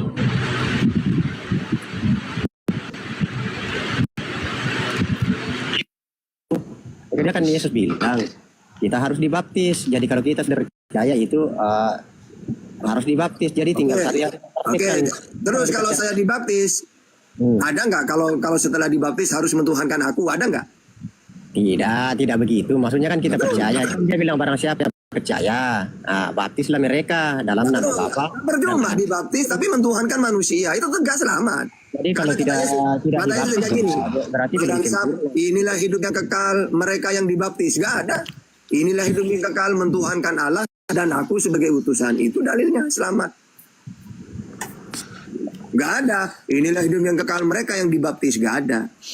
Ya betul. Itu kan tapi dia perintahkan barang siapa yang percaya. Jadi barang siapa yang percaya itu harus dibaptis. Jadi kalau hanya dipercaya di iman saja baru tidak dibaptis ya belum sah juga. Ya, percaya pada kebangkitannya saja Pak, itu sudah cukup. Di mana dalilnya? Inilah hidup yang kekal mereka yang percaya kepada kebangkitanku. Di mana? Enggak. Tidak, maksudnya semua itu percaya kepada Yesus itu maksudnya di sini. Kan saya udah percaya dia utusan untuk Sriwil. Ajarannya itu ada. Iya, aku diutus hanya untuk Sriwil. Saya percaya. Kan walaupun saya bukan Sriwil, saya percaya bahwa dia utusan. Bang Tata percaya pada semua ucapan Yesus, enggak? Percaya semua ucapan Yesus. Iya kan? Semua ucapan Yesus. Tapi materinya itu yang dibaptis itu. Jadi kalau gagal percaya coba pakai data ya, pakai dalil. Siapa yang percaya ke Yesus? Saya atau Kristen? Ayo pakai data, ayo. Oke, Bang Tata percaya pada semua ucapan Yesus enggak? Iya, percaya. Semua ya. Iya, terus apa? Dipraktekkan enggak Ustaz? Dipraktekkan. Ya, apa? Enggak dipraktekkan enggak yang Ustaz percaya ucapan kalau Yesus? Saya orang Sriwil akan saya praktekkan kalau saya di zamannya Yesus. Berarti ya Ustaz dibaptis kalau begitu. Kalau percaya sama Yesus karena saya bukan orang Sriwil. Coba ini dalilnya ya. Coba kamu baca semua dalilnya Yesus ini. Pertama, aku ini pemimpin untuk Sriwil. Ya, Matius 2 ayat 6. Juru selamat untuk Sriwil. Kisah Para Rasul 13:23. Diutus untuk Sriwil. Matius 15:24. Berdoa untuk Sriwil. Yohanes 17 ayat 9. Yang aku hakimi hanya 12 Sriwil. Matius 19:28. Loh, saya bukan orang Sriwil. Ya. Enggak, sebentar. Kalau Yesus itu saya begini. Sebentar, gini. Kepada bangsa Israel itu kan fisiknya. Ya, terus. Yesus itu lahir. Mana dalilnya? Fisikku diutus untuk Sriwil. Di mana dalilnya? Tapi kalau pengajarannya itu sudah Oke. Ajaranku bukan untuk diriku sendiri. Bukan dari diriku sendiri, tapi dari Allah untuk dari Allah yang mengutus aku. Dan ajaranku ini hanya untuk Sriwil. Disampaikan ke seluruh bangsa-bangsa. Siapa yang percaya dibaptis. Coba kamu pakai dalil. Gini loh. Ya memang betul sampai di Israel. Gini, kita gantian pakai dalil ya. Pertama, Yesus pemimpin untuk Sriwil saja. Matius 2 ayat 6. Juru selamat untuk Sriwil. KPR 13:23. Diutus untuk Sriwil. Matius 15:24. Berdoa untuk Sriwil. Yohanes 17:9. Menghakimi 12 suku Sriwil. Matius 19:28. Nah, sekarang Kristen mau pakai dalil apa? Matius 8:19. Silakan. Jadikanlah segala bangsa muridku. Oke. Murid. Berarti kalau muridnya Yesus harus mentuhankan Yesus atau mentuhankan Allah? Kalau menjadi muridnya Yesus. Kalau menjadi murid Yesus artinya percaya pada setiap ucapan Yesus. Oke, percaya Tuhan yang benar menurut Yesus siapa? Bapa di sorga. Yesus sendiri sebagai apa? Anak yang tunggal. Oh, bukan Tuhan ya, anak ya. Karena anak Allah itu banyak. Yesus. Sriwil disebut anak Allah. Ya, Yesus berkata aku dan Bapa adalah satu. Oke, berarti mereka Tuhan juga. Matius Yohanes 17 ayat 21, Matius 14 20. Aku Bapa mereka satu. Mereka Tuhan juga. Itu dijadikan satu sama seperti kita. Tapi Yesus dan Bapa itu satu dalam hakikat. Oh, di mana dalilnya? Aku dan Bapa satu hakikat di mana? Loh, Anda bisa lihat respon orang-orang Yahudi pada waktu itu. Apa? Merespon perkataan Yesus. Mereka ingin melempari Yesus dengan Oh, salah. Saya nanya ke Yesus, kamu mau dibunuh itu kenapa? Karena mereka tidak mau mengikuti ajaranku. Yohanes 8:37.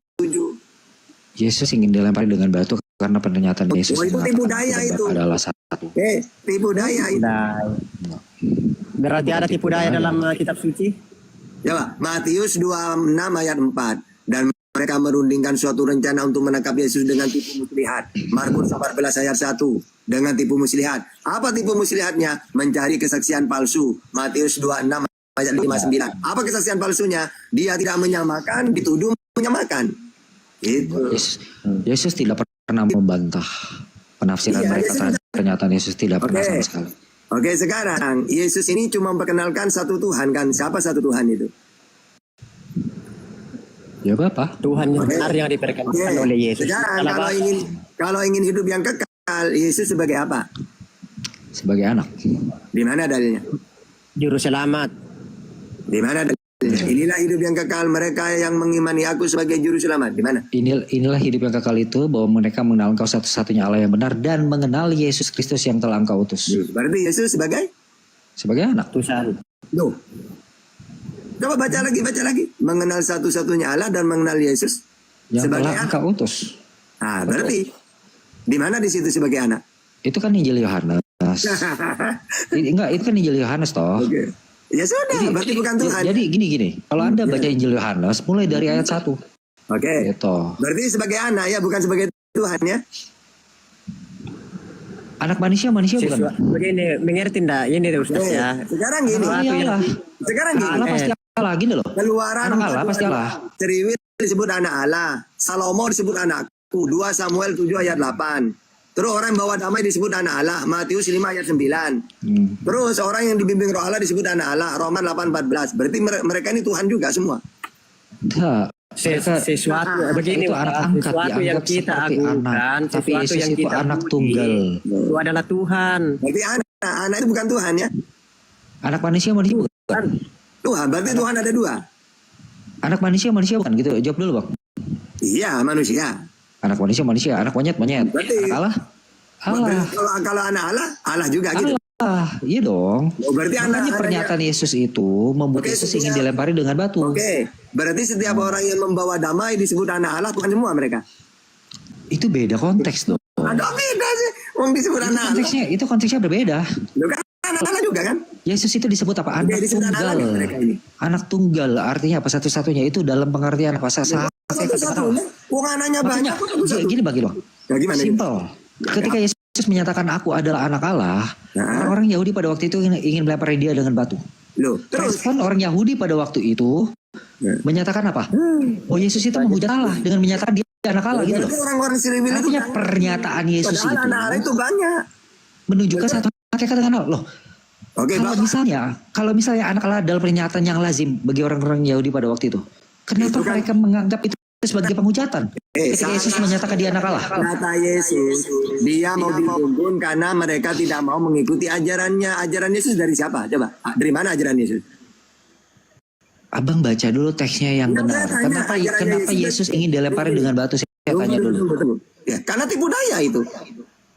Karena pernyataan Yesus yang menyatakan dia adalah anak Allah. Tidak, Yesus dari pertanyaan saya begini. Kalau anak Allah adalah istilah yang lazim bagi mereka, orang-orang Yahudi pada waktu itu, kenapa Yesus ingin dilempari dengan batu?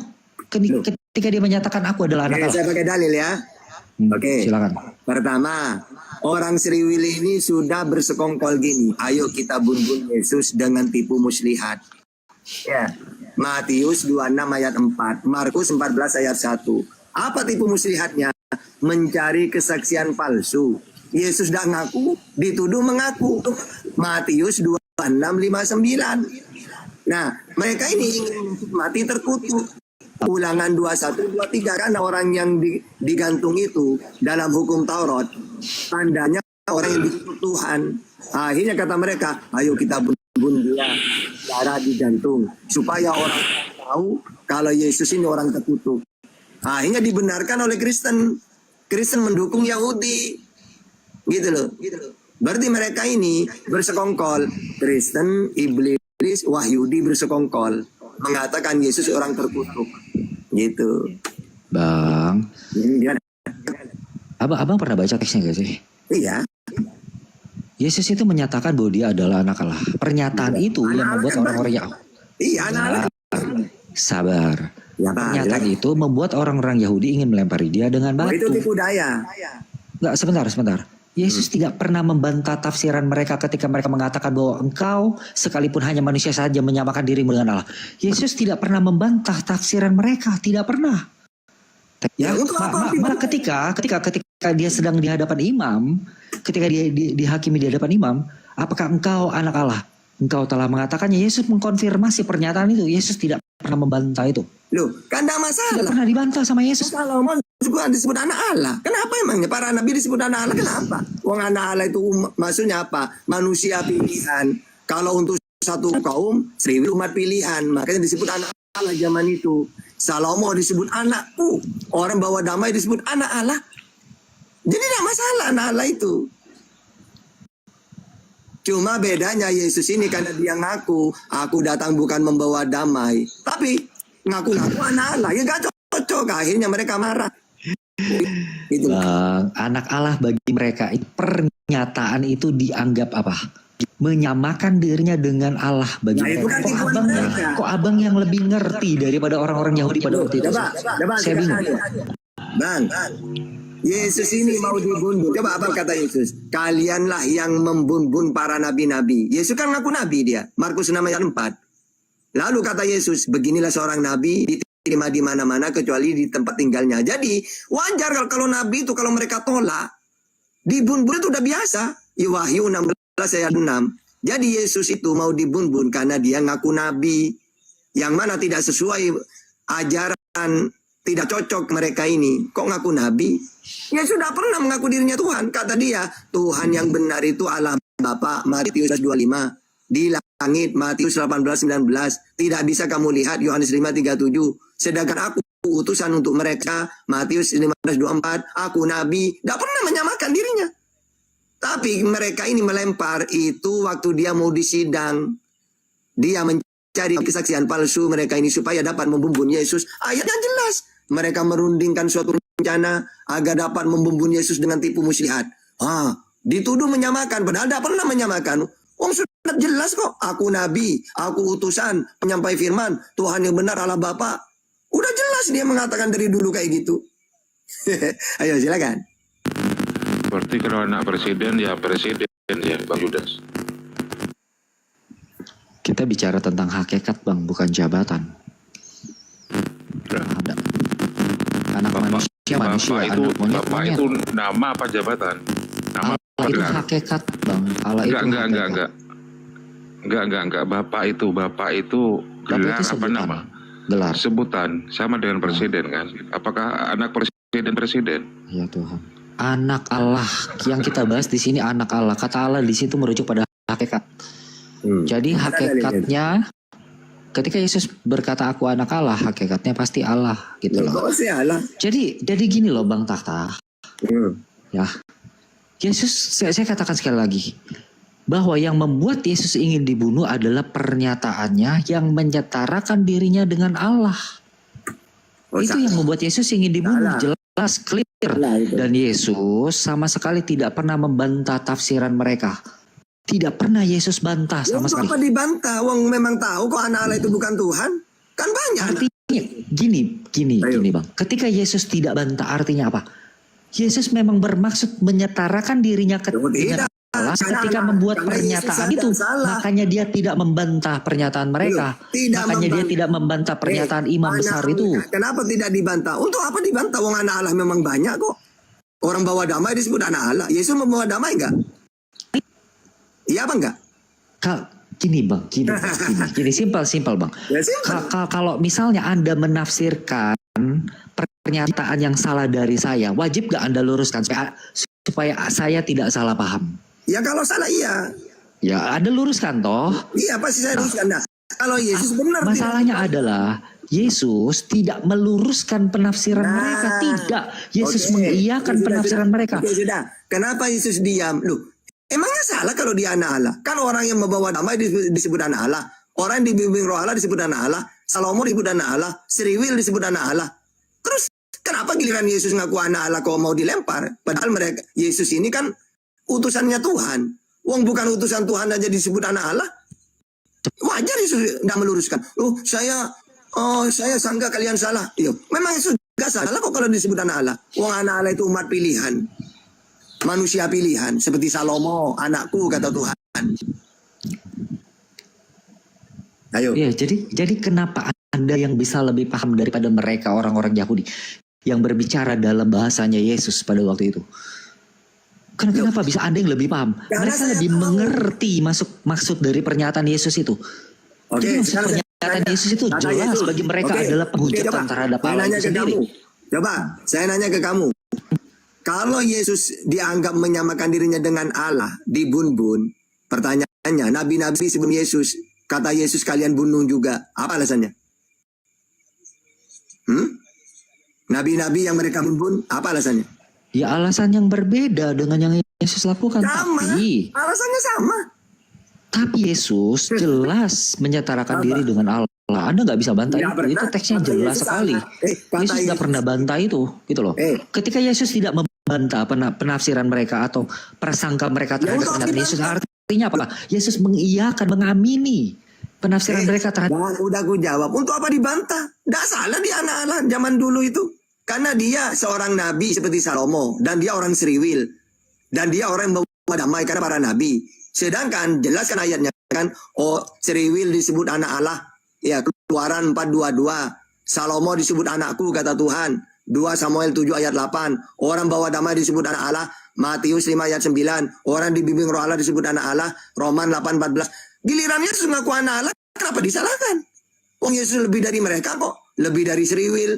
Lebih dari yang membawa damai. Lebih daripada orang yang dibimbing roh Allah. Kalau mereka semua disebut anak Allah. Apa salahnya Yesus kalau disebut anak Allah? Kan tidak masalah. Ayo. ya kalau Yesus sendiri disebut anak Allah doang. Wong banyak anak Allah itu.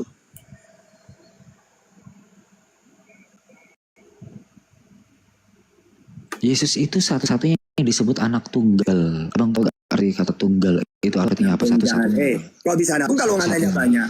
Salomo anakku. Lah makanya kata tunggal di sana untuk memberikan apa? Pengertian yang berbeda. Kata anak Allah yang disematkan kepada Yesus itu berbeda. Tunggal arti satu-satunya. Dia itu yang satu hakikat dengan Allah. Makanya mereka tidak mungkin salah tafsir dengan pernyataan Yesus. Kalau Musa menerima firman dari Tuhan, Yesus menerima enggak? Menerima, terus kenapa? Menerima dari siapa? Dari Bapa. Oke. Musa menerima dari Bapa juga? Betul. Berarti Musa dan Yesus utusan? Betul. Berarti kalau ingin selamat mengaku Yesus sebagai utusan? Betul. Ya sudah, makanya saya tidak mau mentuhankan dia. Kan tidak ada dalilnya mentuhankan dia selamat. Utusan yang bagaimana?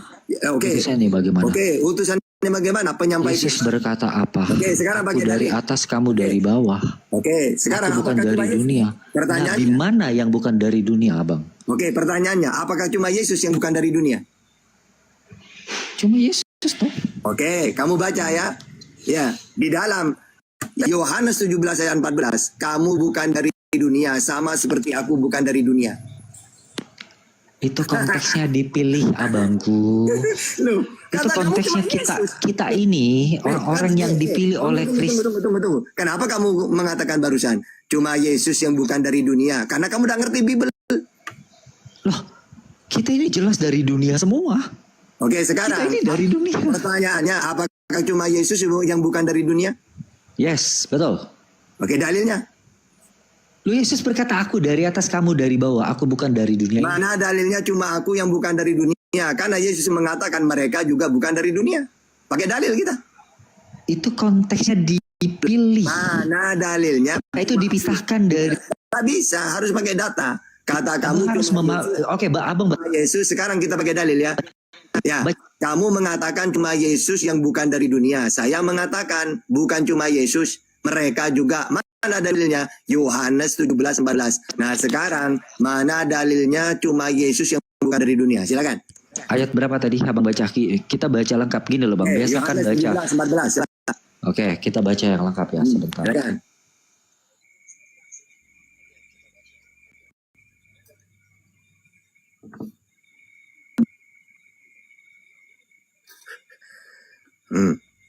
Jadi Kristen itu enak kalau debat dengan Kristen. Mereka tidak paham Bible. Ngomong apapun ketampol mereka ini.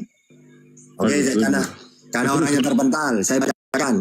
Aku telah memberikan firman-Mu kepada mereka. Dan dunia membenci mereka. Karena mereka bukan dari dunia. Sama seperti aku bukan dari dunia. Sama seperti aku, kata Yesus.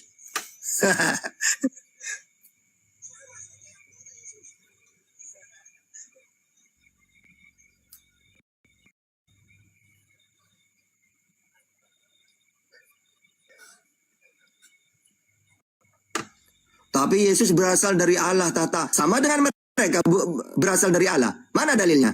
1 Yohanes 1 ayat 4. Kamu berasal dari Allah, anak-anakku.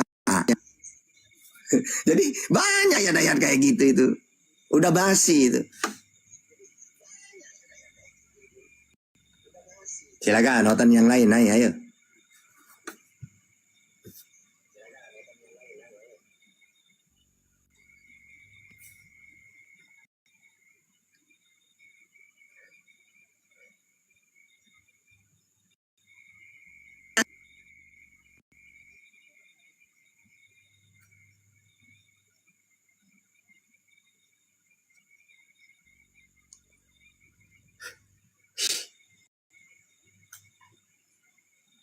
Sendiri lagi.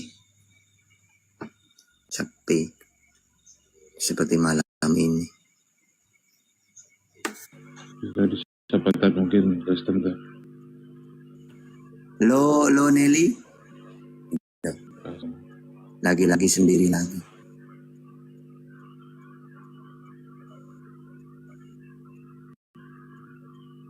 One head. Apa ini? Uang datang bulan, datang. Bang Head.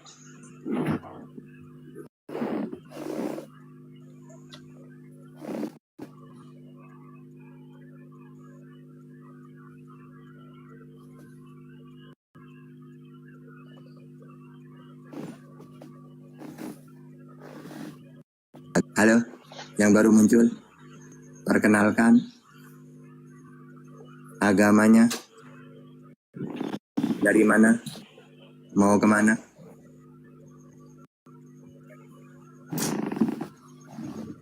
One.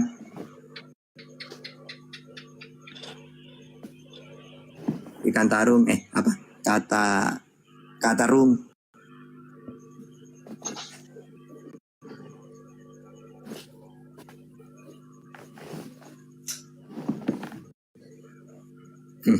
Orang yang tidur dinaikkan.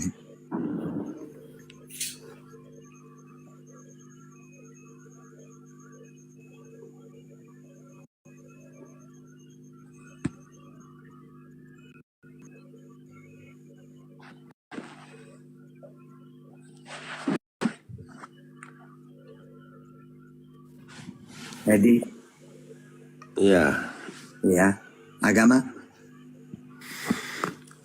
Kristen. Mau dialog atau mau bertanya? Terserah Tata mau apa. Yang kamu kuasai dalam Bible apa? Apa yang dikuasai? Enggak, yang kukuasai. Terus, mau dialog apa kalau gitu? Ya terserah Tata, mau Muhammad bertapa di Gua Hira boleh. Tuhan yang dikenalkan Yesus siapa? Ya Tuhan. Siapa?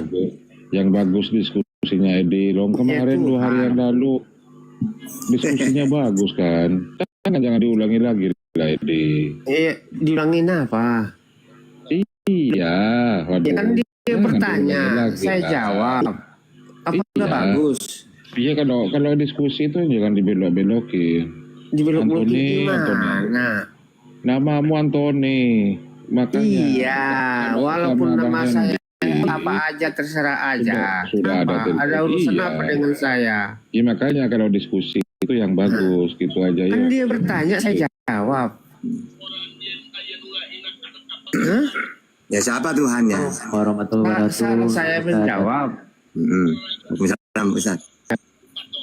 Jadi Tuhan yang dikenalkan Yesus siapa? Ya, Tuhan Allah. Lalu Yesus sendiri sebagai apa?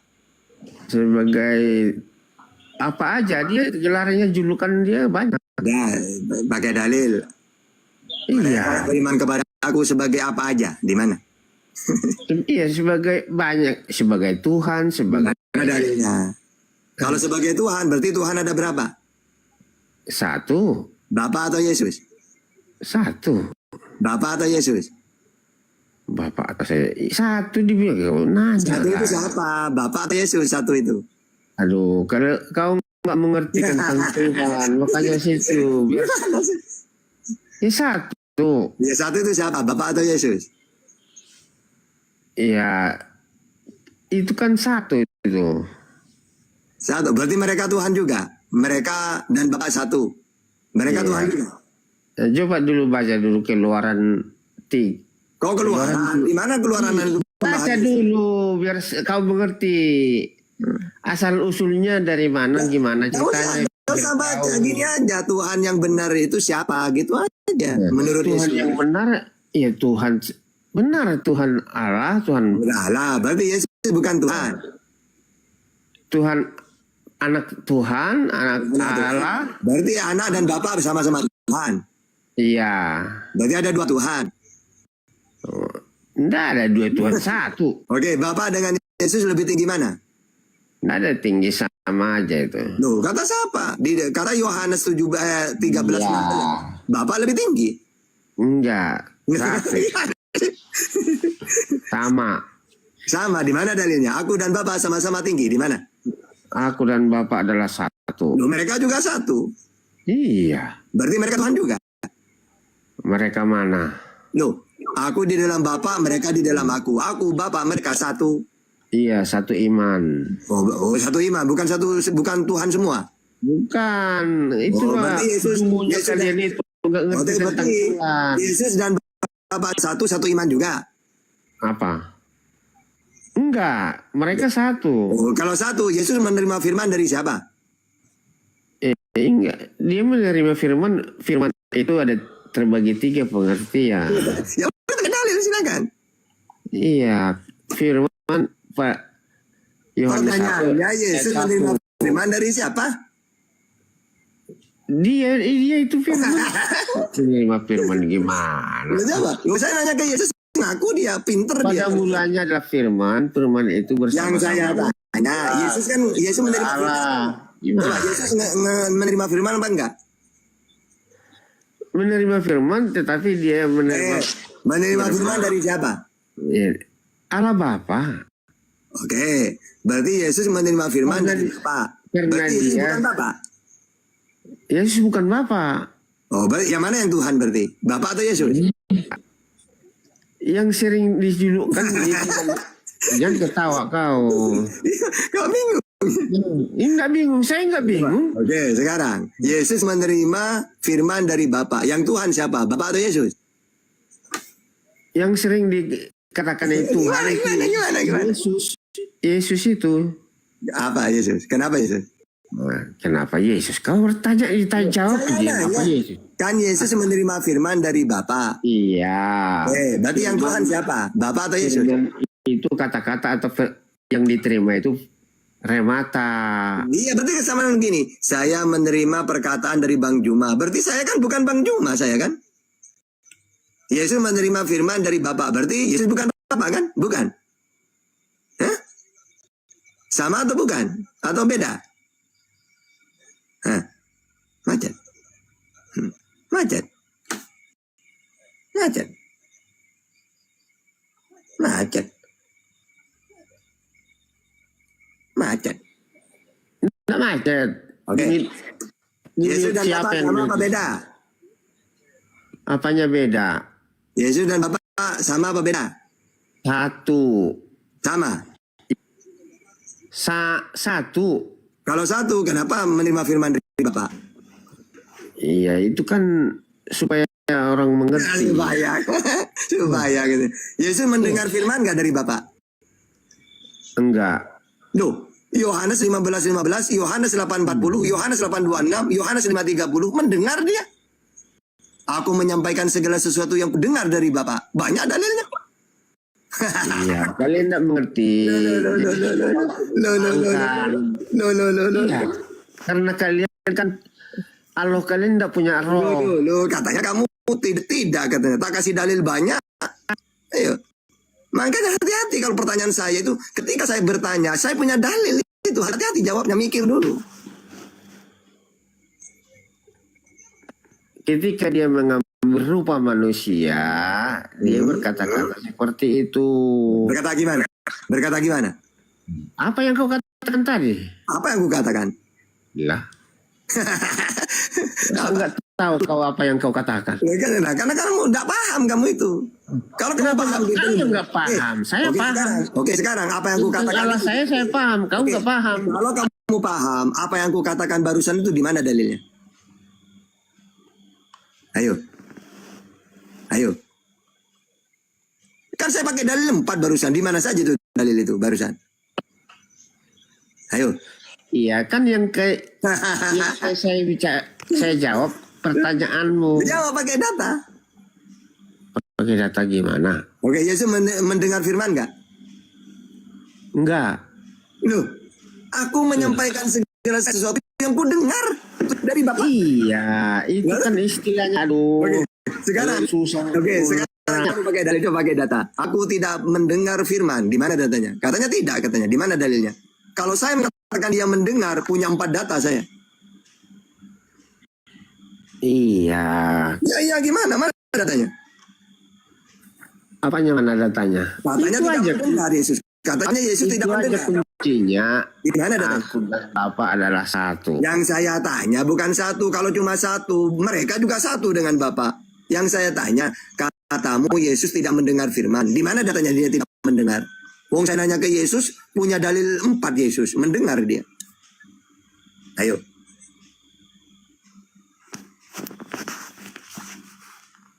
Itu kan hanya istilah. Istilah. Wong kamu udah pakai data. Dia itu satu, kalau udah satu gimana? Satu. Oke, kalau satu berarti tidak menerima firman dong. Kan satu sudah.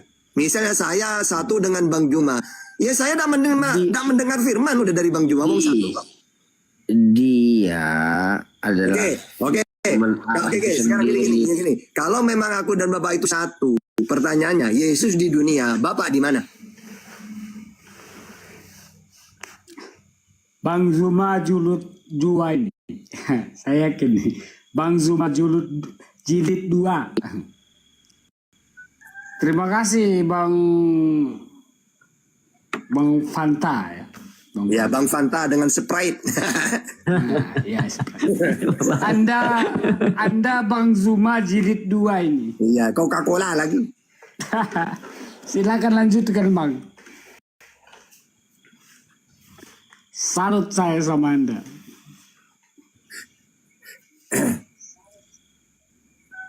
Enggak, Edi ini. Jangan kasih kendor Bang. Jangan dikasih kendor. Enggak, tak buat. Ajar terus. Iya, tak buat mainan pakai Bible ya di ini. Karena tidak paham Bible dia. Ya. Makanya saya bilang Anda itu Bang Zuma jilid 2.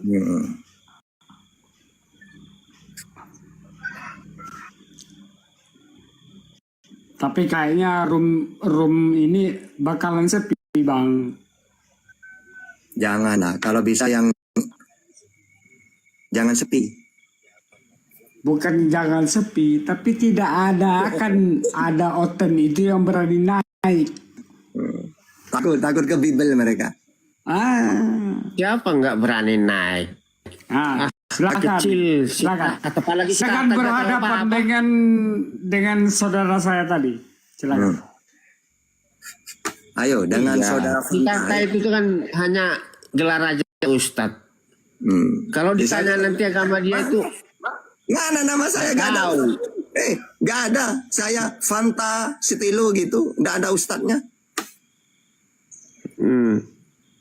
Kutanya kau Tahta. Apa? Adam diciptakan di mana? Di surga apa di bumi? Di dalam Quran dan Bible di surga. Kok di Bible? Jangan Bible. Oke. Kau beriman kepada Bible. Kamu kan nanya ke saya. Oke, sekarang gini ya. Oke, saya pakai kau beriman kamu kan nanya loh.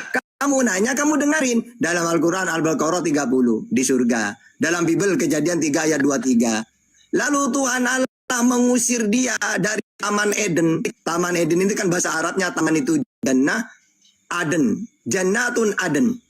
Maka Taman Eden. Jadi lalu Tuhan Allah mengusir dia dari Taman Eden, Jannah surga, supaya ia mengusahakan tanah dari mana ia diambil. Kan dia diambil dari bumi tanahnya. Lalu tanahnya diambil dari bumi, dibawa ke surga, dibentuk. Lalu diusir dari surga ke bumi lagi. Coba baca ayatnya. Kejadian 3:23. Lalu Tuhan Allah mengusir dia dari Jannatun Aden, supaya ia mengusahakan tanah dari mana ia diambil. Ayo. Ayo, apa lagi? Kalau dalam Al-Quran Al-Baqarah 30 di surga sama. Ayo. Kalau Bang Tahta ini, Bang Tahta Sero. Apa Bang? Halo Bang Tahta. Kenapa? Kenapa Bang? Saya nanya. Apa? Anda Bang Zuma atau kembar Bang Zuma? Udah sama saya dengan Bang Juma tuh, mulai dari FB dengan Bang Juma, pindah ke WA dengan Bang Juma, pindah ke YouTube Bang Juma, pindah ke TikTok. Saya enggak, soalnya gini Bang. Gaya bahasa Anda itu mirip dengan Bang Zuma. Enggak, cuma saya itu dengan Bang Juma satu. Ya satu agama mereka. Agama memang sama, saya pun Iya. sama. Cuman yang saya tanya itu, ini Bang Zuma atau bukan gitu ha? Ya Soalnya bukan lah, ini Tahta persis, ini, si Tahta. persis betul itu kayak Bang Zuma ngomong persis betul itu masalahnya. Tapi sama-sama ngenyel gitu sama mereka. Ngenyel. Enggak gini bang. Penjelasannya itu kayak apa? Kayak Bang Zuma gitu ha. Enggak, beda. Ini ada Bang Zuma ini yang masuk di Komal ini. Halo Bang Zuma. Bang Juma tolong klarifikasi dulu. Enggak, beliau istirahat. Ada atau bukan gitu Bang. Jangan. Saya ragu. Bang Juma istirahat, udah biarin aja, biar istirahat beliau. Gantian gitu. Piket. Ini piket saya, udah Bang Juma istirahat. Berarti ada 01-nya Bang Zuma ya? Silakan Bang, saya salut sama Anda, silakan melanjutkan. Ayo, apa lagi? Ayo. Nah, jadi menurut kalian, apakah dekat surga itu dengan bumi? Jauh. Jadi di surga ada tanah? Ya kalau nggak ada tanah, terus mau nginjak gimana? Iya, ada tanah di surga. Adam itu diambil dari bumi tanahnya. Oh, jadi diambil. Yang ambil siapa? Malaikat kalau dalam Al-Quran. Ini lo coba kamu baca ayatnya. Kejadian 3:23. Lalu Tuhan Allah mengusir dia dari Taman Eden, Jannatun Aden, supaya ia mengusahakan tanah. Dari mana ia diambil? Kan dari bumi. Sama seperti Al-Quran. Inni jahilun fil ardi khalifah. Qalu atajalu fiha ma yufsidu fiha wa yasfiku dima. Sama. Malaikat diperintah oleh Allah. Wahai malaikat, ambillah tanah dari bumi. Aku akan menciptakan Adam. Gitu. Nah, karena Adam makan buah, akhirnya Allah mengusir dia dari Taman Eden supaya ia mengusahakan tanah dari mana ia diambil, dikembalikan lagi ke tanah. ke bumi. Gitu. Ayo, apa lagi? Ayo.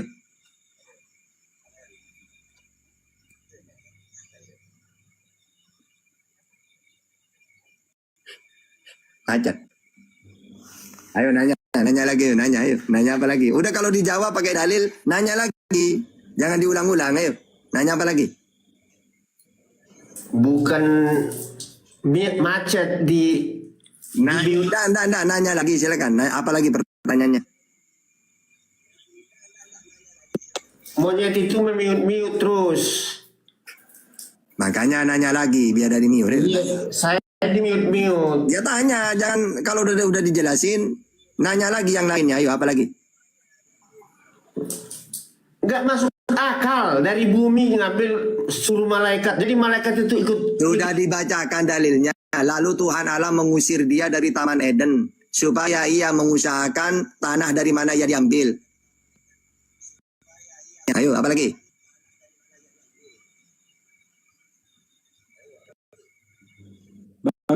Saya mau nanya, Bang. Itulah dongengnya Quran kalian itu, dongeng.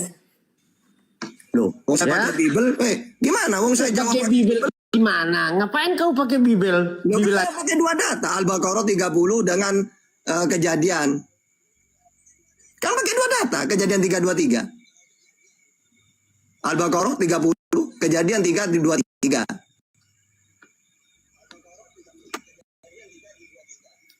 Ayo. Macet.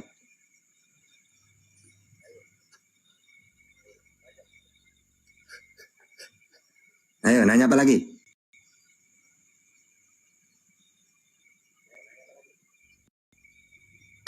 Siapa host kalian ini mute terus? Nanya, cepet nanya lagi. Ayo, apa? Nanya di mute terus. Ya makanya nanya lagi yang lainnya. Ayo, apa lagi pertanyaannya? Itu aja nggak bisa kau tahu. Pakai dua data malah Quran dan Bible gimana? Dua data apa? Udah, pokoknya harus nanya lagi, cepat.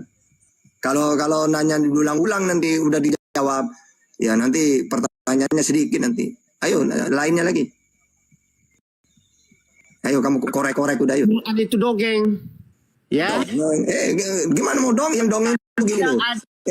Yang dongeng itu gini. Kalau Al-Quran itu bukan dongeng. Kenapa kau bukan dongeng? Karena Nabi Muhammad menerima firman umur 40. Dari mana? Nah, terus beliau menerima 114 surat.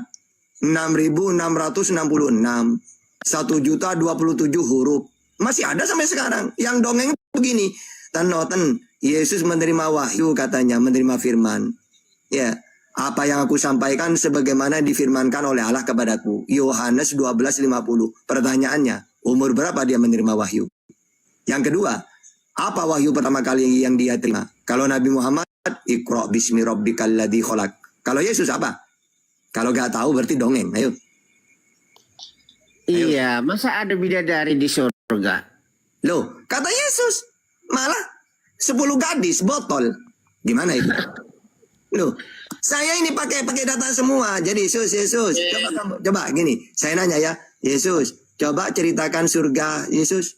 Oke, Tahta. Surga itu upah. Jadi kalau dalam Al-Qur'an upah itu, tunggu dulu katanya bertanya. Jadi surga itu upah. Mana dalilnya? Al-Baqarah ayat 25. Wa basyiril ladina amanu wa amilu sholihati anna lahum jannah. Berilah kabar gembira kepada orang yang beriman kepada Allah dan beramal soleh. Apa kabar gembiranya, upahnya? Jannatin tajri min tahtihal anhar. Surga. Kalau dalam kata Yesus, kalau surganya dalam Islam itu Yesus, upahnya itu besar di surga bagi orang beriman. Kalau menurut kamu Yesus, surga itu apa? Upah, Tahta. Mana? Matius 5 ayat 12. Yesus, apakah ada wanita di surga? Iya, Tahta. Matius 25 ayat 1. Pada waktu itu hal kerajaan surga, 10 gadis yang mengambil pelitanya dan pergi menyongsong mempelai laki-laki. 5 diantaranya botol dan 5 lainnya bijaksana. Di ayat 10. Tapi waktu mereka sedang pergi untuk membelinya datanglah mempelai itu, dan mereka yang telah siap sedia masuk bersama-sama dengan dia ke ruang perjamuan kawin. Lalu pintu ditutup. Nah, karena kawin malam pertama pintu ditutup, kikuk-kikuk. Terus Yesus kata Oten, di surga itu seperti malaikat, tidak makan dan minum. Salah Tata. Kami nanti dijamu makanan. Mana datanya? Lukas 14 ayat 14. Bahkan Yesus minum anggur di surga. Mana datanya? Matius 26 29. Akan tetapi aku berkata kepadamu, mulai dari sekarang aku tidak akan minum lagi hasil pokok anggur ini sampai pada hari aku meminumnya lagi, yaitu yang baru bersama-sama dengan kamu dalam kerajaan Bapakku. Nanti kita minum anggur di surga. Bahkan Abraham, Ishak, Yakub makan bersama. Matius 8 ayat 11. Aku berkata kepadamu, banyak orang akan datang dari timur dan barat dan duduk makan bersama-sama dengan Abraham, Ishak, Yakub di dalam kerajaan surga. Berarti Yesus, Oten salah, Sus. Kok bisa Tata? Kata Oten di surga seperti malaikat, tidak makan, tidak minum. Oh, mereka tuh botol Tata. Kata Yesus loh ya, bukan aku loh. Oke, apa lagi? Iya, kalau wanita itu diumpamakan jemaat, bukan Saya tanya, oke, sekarang ada makan minum nggak di surga? tentang Alkitab. Saya pakai data barusan. Yesus makan, Yesus minum di surga. Katanya di surga seperti malaikat, roh kayak malaikat gitu, dah. Kerjanya muji-muji. Untuk apa sih masuk surga muji-muji melulu? Muji-muji Tuhan itu di dunia.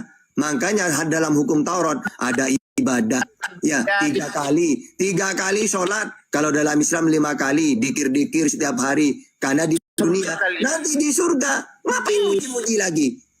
Wong kamu di dunia saja gak mau muji-muji Tuhan seminggu sekali, malah di surga mau muji-muji. Wong surga itu tempat kenikmatan, kesenangan. Yuk, apa lagi? Adil nggak apa ini, Romi? Adil dong. Terus. Kapan bisa saya bicara di mute terus? Oke, sekarang ya, biar kamu tidak di mute ya. Coba kamu ceritakan surga menurut Yesus pakai data. Coba. Ayo. Surga tidak ada kesedihan, tidak ada duka. Datanya? Ya baca di dalam Wahyu itu. Ketawa kau. Nggak ada datanya kok. Ngapain? Nggak ada datanya. Kalau saya kan punya data dari tadi. Ya, di sana nanti diberi 100 istri. Matius 19:29. Bahkan di sana makan-makan bersama para nabi. Matius 18. Bahkan Yesus minum. Matius 26:29. Bahkan di sana dijamu makanan. Lukas 14:14. Bahkan ada perjamuan kawin. Ayo, gimana? Pertanyaanmu itu jawab. Jangan berdasarkan Alkitab. Loh, sedangkan Alkitab kan gak kau imani. Kan sama dalam Al-Quran juga gitu. Ada makan, minum, punya istri. Wa idza ra'aita syumma ra'aita na'iman wa mulkan kabira. Ya, tempat kenikmatan, makan-makan, minum, punya istri. Kalau kalian kan hanya satu nabi yang menerima di Gua Hira. Ya terus, oke, kalau kamu punya nabi berapa? Pakai data ya. Kalian ada percaya kepada Taurat. Apakah ada di situ hukum ke-10? Ada. Nah, sekarang gini ya temanya ya. 10 hukum Taurat menurut perjanjian lama berarti Wahyudi. Menurut perjanjian baru berarti Kristen. Menurut Al-Quran. Ayo sekarang kita adu ya. Ya gimana? Kamu pakai perjanjian baru ya? Enggak, biar adil kita. Ya, biar adil. Gimana? Taurat. Enggak. Taurat itu kan punya orang. Gini. Taurat itu kan punya orang Wahyudi. Nah sekarang, ayo. Sekarang gini temanya. Perintah hukum Taurat yang 10. Dalam 10 perintah saya pakai Quran. Kamu pakai ajaran Yesus. Kalau pakai perjanjian lama Wahyudi. Enggak, ayo biar adil kita. Berani enggak? Ya, kamu kan Kristen, mengikuti Yesus kan?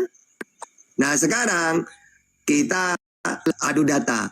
10 perintah dalam Taurat dan Al-Quran. Nanti kamu 10 perintah Taurat di dalam ajaran Yesus. Ada nggak? Oke, saya dulu dalam Al-Quran. Jangan ada Tuhan lain. Berarti kalau dalam Al-Quran, Al-Hasyr ayat 23. Terus jangan menyembah berhala. Al-Baqarah 22. Yang ketiga, jangan mempersekutukan Tuhan. An-Nisa 116. Kuduskanlah hari Sabat. Kalau dalam Al-Quran, Al-Jumu'ah ayat 9. Hormati orang tua. Banyak dalilnya. Al-Isra ayat 23. Jangan membun-bun. Banyak dalam Al-Quran. An-Nisa 93. Tunggu dulu gantian. Atau An-Nisa 29. Jangan berzina. Surat An-Nur ayat 3. Jangan mencuri. Al-Maidah ayat 38. Jangan, yang ke-9, jangan bersumpah palsu. Kalau dalam Al-Quran, An-Nahl ayat 91. Ya, atau Al-Maidah ayat 8. Yang terakhir, jangan mengingini orang lain. Ini kalau dalam Al-Quran, Al-Baqarah 180. Jadi 1, 2, 3, 4, sampai 10 ada dalam Al-Quran. Nah sekarang, kamu tunggu dulu. Sekarang, kamu kan pengikut Yesus. Mana 10 perintah hukum Taurat menurut Yesus? Silakan. Kalau saya kan barusan pakai ajaran Nabi Muhammad dalam Al-Quran. Ada 10. Nah sekarang kamu sebagai orang Kristen pengikut Yesus, silakan pakai perjanjian baru 10 hukum Taurat. Silakan. Para 20 di situ jelas. Jangan kemana-mana. Tidak boleh kemana-mana. Mana? Kamu kan pengikut Yesus. Saya pengikut Nabi Muhammad. Lalu kita bahas 10 hukum Taurat. Nah saya pakai Quran bisa. Nah kamu kan pengikut Yesus. Nah sekarang silakan. 10 perintah itu dalam ajaran Yesus. Silakan. Macet. Keluaran 20 jelas di situ. Jangan keluaran dulu. Kamu kan pengikut Yesus. Pakai perjanjian baru dulu. Silakan. Sama dengan perjanjian baru itu. Kemana-mana dia. Bukan. Makanya hati-hati kalau ngomong. Kalau ngomong hati-hati. Nanti kamu udah punya data. Saya punya data semua. Monyet. Jangan gitulah. Jangan kesurupan. Santai aja lah. Kapan bisa bicara di mute terus? Coba. Ingat pertanyaannya. Saya pakai Quran. Yahudi pakai Taurat. Nah sekarang kamu pengikut Yesus pakai perjanjian baru tentang perintah hukum Taurat yang 10. Silakan. Silakan. Keluaran 20 di situ jelas. Kamu kamu pengikut Musa apa pengikut Yesus? Ya kalau saya mengikuti Nabi Muhammad. Jadi hukum Taurat yang 10 itu ada dalam Al-Quran. Nah kamu kan pengikut Yesus. Silakan menurut Yesus. Hukum mulai dari 1 sampai 10 silakan. Mana dalilnya? Aku datang bukan meniadakan. Bukan itu pertanyaannya. Perintah 10 hukum Taurat. Kalau dalam Al-Quran ada. Nah sekarang kamu kan pengikut Yesus. Mana Yesus mengajarkan itu? Silakan. Urutkan satu-satu. Saya bicara ini di mute terus. Ya tidak akan di mute. Ya tidak di mute. Tapi pakai perjanjian baru. Silakan. Kau yang mute. Iya. Gini. Jangan ada ilah lain. Pertama. Nah. Sekarang pakai perjanjian baru. Di mana itu ayatnya? Silakan. Adil. Harus sama-sama gantian bicara. Iya, gantian. Kau yang menyerocos. Oke, sekarang ya. Biar adil. Saya kan pakai Quran barusan. Karena saya mengikuti Nabi Muhammad. Temanya. Tunggu dulu. Tentang 10 hukum Taurat. Nah. Sekarang kamu kan pengikut Yesus. Saya mengikuti Nabi Muhammad. Berarti saya pakai Quran. Kamu pakai Bible. Pakai perjanjian baru. Nah sekarang kamu urutkan. Dari nomor 1 sampai nomor 10. Tentang perintah hukum Taurat. Dalam perjanjian baru. Silakan. Yang angkat Nabi Muhammad itu siapa? Enggak kemana-mana. Enggak boleh ngomong kalau kemana-mana. Aduh. Nggak bisa. Jangan lari ya dari tema ya. Ada dasarnya. Ya udah silakan. Punya perjanjian baru. Muhammad Nabi siapa? Jangan dulu. Jangan kemana-mana. Kamu sendiri loncat. Ya udah berarti tidak ada ya. Yesus mengajarkan ya. Oke. Berarti Kristen bukan pengikut Yesus. Sudah. Sekarang apa lagi bahasannya? Ayo. Angkat Muhammad itu Nabi siapa? Loh, kemana-mana nih? Bukan mana-mana. Gantian bertanya. Oh, berarti barusan tidak usah dibahas sudah. Oke, sekarang apa Dibahas pertanyaannya? boleh. Tapi kau nggak terima. Loh, Apa jawab? kalau mau dibahas coba 10 perintah Taurat dalam Al-Quran tadi sudah kujelaskan dari nomor 1 sampai nomor 10. Nah, kamu kan pengikut Yesus. Maka kamu pakai dalil-dalil yang diucapkan oleh Yesus tentang 10 perintah itu. Silakan. Iya, dalil-dalil 10 hukum itu ada di dalam Keluaran 20. Keluaran itu punya Wahyudi itu. Kristen kan tidak ada hubungannya dengan Wahyudi.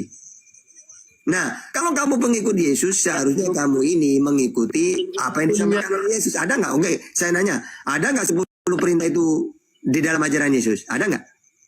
Ada itu. Ya, silakan dalilnya. Ucapan Yesus, dalilnya silakan. 1 di mana? Keluaran 20 itu. Kok keluaran? Katanya ada menurut Yesus. Mana coba? Itu di mana? Nggak bisa. Kalau ke keluaran nggak bisa. Saya tanya, saya Islam mengikuti Nabi Muhammad. Sriwil mengikuti Musa. Kristen mengikuti Yesus. Nah, sekarang mana Yesus mengajarkan 10 itu? Silakan. Keluaran itu Oh, saya tidak nanya keluaran, saya nanya ajaran Yesus. Karena kamu kan pengikut Yesus. Ayo. Ajaran Yesus juga. Tidak bisa. Gak bisa. Kecuali kamu cabut dulu. Maaf ya Tata, Yesus sudah kenal. Kecuali kamu ngaku, maaf Tata, Yesus sudah kenal perintah hukum Taurat yang 10 itu gak ada. Udah, akui dulu. Ada apa enggak? Yang angkat dia Nabi apa? Allah. Oke, sekarang pakai dalil ya. Oke. Yesus ngaku Nabi, Markus 6 ayat 4. Yang mengangkat siapa? Kalau Nabi Muhammad yang mengangkat dia Nabi, Allah. Mana dalilnya? Al-Ahzab ayat 40. Maka Muhammadun aba ahadim mirijalikum walakin Rasulullah wa khataman nabiyyin. Jadi Nabi Muhammad ini dalam Al-Quran Al-Ahzab 40, dia utusannya Allah dan penutup para nabi. Nah, pertanyaannya, Yesus ngaku Nabi, siapa yang ngangkat? Pakai dalil. Dia bukan Nabi, dia Tuhan. Loh, oke, saya pakai data ya. Apakah Yesus ini Tuhan apa Nabi? Ternyata. Oke, ini pakai data. Ini, kamu dengerin dulu datanya ya. Kamu dengerin. Yesus ngaku Nabi. Lukas 3 ayat 23. Ketika Yesus memulai pekerjaannya ya. Oh, di dalam Matius 13 ayat 57. Lalu mereka kecewa kepada Yesus. Lalu menolak Yesus. Maka Yesus mengatakan, beginilah kepada mereka, seorang nabi dihormati di mana-mana kecuali di tempatnya sendiri. Atau Markus 6 ayat 4, apa kata Yesus? Maka Yesus berkata kepada mereka, seorang nabi dihormati di mana-mana kecuali tempat tinggalnya. Begitu juga dalam Lukas 4:44, Yesus ngaku nabi. Begitu juga dalam Lukas 13 ayat 2 ayat 33. Tetapi hari ini, kata Yesus, dan besok dan lusa aku harus meneruskan perjalananku. Sebab tidaklah semestinya seorang nabi dibun-bun. Bahkan pengakuan Yesus ini didukung oleh masyarakat. Mana dalilnya? Matius 21 ayat 10.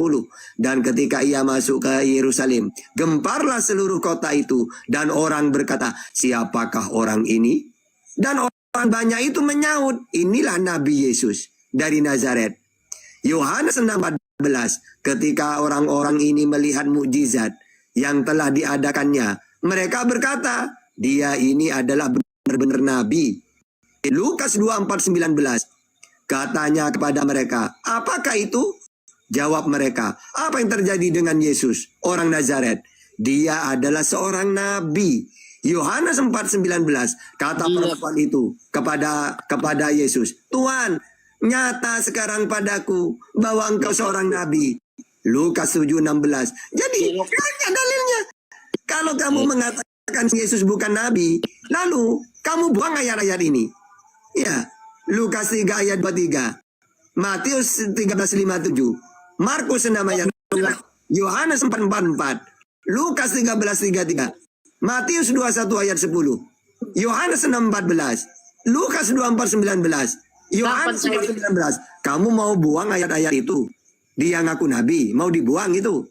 Hah? Aduh, kasihan ini. Aduh. Gila kau. Ya, sekarang kan saya pakai data puluhan nih. Sekarang kamu pakai data bahwa Yesus bukan nabi. Silakan. Dia bukan nabi. Di mana dalilnya? Di mana dalilnya? Itu perkataan orang. Loh, ya. Yesus sendiri yang ngomong. Coba kamu baca coba. Matius 13:57. Yesus yang ngomong dia nabi. Markus 6 ayat 4. Dia yang ngomong dia nabi. Yohanes 4:44. Yesus yang ngomong dia nabi. Yang pengakuan masyarakat itu ada di Matius 21 ayat 10. Ini pengakuan masyarakat. Yohanes 6:14 itu juga pengakuan masyarakat. Lukas 24:19 itu juga pengakuan masyarakat. Yohanes 4:19 itu juga pengakuan masyarakat. Nah sekarang kamu pakai data. Aku bukan nabi. Silakan. Pakai data ya. Mute terus. Ya makanya oke, tidak di mute. Mana pengakuan Yesus dirinya bukan nabi. Silakan. Iya. Malaikat sendiri dari surga mengatakan telah lahir hari ini. Tunggu. Dalilnya di mana? Dalilnya. Dalil. Data dulu. 2 ayat 11. Oke, sudah saya jelasin. Kalau kamu mengatakan hari ini telah lahir Yesus Kristus di kota Daud Tuhan, lalu itu kan ayat 11. Lalu di ayat 22-nya, kemudian Yesus ini diserahkan kepada Tuhan. Kok lucu? Tuhan lahir diserahkan kepada Tuhan. Berarti ada berapa Tuhan di situ? Pertama, di Lukas 2 ayat tunggu. Di ayat 11 Tuhan telah lahir. Di ayat 22 kemudian Tuhan diserahkan kepada Tuhan. Gimana itu? Ada berapa Tuhan itu? Baca yang jelas. Ya coba sekarang kamu baca. Ayat 22 coba baca. Ayat 22 coba. Ayat 10 dan ayat 11 baca dulu. Oke. Tuhan telah lahir. Nah, pertanyaannya di ayat 22-nya. Coba baca. Di ayat 22 ayat 11 itu kan udah jelas. Malaikat sendiri mengatakan. Iya, terus yang saya tanya di ayat 22-nya, kemudian Yesus diserahkan kepada Tuhan. Tuhan yang mana? Hah? Macet. Ya sudah, Tuhan diserahkan kepada Tuhan siapa? Menurut tradisi orang Yahudi, anak yang baru lahir harus diserahkan kepada Tuhan. Allah Bapa. Kepada Tuhan di situ. Iya, Tuhan. Berarti Yesus bukan Tuhan. Kalian tidak tahu arti Tuhan. Gini loh, ibaratkan gini loh. Kemudian tahta lahir, lalu diserahkan kepada presiden. Berarti tahta dengan presiden beda dong. Nah, kalau kamu ngomong tradisi, sekarang gini, tradisi Wahyudi, anak yang lahir harus diserahkan kepada Tuhan. Iya, karena Wahyudi melahirkan anak. Pertanyaannya, yang lahir ini Tuhan, kok diserahkan kepada Tuhan juga? Kan lucu. Hari ini telah lahir Tuhan. Lalu di ayat 22, kemudian Tuhan ini diserahkan kepada Tuhan. Kok rakus banget Tuhannya, ada berapa ini? Gimana coba? Kan lucu kan? Makanya kamu itu jangan baca di ayat nomor 11 doang. Baca sampai ayat 22-nya. Kemudian Yesus disunat. Lalu diserahkan kepada Tuhan. Loh, katanya Tuhan yang lahir. Kok diserahkan kepada Tuhan? Gimana coba? Ayo. Gimana? Bisa aku bicara nggak? Ini di mute terus.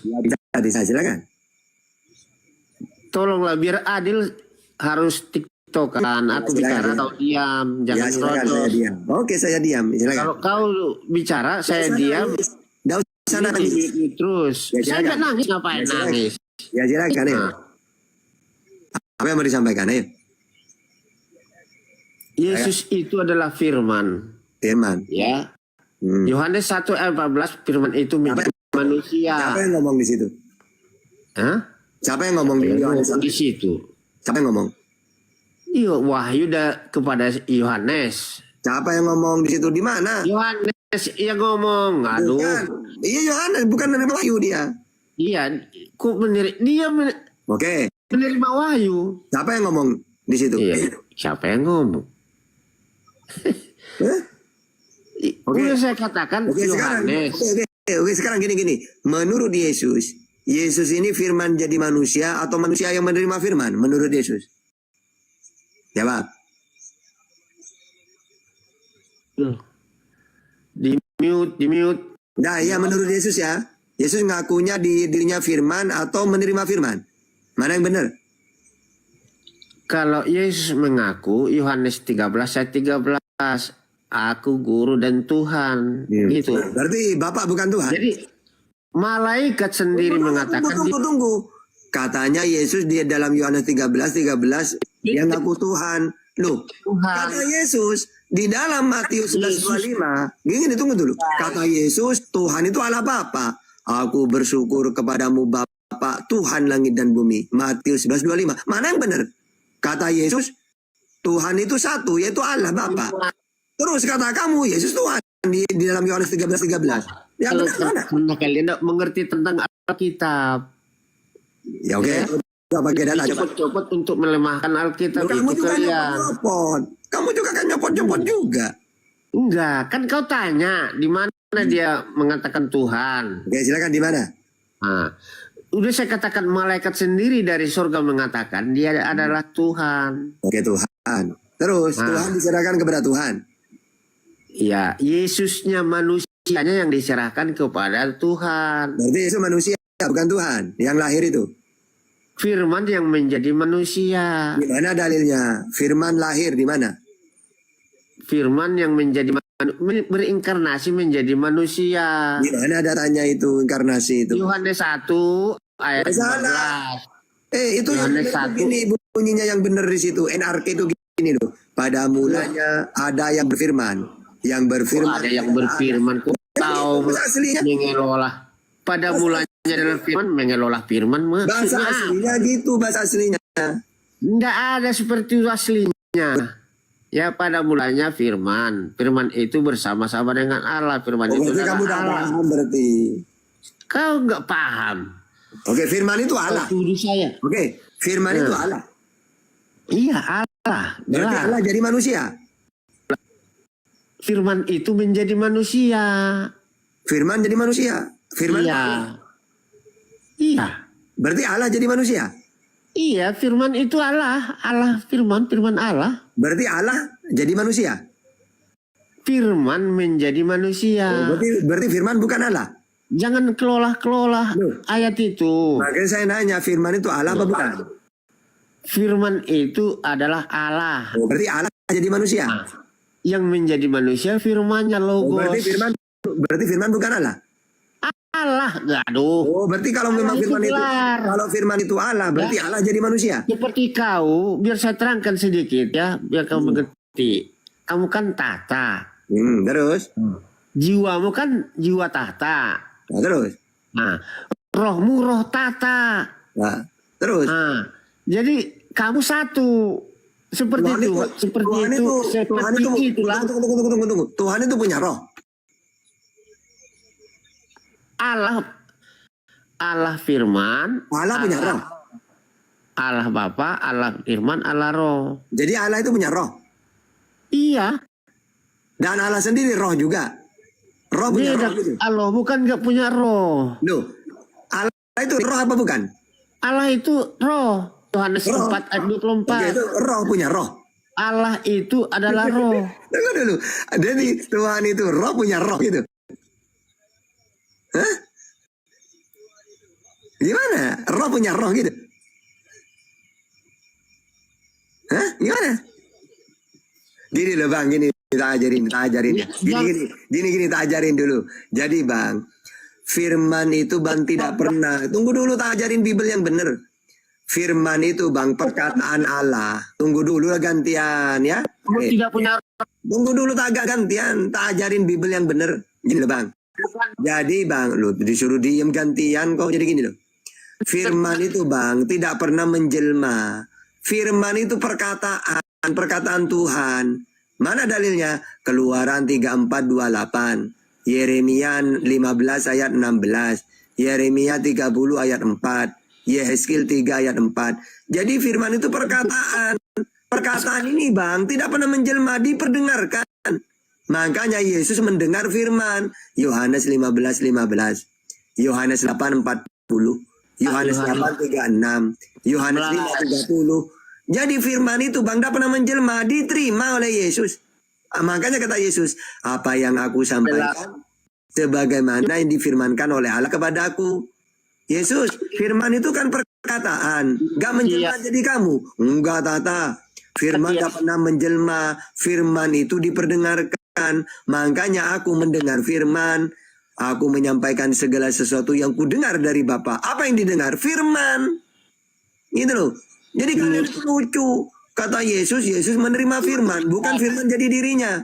Masa ada perkataan, woi, jadi manusia gitu. Yang benar, Yesus ini diciptakan dengan firman. Seperti Kejadian 1 ayat 3. Berfirmanlah Tuhan, jadilah terang. Jadi, Kejadian 1 ayat 6. Berfirmanlah Tuhan, jadilah cakrawala. Jadi, berfirmanlah Tuhan, jadilah Yesus. Jadi, bukan berarti firman jadi Yesus, bukan. Tapi, Yesus diciptakan dengan firman, gitu loh yang benar. Firman kok menjelma, firman itu diperdengarkan. Gitu loh. Juga Tuhan menciptakan dengan berfirman. Mana dalilnya? Yakobus 1 ayat 18, Petrus 3 ayat 5, Ibrani 11 ayat 3. Tuhan menciptakan segala sesuatu dengan berfirman. Bukan firman jadi ciptaan, bukan. Yang benar Tuhan menciptakan dengan berfirman. Contoh, berfirmanlah Tuhan, jadilah cakrawala. Jadi, tidak ada firman jadi ciptaan itu. Yang ada, Allah menciptakan dengan berfirman gitu. Oke, silakan. Bukan zat. Di mana ada Tuhan zat? Coba. Sekarang pakai dalil ya. Di mana ada data Tuhan? Bukan zat, dia punya roh. Ya, pakai dalil. Coba. Di mana dalam Quran dan hadis Allah itu zat? Di mana datanya? Silakan. Iya. Di mana? Kalau nggak punya roh berarti mati. Di mana datanya Tuhan itu zat? Silakan. Iya, semua tanya itu. Kau Ustadz nggak tahu. Loh, Tuhan itu bukan roh. Kalau roh berarti sama dengan iblis. Iblis kan roh juga. Iya. Nah, tapi kalau Tuhan itu coba di dalam Keluaran ini, di dalam Keluaran 9:14, Yesaya 40:18, tidak ada yang seperti aku di muka bumi ini. Dengan siapa kamu hendak samakan aku? Tidak ada. Kalau Tuhan itu roh, berarti sama dong dengan iblis. Padahal kata Tuhan dalam perjanjian lama, tidak ada yang seperti aku di muka bumi ini. Dengan siapa kamu hendak samakan aku? Dia tidak ada. Berarti Tuhan bukan roh. Karena kalau roh, berarti sama dong dengan roh-roh yang lain.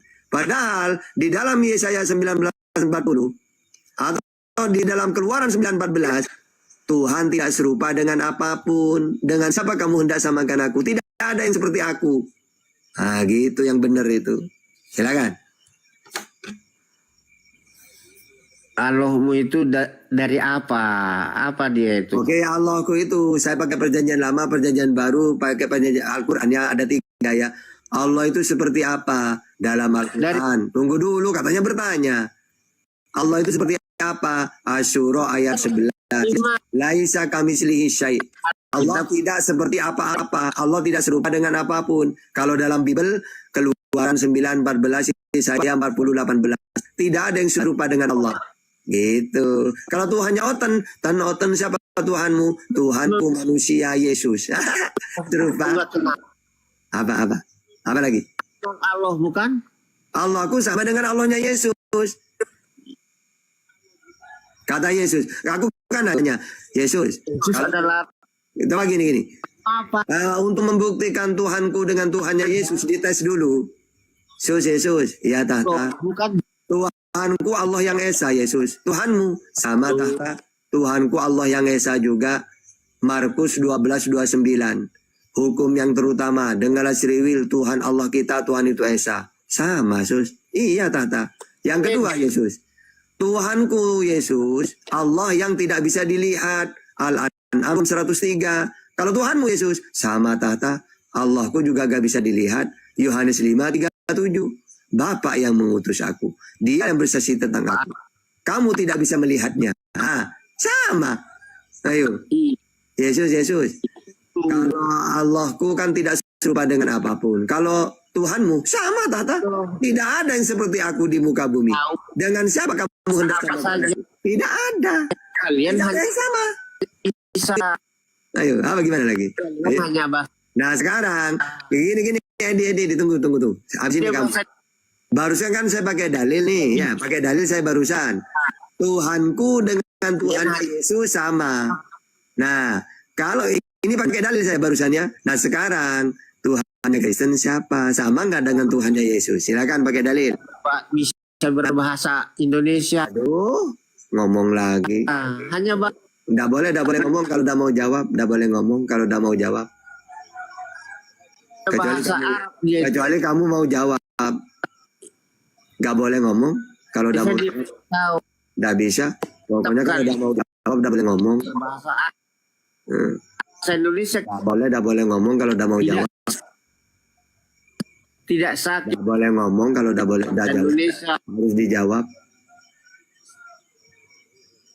Nah, kalau kalian pokoknya nggak boleh jawab, nggak boleh ngomong kalau nggak jawab.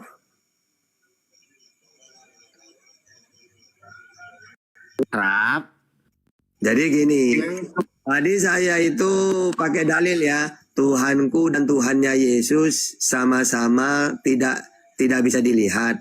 Al-An'am 103, Yohanes 5:37, sama-sama satu Esa, Markus 12:29, Al-Ikhlas ayat 1, sama ya. Nah sekarang pertanyaannya, Tuhannya Kristen siapa? Nggak boleh ngomong kalau nggak mau jawab. 4 ayat. Nggak boleh ngomong kalau udah mau jawab. Ayat 24. Nggak mau jawab, nggak boleh ngomong. Nggak boleh ngomong. Rohnya. Ada rohnya berarti. Apa sih? Iya. Apa? Ya berarti. Apa? Berarti apa? Berarti apa?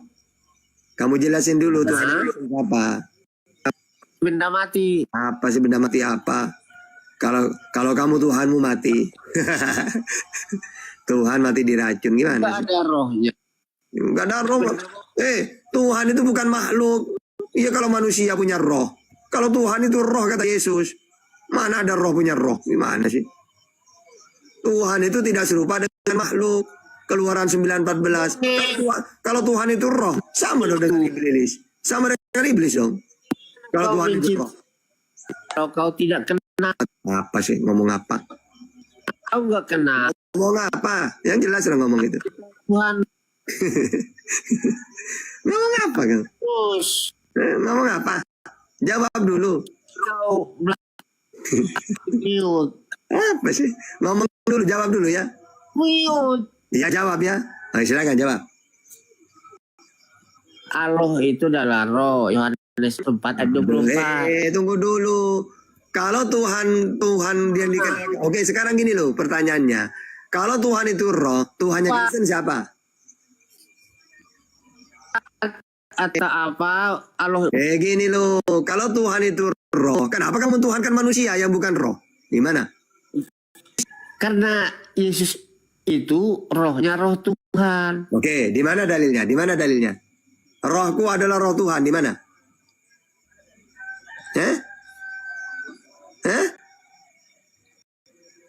Kalau kamu mengatakan rohnya Yesus roh Tuhan, kamu salah. Ini tak kasih dalil ya, tak ajarin kamu Bible yang benar.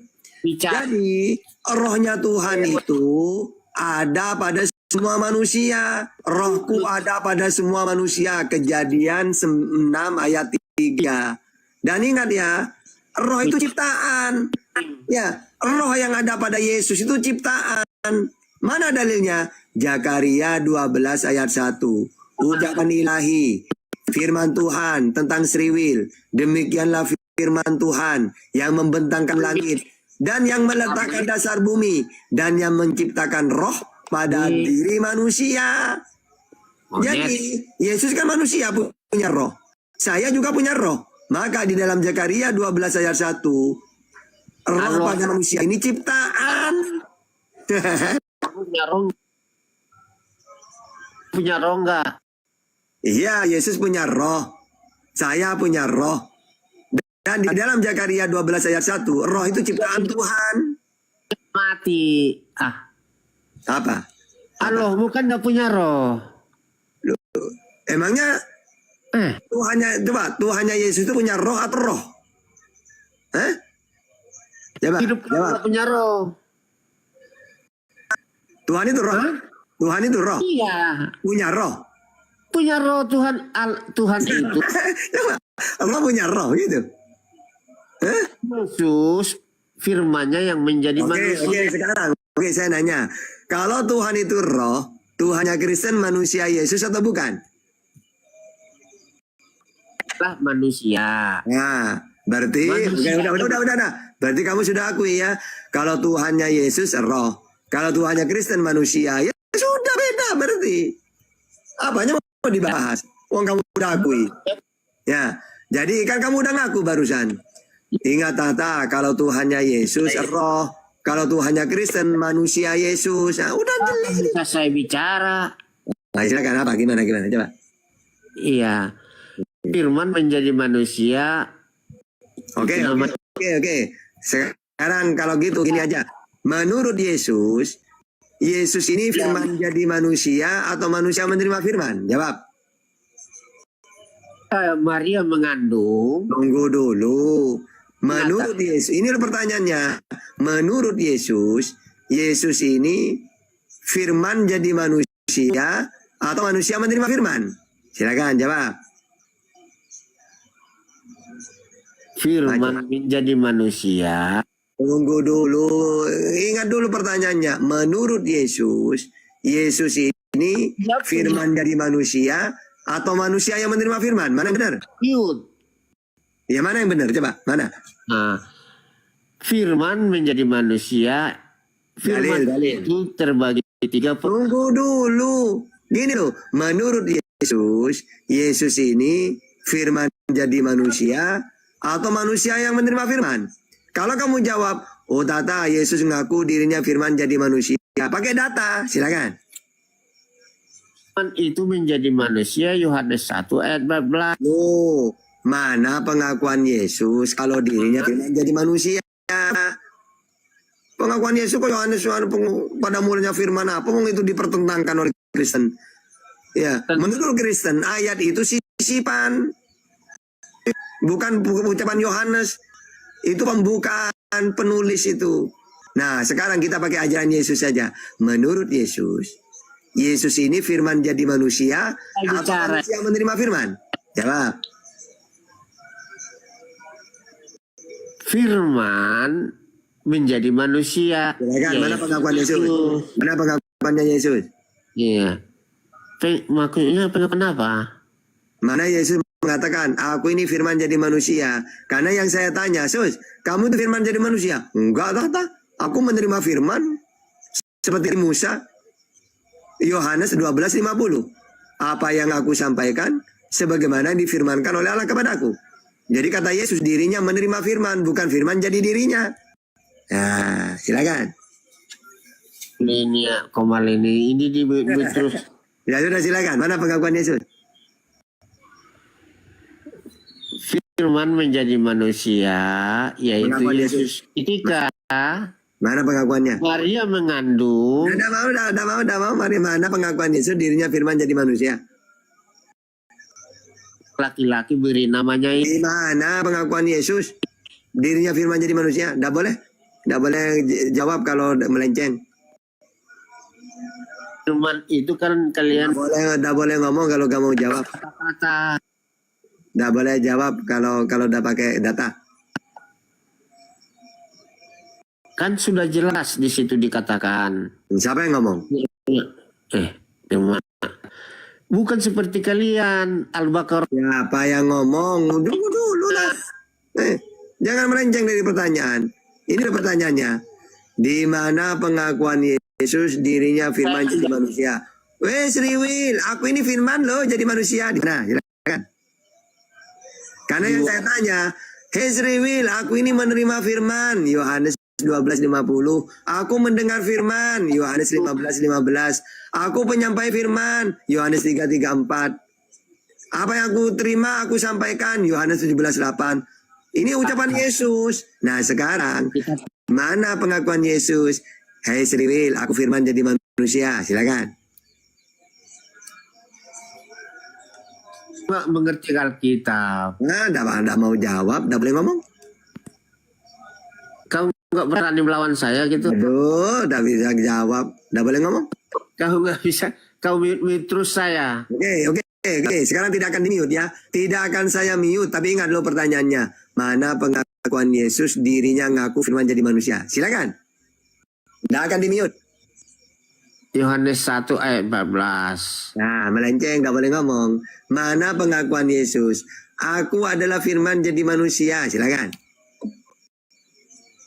Aku berasal dari Allah. Oke, siapa yang ngomong di situ? Yesus. Coba gimana bunyinya? Aku firman jadi manusia. Coba. Aku keluar dan datang dari Bapa. Oke. Saya tes ya. Yesus keluar dari Bapa atau dari Maria? Silakan. Firman itu keluar dari Bapa. Tunggu. Yesus keluar dari Bapa atau kalau dari Maria? Silakan. Setelah dia menjadi manusia. Tidak boleh. Coba, kalau Yesus keluar dari Bapa, berarti yang melahirkan Bapa. Pertanyaannya, Yesus keluar dari Bapa atau keluar dari Maria? Silakan. Firmannya keluar dari Saya tanya firman. Yesus keluar dari mana? Firmannya keluar dari Bapa. Kalau firman memang keluar dari Bapa, apa kata Yesus? Aku menyampaikan segala sesuatu yang ku dengar dari Bapa. Nah, dengar dari mana? Dari mulutnya Bapa keluar firman itu. Benar itu. Pertanyaannya, mana pengakuan Yesus bahwasannya itu keluar dia dari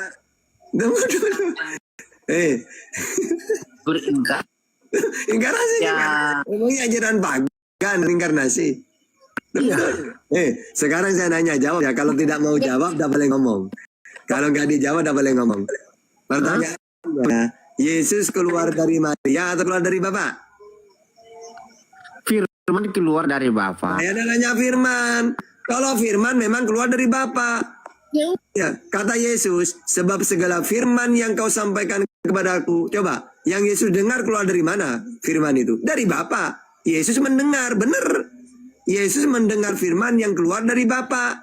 Benar itu. Pertanyaannya, Yesus keluar dari Bapa atau dari Maria? Silakan. Yang menjadi manusia. Oh, tidak boleh. Harus kenapa nggak bisa bicara? Jawab ya. Janji jawab ya. Sudah saya jawab. Ya oke. Ini pertanyaannya, Yesus keluar dari Bapa atau dari Maria? Silakan. Yesus keluar dari Maria. Wah, gitu dong. Katanya dari Bapa, emangnya Bapa yang mengandung. Yang melahirkan emangnya Bapa.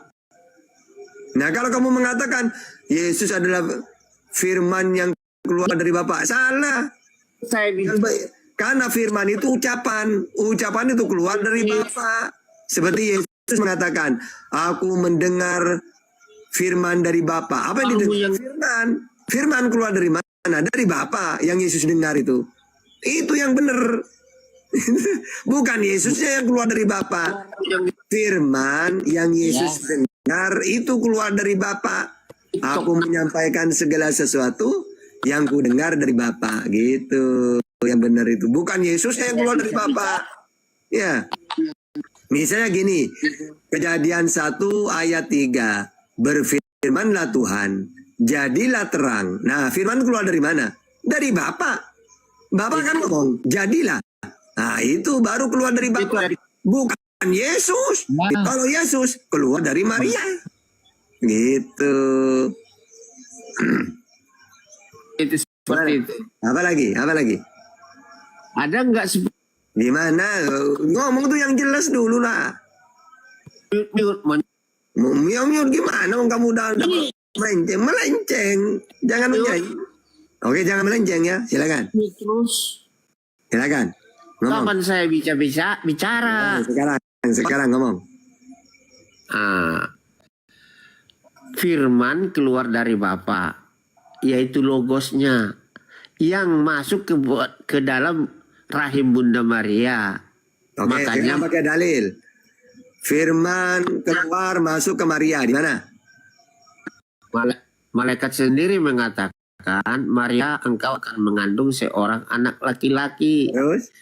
Beri namanya Yesus. Nah, terus?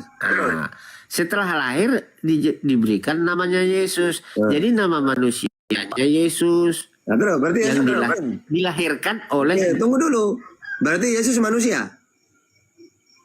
Yesus manusia. Oke, berarti Kristen mentuhankan manusia. Karena rohnya roh Tuhan. Yang saya tanya, berarti Kristen mentuhankan manusia. Menuhankan Yesus. Yesus manusia. Manusia. Berarti Kristen mentuhankan manusia. Rohnya roh Tuhan. Ya, berarti Kristen mentuhankan manusia. Rohnya roh Tuhan. Yang saya tanya, Yesus manusia apa bukan? Dia mengambil rupa manusia. Filipi 2 ayat. Yang saya tanya, Yesus kan manusia. Berarti Kristen mentuhankan manusia. Ya Tuhan. Tuhan manusia. Oke, menurut Yesus yang Tuhan itu Yesus atau Bapa? Menurut Yesus, dia mengarahkan manusia. Saya tanya, menurut Yesus yang Tuhan itu dirinya atau Bapa?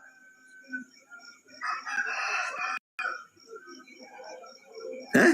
Macet. Bapa adalah satu. Yang saya tanya, menurut Yesus yang Tuhan Bapa atau Yesus?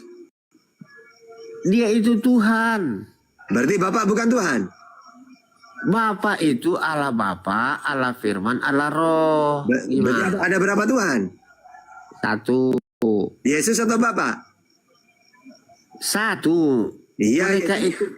Oke, yang satu itu Bapa atau Yesus? Tuhan yang satu itu. Dulu Keluaran 3 ayat 14. Tunggu dulu, katanya Tuhan satu. Nah, pertanyaannya Bapa atau Yesus? Firmannya yang mengambil. Yang saya tanya, katanya Tuhan itu satu. Yang mana dipilih? Tuhan kan satu kan? Dipilih Yesus atau Bapa? Satu mereka itu. Bapa atau Yesus? Satu, yaitu. Siapa satu itu? Bapa atau Yesus? Dan Bapa adalah satu. Berarti mereka Tuhan juga. Aku dan Bapa mereka satu.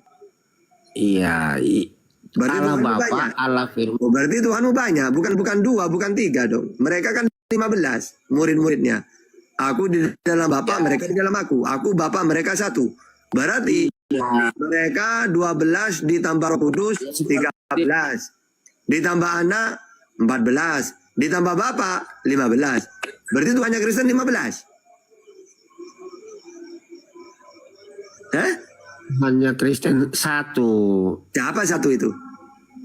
Iya, Allah Bapa, Allah Firman, Allah Roh satu. Loh. Satu. Tiga. 1 Yohanes 5 Oke, ayat gini aja. Kalau memang satu, coba saya nanya, Yesus Tuhan apa bukan? Macet. Kau mute. Ya coba, jawab satu-satu ya. Bapak Tuhan apa bukan? Dia Allah Bapa. Tuhan apa bukan? Allah Bapa. Tuhan. Tuhan itu adalah Roh. 2 Korintus 3 ayat 17. Oh, berarti Bapak bukan Tuhan? Kenapa enggak Tuhan? Loh, berarti Bapak Tuhan? Baca dulu 2 Korintus 3 ayat 17. Jawab aja satu-satu coba. Bapak Tuhan apa bukan? Hah? Ada Roh Allah di situ, ada kedamaian. Saya tanya, Bapak Tuhan apa bukan? Tuhan. Oke, Yesus Tuhan apa bukan? Tuhan, Yesus. 2. Roh Kudus Tuhan apa bukan? Tuhan. Ada berapa Tuhan? 1. Coba ulangi lagi. Coba ulangi lagi. Bapak Tuhan apa bukan? 1. Bapak Tuhan apa bukan? Kau ketawa dalam kebodohanmu. Loh, dijawab aja lah. Bapak Tuhan apa bukan? Iya. Oke, udah 1. saya katakan. Oke, 1. Nah sekarang, anak Tuhan juga apa bukan? Terus 3 ayat 17. Anak Tuhan juga apa bukan? dia Tuhan. Nah, 2. Tak tambah lagi 1. Roh Kudus Tuhan juga apa bukan? Ya. Ada berapa Tuhan? 1. Ibarat kan gini loh. Kalau di India itu gini. Brahma dewa apa bukan? Dewa. Krishna dewa apa Wisnu dewa apa bukan? Dewa. Terus Wisnu Siwa dewa apa bukan? Dewa. Ada berapa dewa? Ya 3. Wajar memang. Siapa saja 3 dewa itu? Brahma, Siwa, Wisnu. Berapa berarti dewa? 3. Kan namanya 3. Nah, kalau Kristen ini lucu. Itu ada 3 Kristen. Tanotan Nedi. Apa Tuhan apa bukan? Ya. Itu gini. Kalau orang-orang India kan cerdas. Mereka jawabannya masuk akal jawabnya. Mereka orang India. Brahma dewa. Wisnu dewa. Siwa dewa. Ada berapa dewa? 3. Siapa saja 3 dewa itu? Brahma, Siwa, Wisnu. Nah sekarang coba saya nanya ke Oten. Edi, Bapak Tuhan. Arah ke kiblat. Tunggu dulu. Bapak Tuhan apa bukan? Gimana sih? Apa kabar? Itu ada apa? Jawab dulu. Jawab aja dulu. Tidak boleh ngomong kalau gak jawab. Ya. Gak boleh ngomong kalau gak jawab. Ya. Oke, jawab ya. Kalau saya ngomong kau nggak mau mendengarkan. Mau saya mendengarkan. Coba, Bapak Tuhan apa bukan? Ya kan udah berulang kali kau jawab. Berarti ada berapa Tuhan? Berulang kali kau tanya, saya jawab. Oke, ada berapa Tuhan? Kau memang dungu sekali. Tadi udah kau jawab. Ya enggak, kamu pernah jawab itu ada berapa Tuhan? 1. 1 itu siapa? Bapak atau Yesus? Mereka 1. Loh, kok mereka 1?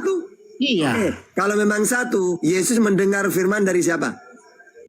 Yesus itu nama manusia Yesus. Yesus mendengar firman dari siapa kalau 1 dengan Bapa? Mendengar firman dari siapa? Dari Allah Bapa. Berarti bukan 1 dong. Misalnya gini, saya mendengar ucapan Bang Juma. Berarti saya dengan Bang Juma bukan 1, kan mendengar saya. Sosok Bang Juma dan sosok saya. Saya mendengar. Nah, kalau Yesus mendengar firman dari Bapa, berarti Yesus bukan Bapa, bukan 1. Manusia kalian itu. Oke, sekarang kedua. Kalau Yesus dan Bapa 1, pertanyaannya jawab ya. Bapa dan Yesus lebih tinggi mana?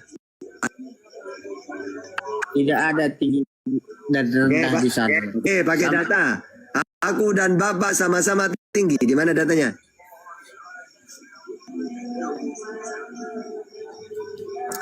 Begini sama-sama tinggi kata Oten, tapi tidak punya data.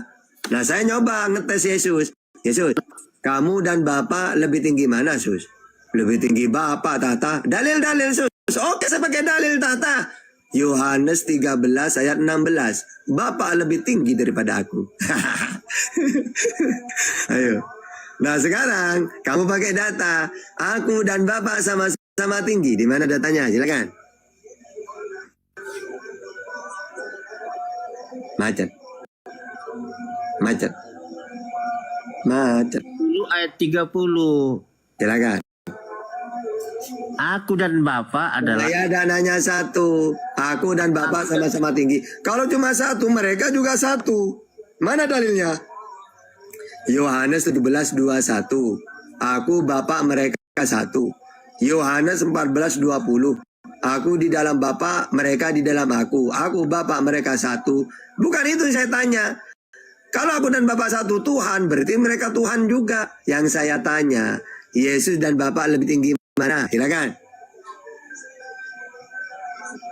Kesatuan antara muridnya. Oh, saya dananya 1. Lebih tinggi mana? Bisa bicara. Ya harus sesuai pertanyaan. Kalau nggak sesuai tidak boleh. Ingat kau, pertanyaan botol. Oke, lebih tinggi mana? Ikuti botol. Lebih tinggi mana? Bisa. Lebih tinggi mana? Sama. Di mana datanya? Oke, sekarang aku dan Bapak sama-sama tinggi. Silakan. Jelas itu. Aku dan Bapak adalah satu. Saya dan aku dan Bapak satu. Lebih tinggi mana? Kalau satu tuh banyak dalilnya. Kalau cuma satu, nanti murid juga Tuhan dong. Kan satu juga dengan Bapak. Bukan itu yang saya tanyakan. Ya saya tanyakan lebih tinggi mana? Karena mereka sudah menerima. Tidak boleh pakai dalil. Makanya kalau dan Bapak sama-sama tinggi, mana dalil? Allah. Tidak boleh ngomong kalau gak jawab. Firman. Gak boleh ngomong. Kemudian. Gak boleh. Itu kan hamba. Gak boleh. Gak boleh ngomong kalau udah jawab. Hamba. Tuhan. Gak boleh ngomong. Kalau gak jawab, udah boleh ngomong.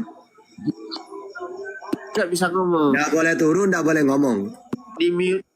Ya kalau gak jawab, gak boleh. Kan. Oke, kamu jawab ya. Jawab ya pertanyaannya. Mana dalilnya aku dan Bapak sama-sama tinggi? Silakan. 10 ayat 30. Saya dananya 1.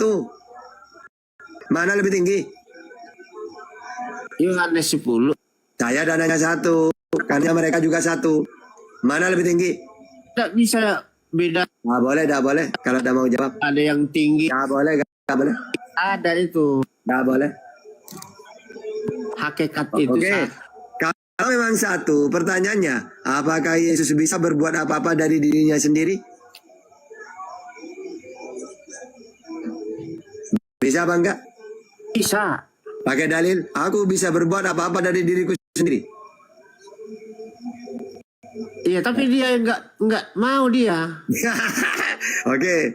Sus. Kata Edi, kamu bisa berbuat apa-apa kok. Benar, Sus? Tidak tahta. Yohanes 5, 37, 30. Aku tidak bisa berbuat apa-apa dari diri sendiri. berarti Edi ini tak paham Bible berarti. Paham kau yang.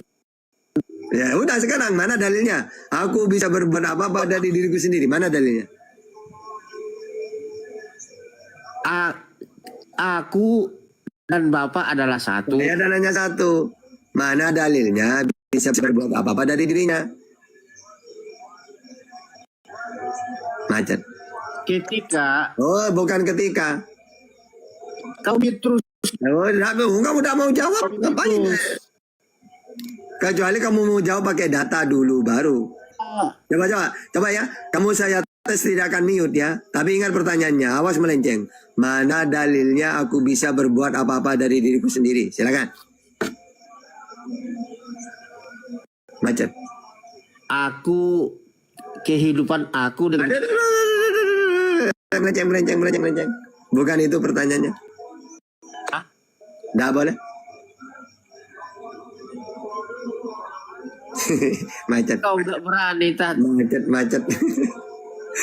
Buat dengan saya. Apa macet? Terus. Macet. Terus. Oke, sekarang mana dalilnya? Mana dalilnya? Kau nggak sanggup melawan saya. Iya, silakan pakai dalil kalau sanggup coba. Iya. Kan sudah jelas saya katakan. Bapak pribadinya beda dengan anak pribadi masing-masing. Namun mereka itu adalah satu misi dan visi. Pertanyaannya, mana datanya aku dan Bapak sama-sama tinggi? Aku dan Bapak adalah satu, Yohanes. Nggak boleh, melenceng, nggak cocok. Bukan itu pertanyaannya. Nggak boleh. Itu pengakuannya. Nggak boleh ngomong kalau melenceng. Dan visi, hakikat, pribadi, pandangan ibu. Nggak boleh ngomong, nggak boleh turun, nggak boleh ngomong. Kalau melenceng. Tidak beda. Mencoba waktu itu. Tapi ini menjadi ya Yesus hanya dari roti itu dari firman Allah.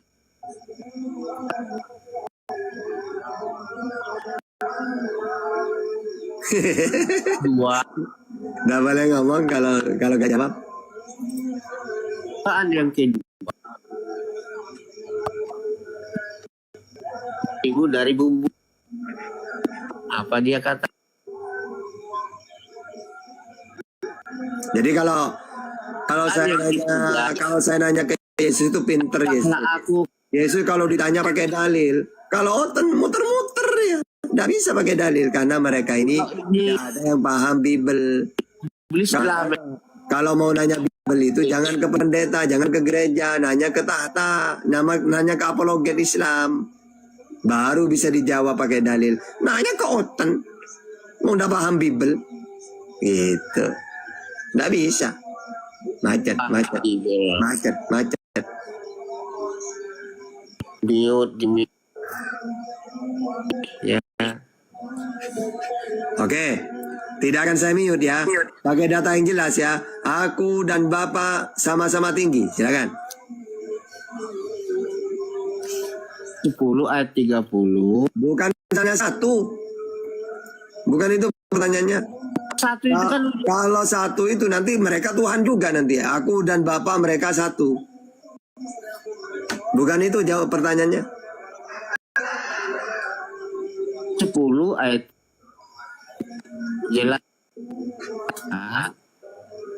Saya dan hanya aku dan Bapak satu. Bukan itu pertanyaannya. Melenceng. Cari lagi dalilnya. Silakan. Dia satu. Saya dan hanya satu. Jadi Mana yang lebih tinggi? Udah satu. Bukan itu pertanyaannya. Itu pertanyaannya. Pertanyaannya gini loh. Aku dan Bapak sama-sama tinggi mana? Loh. Loh.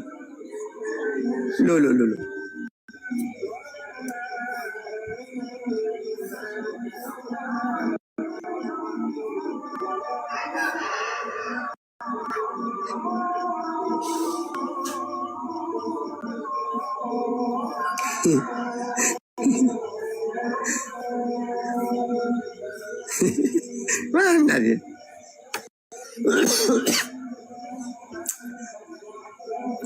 Sendiri lagi aku ini.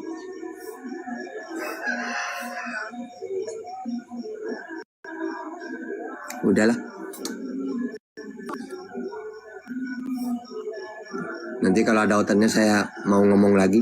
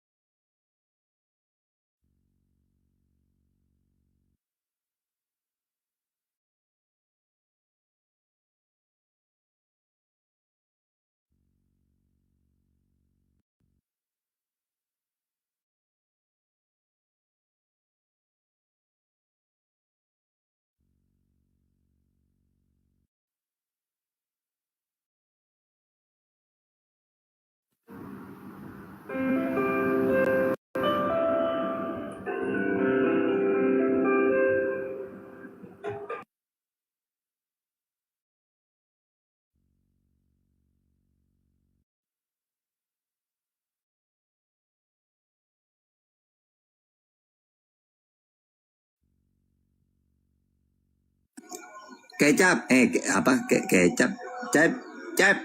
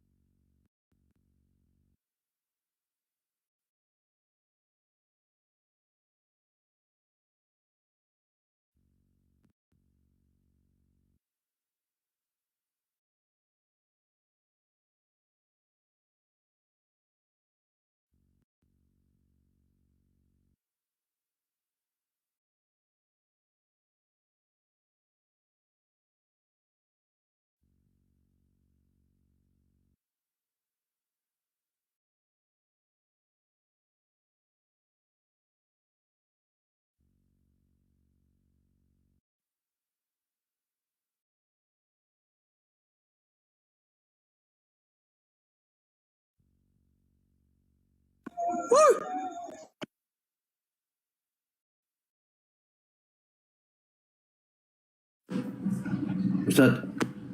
Assalamualaikum. Salam. Bang. Tadi punah ke parah Ustaz. Kenapa?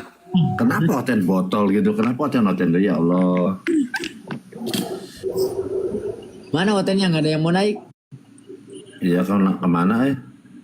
Itu digulung sama Ustaz Tata barusan. Iya tahu nih, Kang Ustaz Tata nggak bagi nih. Hotel kenapa Ustaz lu botol gitu? Hotel ya Allah ya. Nah, ngeyel lagi. Ya soalnya kan akalnya sungsang, otaknya isinya belekutak. Masa Bibel aja nggak paham dia ya? Dalilnya Kang Ustaz Tata dibantah semua sama doktrin. Bibelnya dibantah semua. Kasihan kadang-kadang saya tuh melihat Oten gitu, kasihan gitu saya nih ya Allah, kok sampai segitunya parahnya tuh. Ya kalau dalam Islam itu, jadi pesannya Rasulullah itu disuruh mengikuti Quran dan hadis. Dan kami patuh. Nah saya kasihan Kristen itu malah kitabnya jadi musuhnya sendiri, kan lucu. Yang aneh itu Kang Ustaz Tata yang hafal. Oh mereka malah yang menjelaskan yang nggak hafal. Orang kitab suci itu petunjuk. Ini enggak kitab suci kumusuku gitu mereka itu. Jadi kenapa bisa begitu ya Ustadz mereka nih? Kasihan, saya kasihan gitu. Iya kasihan, sebenarnya kasihan asli. Makanya kalau saya itu dikatakan botol apalah, saya diem aja karena saya kasihan sebenarnya. Iya kasihan betul Pak. Kenapa saya tidak marah? Ya karena sebenarnya hati saya itu kasihan gitu. Jadi tak biarin ngomong apapun, bebas mereka.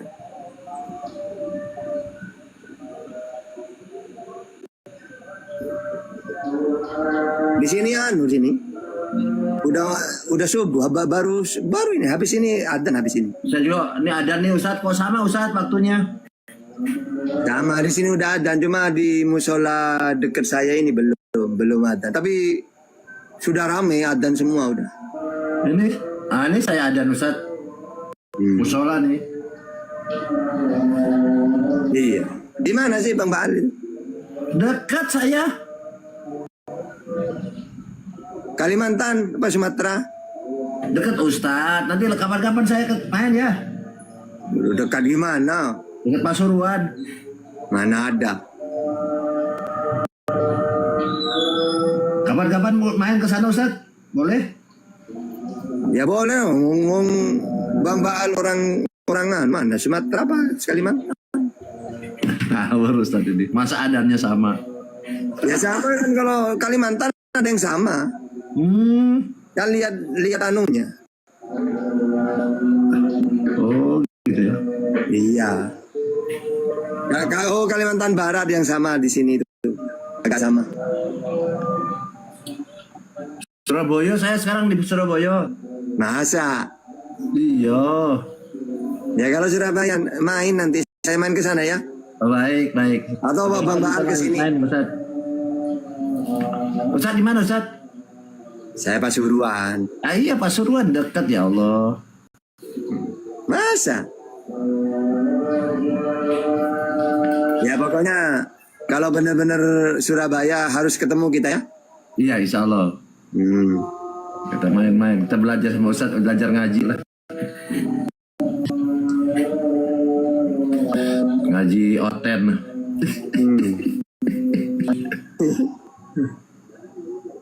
Botol sekali Ustadz ya Oten. Kasihan saya nih ya Allah. Tuh 1 jam katanya. Pasuruan kota Surabaya. Iya, kalau naik sepeda 1 jam aja. Enggak lah, paling enggak 1 jam. Ya kurang lebih 1 jam lah ya lewat tol ya betul. Nah itu. Iya, saya mau sholat dulu saya. Jangan turun Ustadz. Sebentar lagi Oten naik, sumpah Ustadz. Ustaz jangan turun ya. Ya. Ustaz Miftah jangan turun.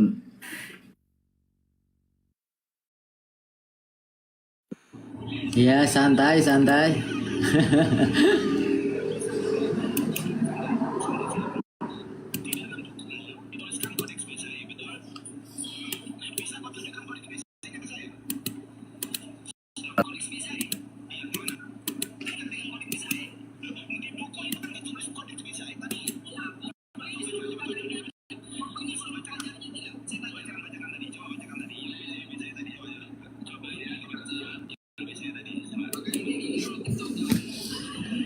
Apa? Kajian? Kajian apa? Bentar lagi subuh.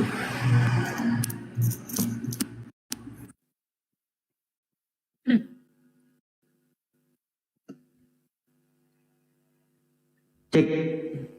Bentar lagi subuh di sini.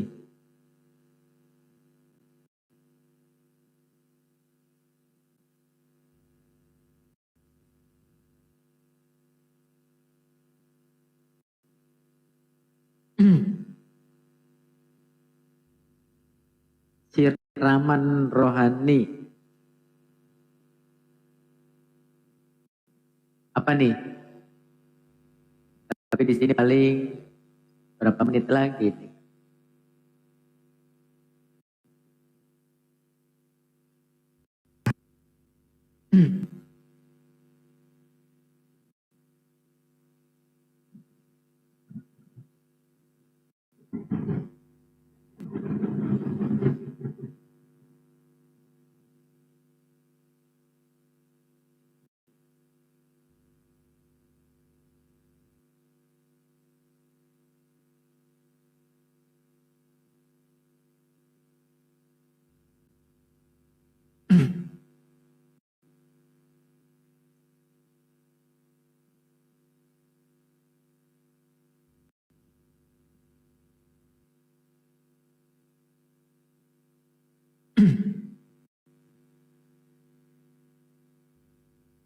Iya, untuk beberapa menit saja ya. Sambil menunggu guru-guru kita menunaikan sholat subuh.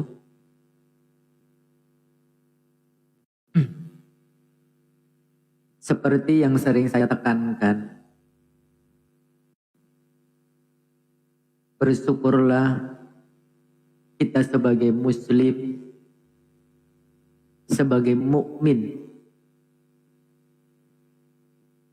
diberi nikmat yang sangat besar dari segala nikmat, yaitu adalah nikmat iman dan Islam. Dulu waktu kecil, saya sendiri tidak mengerti kenapa nikmat yang paling besar itu adalah iman dan Islam. Setelah kita resapi dalam perjalanan waktu, yang endingnya ketika kita menemui salah satu wahana, yaitu perdiskusian lintas agama ini. Masya Allah, alhamdulillahirabbil alamin, begitu terasa nikmat iman dan Islam tersebut. Saya yakin dari semua yang menyimak, kita tidak asing dan tidak aneh ketika menyaksikan saudara-saudara kita dari kekristenan tersebut ketika berdiskusi. Akal sehat mereka terbuang begitu saja secara sia-sia. Hati nurani mereka jatuh terpelanting, hancur lebur hanya karena doktrin. Kejiwaan mereka tersesat entah kemana hanya karena dogma. Maka untuk mengingatkan diri sendiri dan mengajak teman-teman ikhwan fillah semua, jangan lupa bersyukur sampai detik ini kita masih menjadi seorang muslim. Jangankan dibacakan Al-Quranul Karim, mereka yang terjebak dalam jeratan doktrin dan dogma, ajaran-ajaran mereka sendiri, mereka enggan untuk mengikuti. Klaim mereka yang katanya pengikut daripada Yesus Kristus justru menjadi antikristus. Apalagi kalau diterangkan tentang Al-Quranul Karim. Maka anggapan-anggapan mereka terhadap Al-Quranul Karim ketika dibacakan tidak seperti ketika kita menyimak dengan baik, dengan rasa keimanan, dengan rasa keislaman tersebut. Di dalam Al-Quranul Karim ada beberapa ayat yang menjelaskan begitu seangkuhnya orang-orang musyrik. Musyrik itu diambil dari bahasa Arab yang kalau di dalam ilmu nahwu shorof itu adalah isim fa'il dari wazannya fi'il sulati mazid rubai, yaitu wazan af'ala. Asyraka yusyriku isyrakan wa masyrakan fahuwa musyrikun wa dzaka musyrakun asyrik. Nah, artinya apa musyrik itu? Adalah orang yang menyetarakan, orang yang mensekutukan Sang Maha Pencipta, yaitu Allah Subhanahu wa Ta'ala, dengan makhluknya. Nah, di dalam surat Al-An'am, surat Al-An'am itu adalah surat yang ke-6 yang berjumlah 165 ayat dan diturunkan di Mekah, maka disebut dengan surat Makkiyah. Kalau kita amati baik-baik, di dalam ayat 25 dan 26, Allah Subhanahu wa Ta'ala menerangkan bagaimana keangkuhan orang-orang musyrik, orang-orang kafir yang menolak kebenaran dan juga menyekutukan Allah Subhanahu wa Ta'ala. A'udzu billahi minasy syaithanir rajim. Wa minhum may yastami'u ilaik waj'alna 'ala qulubihim akinnatan ay yafqahuhu wa fi adhanihim waqara wa yaraw kulla ayatin la yu'minu biha hatta idza ja'uka yujadilunaka yaqulul ladzina kafaru in hadza illa asatirul awwalin in hadza illa asatirul awwalin. Kata Allah, wa minhum may yastami'u ilaik, dan di antara mereka yang mendengarkan bacaan Al-Quran ini Muhammad, waja'alna ala qulubihim akinnatan ayyafquhu wa fi adhanihim waqra, dan kami telah menjadikan hati mereka tertutup sehingga mereka tidak mampu memahaminya dan telinga mereka tersumbat. Coba aja kalau kita amati ya teman-teman, ikhwan fillah. Ketika mereka diperdengarkan ayat-ayat suci Al-Quran, firman-firman Allah tersebut, mereka tidak memahami sama sekali. Karena apa? Karena tertutup, tidak berusaha menggunakan nuraninya, afidah di dalam Al-Quran itu untuk memahami. yang muncul dan hadir dalam hati mereka hanya kebencian, hanya makian, hanya cacian. Sehingga kata Allah, wa fi adhanihim waqara, tersumbat telinga mereka. Apa karena tidak mendengar? Tentu tidak. Mereka mendengar dengan jelas bagaimana lantangnya guru-guru kita bernarasi tentang Al-Quranul Karim. Bagaimana guru-guru kita dan para narasumber itu menjelaskan secara rinci maupun ringkas padat tentang Al-Quranul Karim. Tapi apa yang didapat? Seperti halnya masuk telinga kanan, keluar telinga kiri. Ketulian mereka bukan tidak karena mendengar, tetapi karena menolak kebenaran. Seperti yang tadi, jangankan Al-Quranul Karim, bahkan kitabnya sendiri pun dibantahnya mentah-mentah.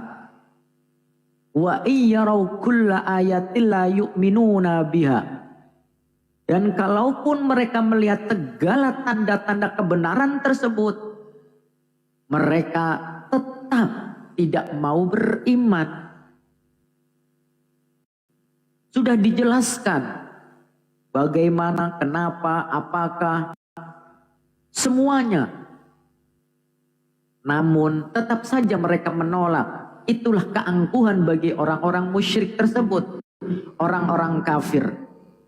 Hatta idza ja'uka yujadilunak, sehingga apabila mereka datang kepadamu untuk membantahnya, masuk, nyerocos, tak mau berhenti. Ketika ditanya menyimpulkan sendiri, ketika dijawab tidak mau menyimak. Yaqulul ladzina kafaru, maka orang-orang kafir tersebut berkata, datang kemudian ngomong apa yang dikatakan, in hadza illa asatirul awwalin, kata mereka. Ini Al-Quran ini kan cuma dongeng orang-orang yang terdahulu, hanya cerita tentang orang-orang yang telah lalu, yang telah lewat. Ini kan masa lampau. In hadza illa asatirul awwalin. Maha benar Allah dengan segala firman-Nya. Coba saja narasi-narasi yang mereka bangun ketika menyangka apa itu Al-Quran. Mereka yang terpikir di dalam hatinya karena menolak kebenaran itu seperti dongeng orang-orang terdahulu. Dan bukti dan fakta itu nyata. Kemudian di dalam surat yang selanjutnya yang ke-26, wa hum yanhauna anhu wa yan'auna anhu, dan mereka melarang orang lain mendengarkan Al-Quran. Mereka saling mencegah teman-temannya untuk mendengarkan kebenaran itu. Dan fakta serta data itu tidak bisa dibantah ketika ada temannya mau bersyahadat, ketika ada temannya yang mau login, ketika temannya itu sudah menerima kebenaran Al-Quranul Karim tersebut, mereka berusaha untuk mencegahnya. Entah itu lewat DM, ada yang melalui WA, ada dengan memblokir dan menombak akunnya. Berbagai macam cara dan siasat mereka, bagaimana caranya menghalangi saudaranya yang sudah menerima kebenaran Islam itu sendiri. Masya Allah, Al-Quranul Karim sangat luar biasa. Wa iyyuhlikuna illa anfusahum wa ma yash'urun. Dan mereka sendiri menjauhkan daripadanya. Dan mereka hanyalah membinasakan diri mereka sendiri. Sedang mereka tidak menyadari. Apa maksudnya tidak menyadari? Seakan-akan ketika mereka menghalangi saudaranya yang menerima kebenaran itu, seakan-akan mereka berhasil untuk mencegah. Apakah itu dengan misioneris, dengan pemurtadan, kawinisasi, pacarisasi, dan segala macam bentuk trik dan siasat mereka. Namun pada dasarnya mereka membodohi diri sendiri.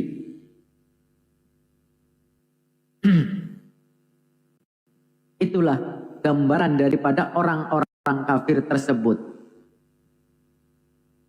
Di dalam surat Al-Baqarah, yang seperti kita tahu ayat surat yang kedua dalam susunan 30 juz, yang jumlah ayatnya adalah 286 yang diturunkan di Madinah. Di ayat yang 171 begitu spesifik Allah Subhanahu wa taala menggambarkan tentang mereka. Wa mathalul ladzina kafaru kamathalil ladzi yan'iqu bima la yasma'u illa du'a wa nidaa. Summum bukmun umyun fahum la ya'qilun. Jadi perumpamaan bagi kita yang menyeru orang-orang kafir tersebut itu seperti seorang pengembala. Jadi kita itu ketika menerangkan tentang kepada mereka tentang Al-Quranul Karim seperti seorang pengembala yang berteriak-teriak dengan gembalanya. Walaupun kita berteriak-teriak bagaimanapun, mereka hanya mendengarkan. Mereka mendengar suara kita, namun masa bodoh. Illa du'a wa nida. Mereka tidak mau mendengar. Summum bukmun umyun fahum la ya'qilun. Mereka tuli bukan karena tidak mendengar. Mereka bisu bukan karena tidak bisa membaca. Dan mereka buta bukan karena tidak melihat. Mereka mendengar tausiah dari narasumber. Mereka pun mampu membaca. Bahkan ketika mengkritik Al-Quran begitu detail. Dan mereka pun melihat apa yang tertera, apa yang tercantum. Terutama di dalam Bible-nya mereka. Namun mereka bantah. Apa penyebabnya? Fahum la ya'qilun. Karena mereka tidak menggunakan akalnya. Tidak menggunakan akalnya. Akalnya sungsang, isi otak blok otak. Mereka bahkan ada, ya bukan berpura-pura, tapi memang seperti orang gila. Ketika diterangkan Bible-nya, bukannya menyimak dengan baik, tetapi justru sebaliknya. Mereka ingkari begitu saja. Maka kadang-kadang benar juga ya, ada guyonan.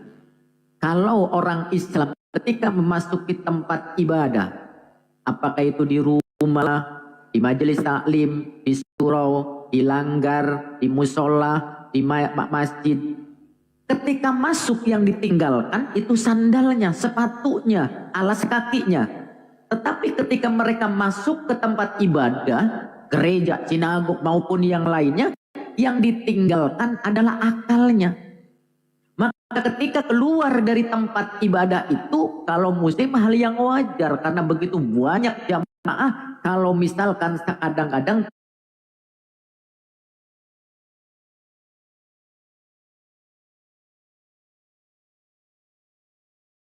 menyerang itu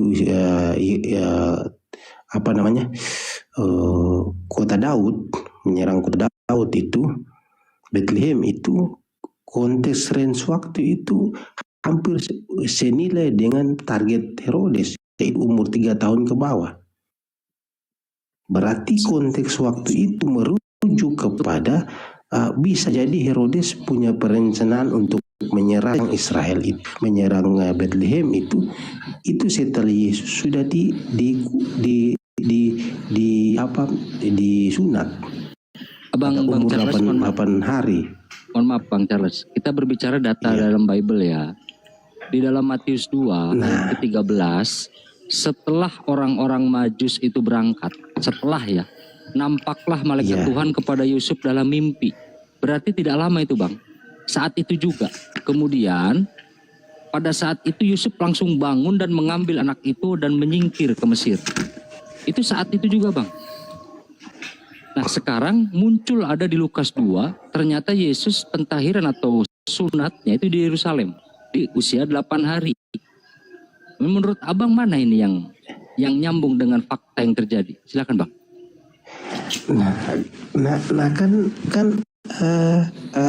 Karena begini, Bang Charles, sebelum Bang Charles jawab, sebelum Bang Charles jawab, di sini kan diterangkan bahwa Yesus kembali lagi ke Nazaret itu setelah Herodes mati. Itu ada jenjang waktunya, Bang. Iya, justru jenjang waktu itu gini. Antara selisih Yesus lahir sampai perencanaan Herodes ke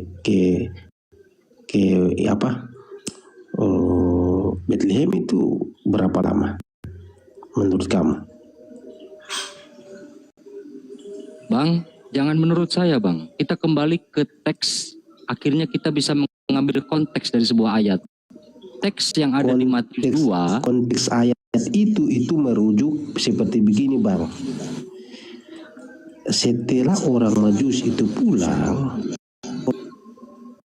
itu Yesus bersama orang tuanya di sana, itu barulah nampak itu malaikat Tuhan untuk dalam mimpi kepada Yusuf untuk dibawa pergi ke Mesir. Tetapi dari kedua konteks itu punya range waktu 8 hari itu tidak lama. 8 hari tidak lama. Sekarang begini, Bang, ada perintah dari Herodes untuk membunuh anak di bawah 2 tahun, betul nggak, Bang? Iya. Betul. Sekarang kalaulah ada perintah dari seorang raja untuk membunuh anak di 2 tahun ke bawah, apakah mungkin Yesus disunat di Yerusalem dengan diperlihatkan persunatannya? Mungkin, kan 8 hari saja.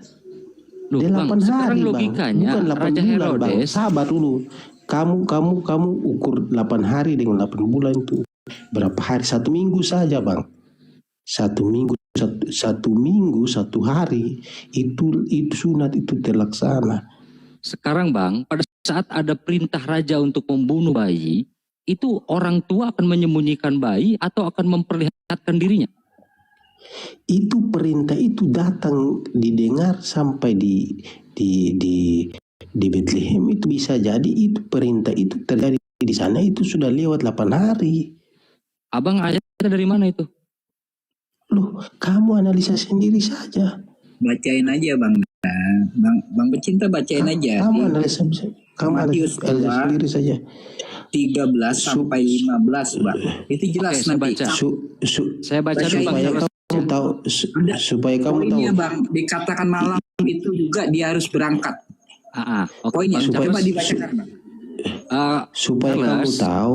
Tadi saya sudah Bang, tapi karena kamu bilang kamu sabar dulu, saya bacakan dulu ya, supaya kita enak diskusinya.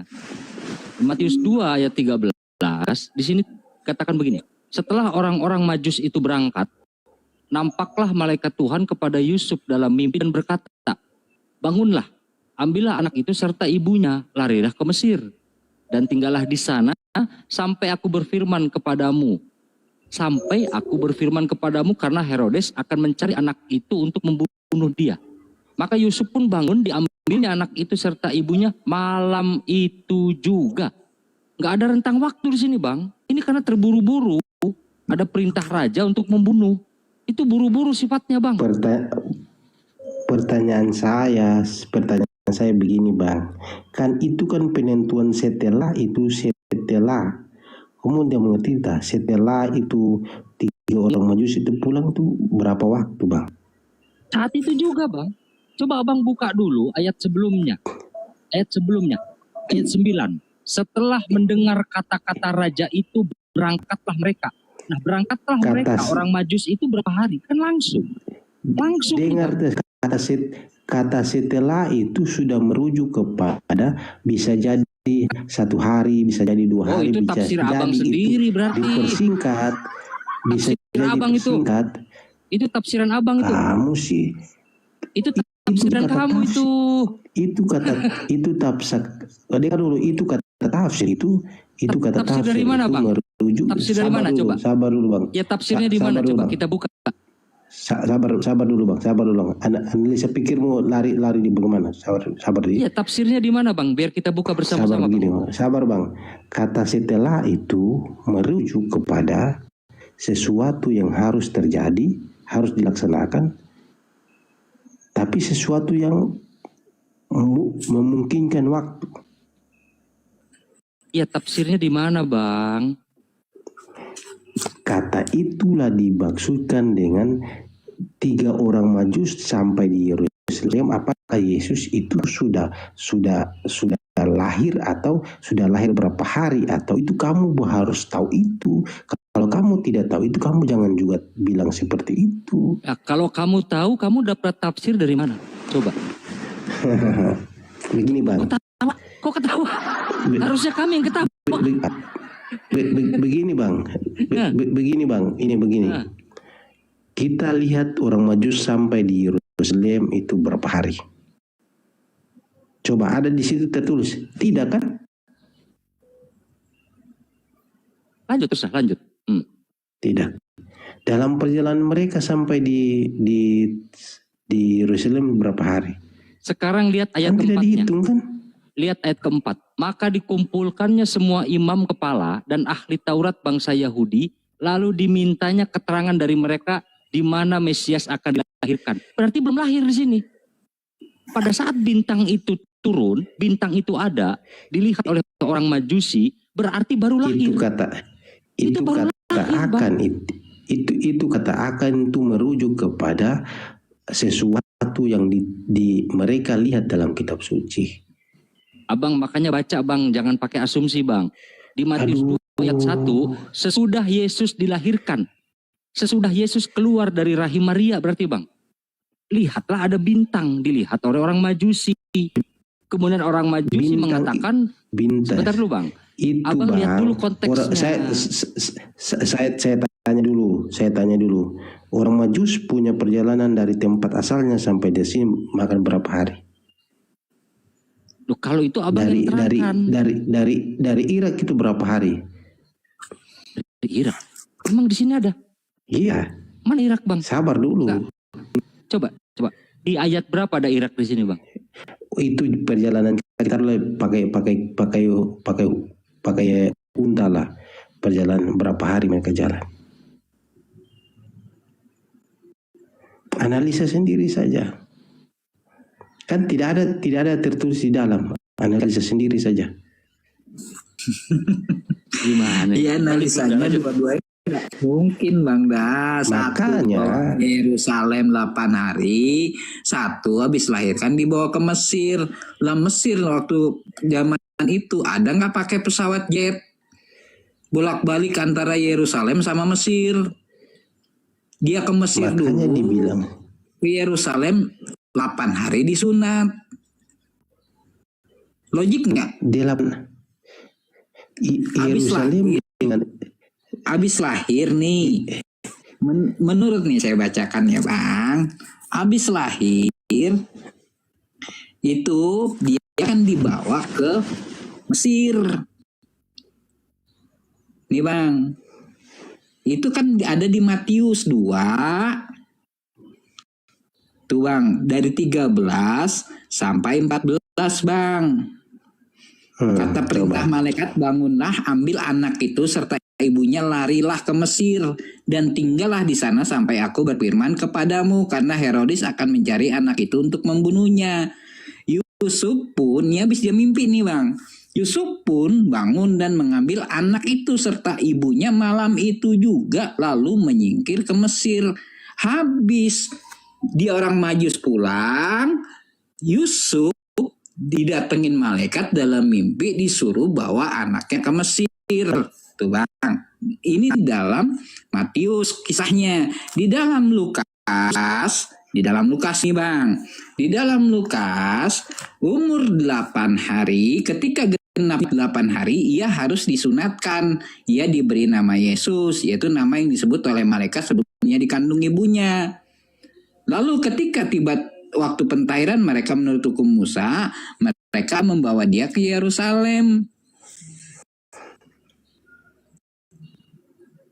Dibawa ke Yerusalem. Yang jelas ini dibawa ke Yerusalem atau dibawa ke Mesir, Bang? Itu dibawa ke Yerusalem dulu, baru dibawa ke Mesir. Dibawa ke Yerusalem dulu, baru dibawa ke Mesir. Iya. Berarti di Lukas tadi, berarti di Matius tadi, nggak langsung dibawa dong, habis mimpi. Apa? Perintahnya kan dibawa ke Mesir apa dibawa ke Yerusalem oleh malaikat? Itu mimpi itu setelah dia pulang dari Yerusalem, pentahbiran itu baru mimpi ini setelah dia pulang dari Yerusalem, Bang. Iya. Mimpi ini didapatkan setelah orang-orang Majus itu pergi, bukan pulang dari Yerusalem. Orang Majus itu pergi, itu berapa hari tinggal mereka, kamu harus hitung semua. Bukan kamu harus bicara tentang konteks dia datang langsung dia pulang, bukan. Itu abang baca di saya apa yang tercatat, Bang? Matius 2:13. Yang tercatat itu mereka yang tercatat itu mereka datang di Yerusalem, mereka itu tinggal di Yerusalem, berapa hari tinggal di Yerusalem. Setelah orang Majus pergi, ini Bang ya, dalam kronologi di Matius, tampaklah malaikat di dalam mimpinya Yusuf. Diperintahkan oleh malaikat tersebut untuk membawa Yesus itu menyingkir ke Mesir pada malam itu juga. Iya, justru itu saya bilang tadi, itu perjalanan dari Yerusalem. Setelah kembali dari Yerusalem, baru mereka berangkat ke Mesir sesuai dengan mimpi itu. Kembali dari Yerusalem, ini nggak ada ceritanya, Bang. Nggak ada cerita itu, karena cerita itu berkaitan dengan Lukas tadi, kitab Lukas tadi, yaitu kembali mereka setelah ke Mesir, Bang. Nah, nih kita baca ya, Bang. Anak itu dibesarkan kembali ke anak itu setelah kembali dari Yerusalem, lalu dapat mimpi itu, baru dibawa anak itu lari ke Mesir sampai ia kembali besarnya dikembalikan lagi ke Galilea sana, ke Nazaret sana, dibesarkan di Nazaret karena tidak bisa datang di Yerusalem, tidak bisa datang di tanah. Kalau di dalam Lukas tidak ada narasi cerita dia dibawa ke Mesir, Bang. Ketika di Yerusalem, justru itu. Sebentar, Bang. Tadi kan dengar Bang.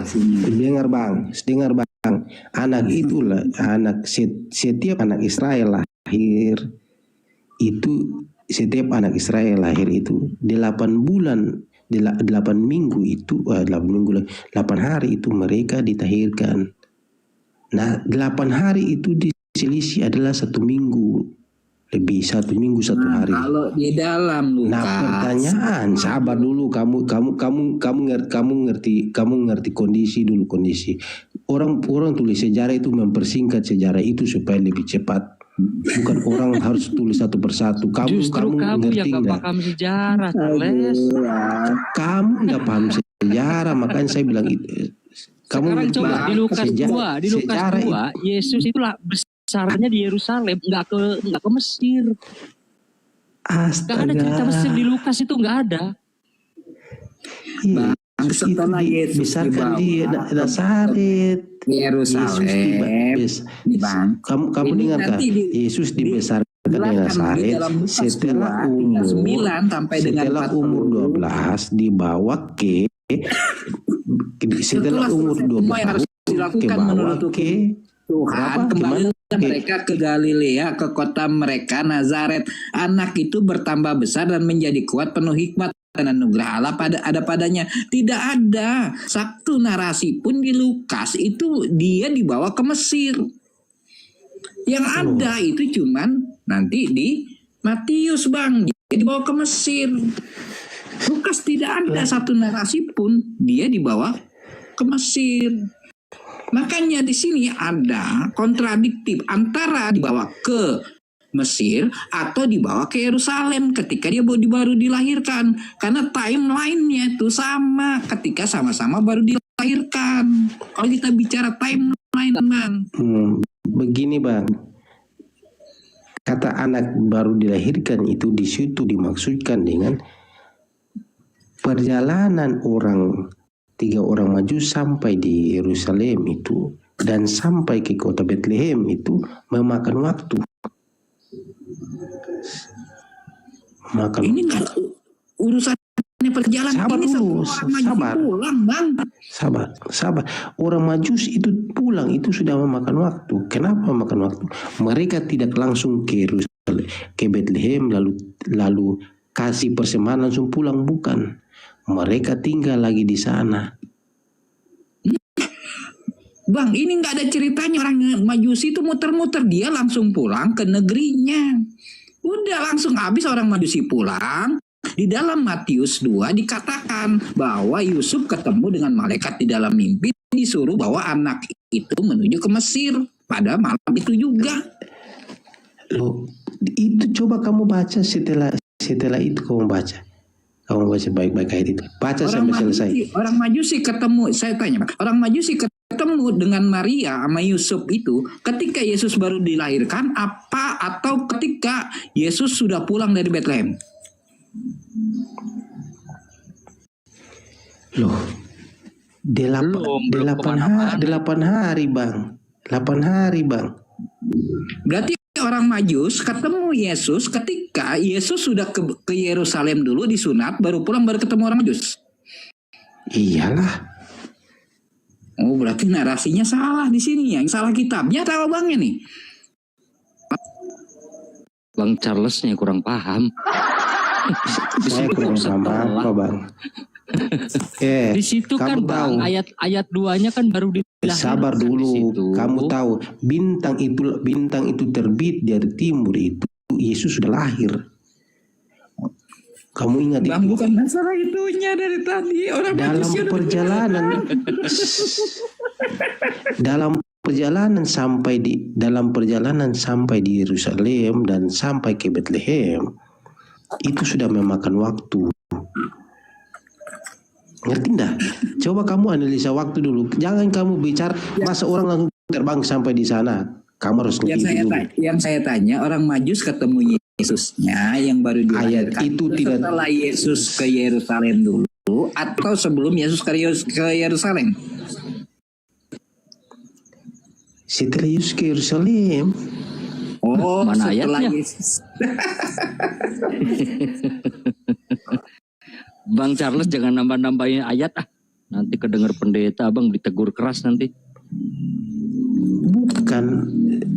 Bukan seperti yang kamu bicara itu. Ini yang saya bicara sudah benar seperti itu. Abang, kamu tanya sama Matius pendeta 2. pun akan bicara seperti ini. Matius 2 itu Yesus belum dibawa ke Yerusalem, Bang. Belum dibawa, masih di Bethlehem, di tempat beliau lahir. Datanglah orang Majusi.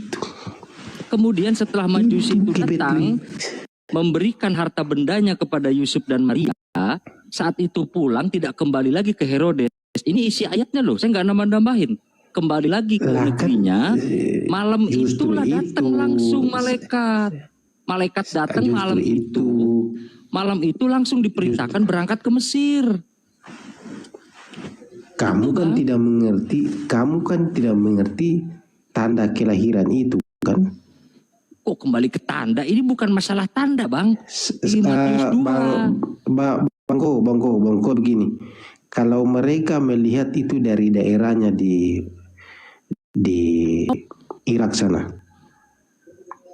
Mereka melihat dari daerah Irak bahwa itu di sebelah timur itu ada bintang fajar. Terang menerang di sana. Itu berarti tanda seorang sudah lahir atau belum? Kita belum bicara lahir. Ini udah selesai.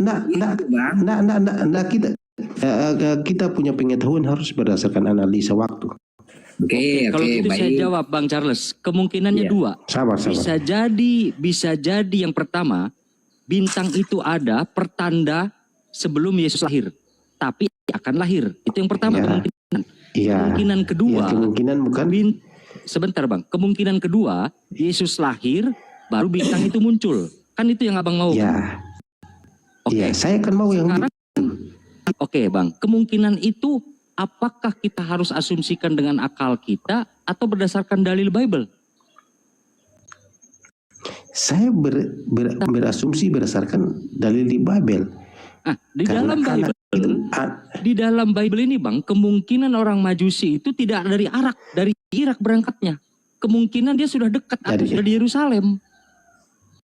Kamu bicara salah. Kemungkinan Bang. Loh, sekarang sini lihat. Kamu salah. Datanglah orang Majus dari timur ke Yerusalem. Kemungkinannya dua. Bisa jadi dia dari Irak ke Yerusalem, bisa jadi dia sudah di Yerusalem. Ini kemungkinan Bang. Karena apa? Itu kata datanglah itu merujuk kepada mereka melihat bintang baru mereka datang. Oke, sekarang begini aja. Abang ada di Jakarta. Abang di Jakarta, saya orang Sumatera, orang Medan. Kemudian Bang Kohaku bilang, oh si pecinta kebenaran dari Medan. Apakah si pecinta masih di Medan atau sudah di Jakarta?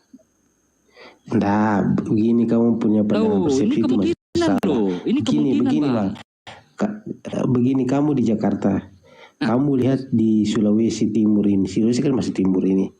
Ya. Kamu lihat di sini ada bintang di sana, terang menerang di sana. Kamu dalam perjalanan narasi itu Bang, kalau Abang pakai narasi itu sebentar. Kalau Abang pakai narasi itu lebih parah Bang. Sekarang dari Irak ke Yerusalem berapa ratus kilo? Dari Irak ke Yerusalem berapa ratus kilo? Dan saat itu hanya kuda atau unta. Oke, kalau lama berarti Yesus bukan bayi lagi, sudah usia berapa bulan? Lama itu Bang. Kita kembalikan ke kitab aja Bang Charles ya. Oke. Jadi saya nggak mau asumsi nih Bang. Apakah Yesus itu sudah dilahirkan atau belum? Kita kembalikan aja ke kitab Abang. Saya bacakan ya Bang. Saat bintang itu lahir, saat bintang itu di langit, itu Yesus itu lahir, sudah lahir. Ya sebentar Bang, kita bacakan dulu, saya nggak asumsi. Ya. Ya, oke.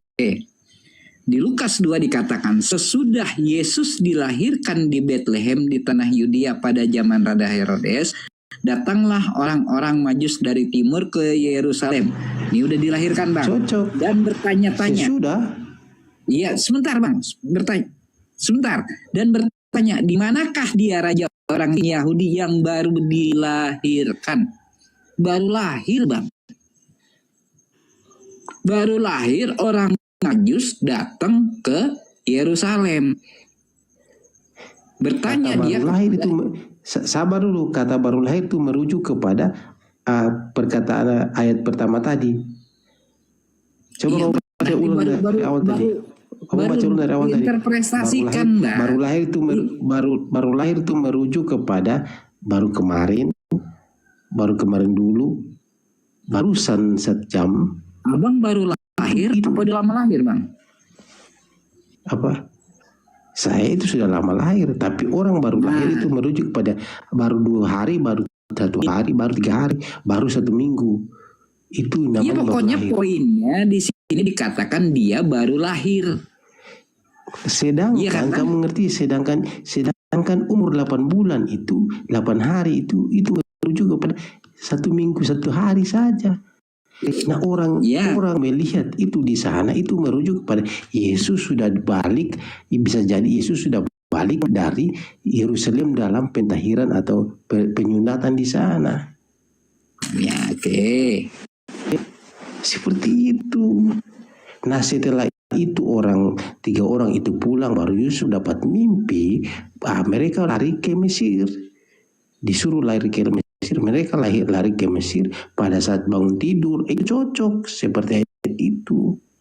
Nah, bagaimana caranya dia kembali lagi ke Yerusalem untuk pada umur 12 tahun? Itu Herodes sudah mati.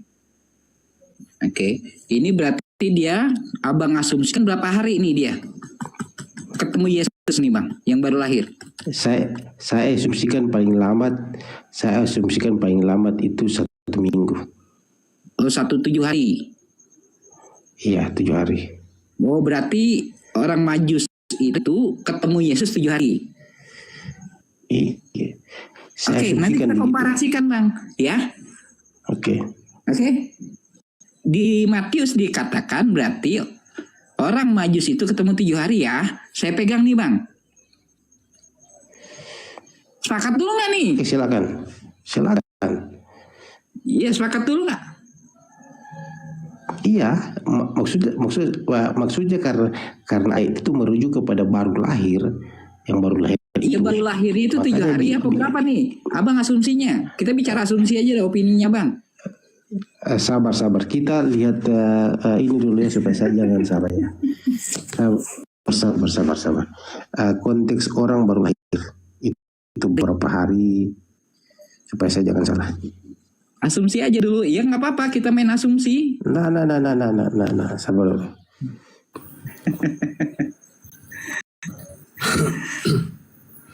Astagfirullahaladzim. Bang Pecinta, Bang. Iya. Saya mau subuh dulu ini. Oh silakan. Ya diinin dulu deh ya. Saya subuhan dulu bentar. Sebentar kok. Dia di rumah subuhan. Bahas apa tadi?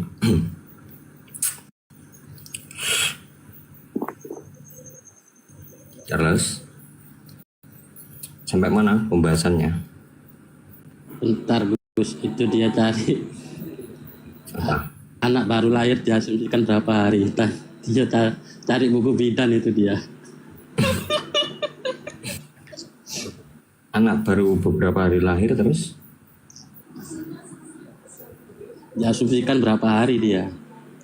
Ya, diasumsikan itu menurut kesehatan itu 0 sampai 28 hari. Itu baru namanya apa? Coba itu. Bentar, masih. Coba itu 0 sampai 28 hari. Coba itu. Enggak, maksudnya apa? Ini diasumsikan dia sendiri. Enggak, 0 sampai 28 hari menurut kesehatan, orang kesehatan. Menurut kesehatan, kenapa kesehatan? Iya.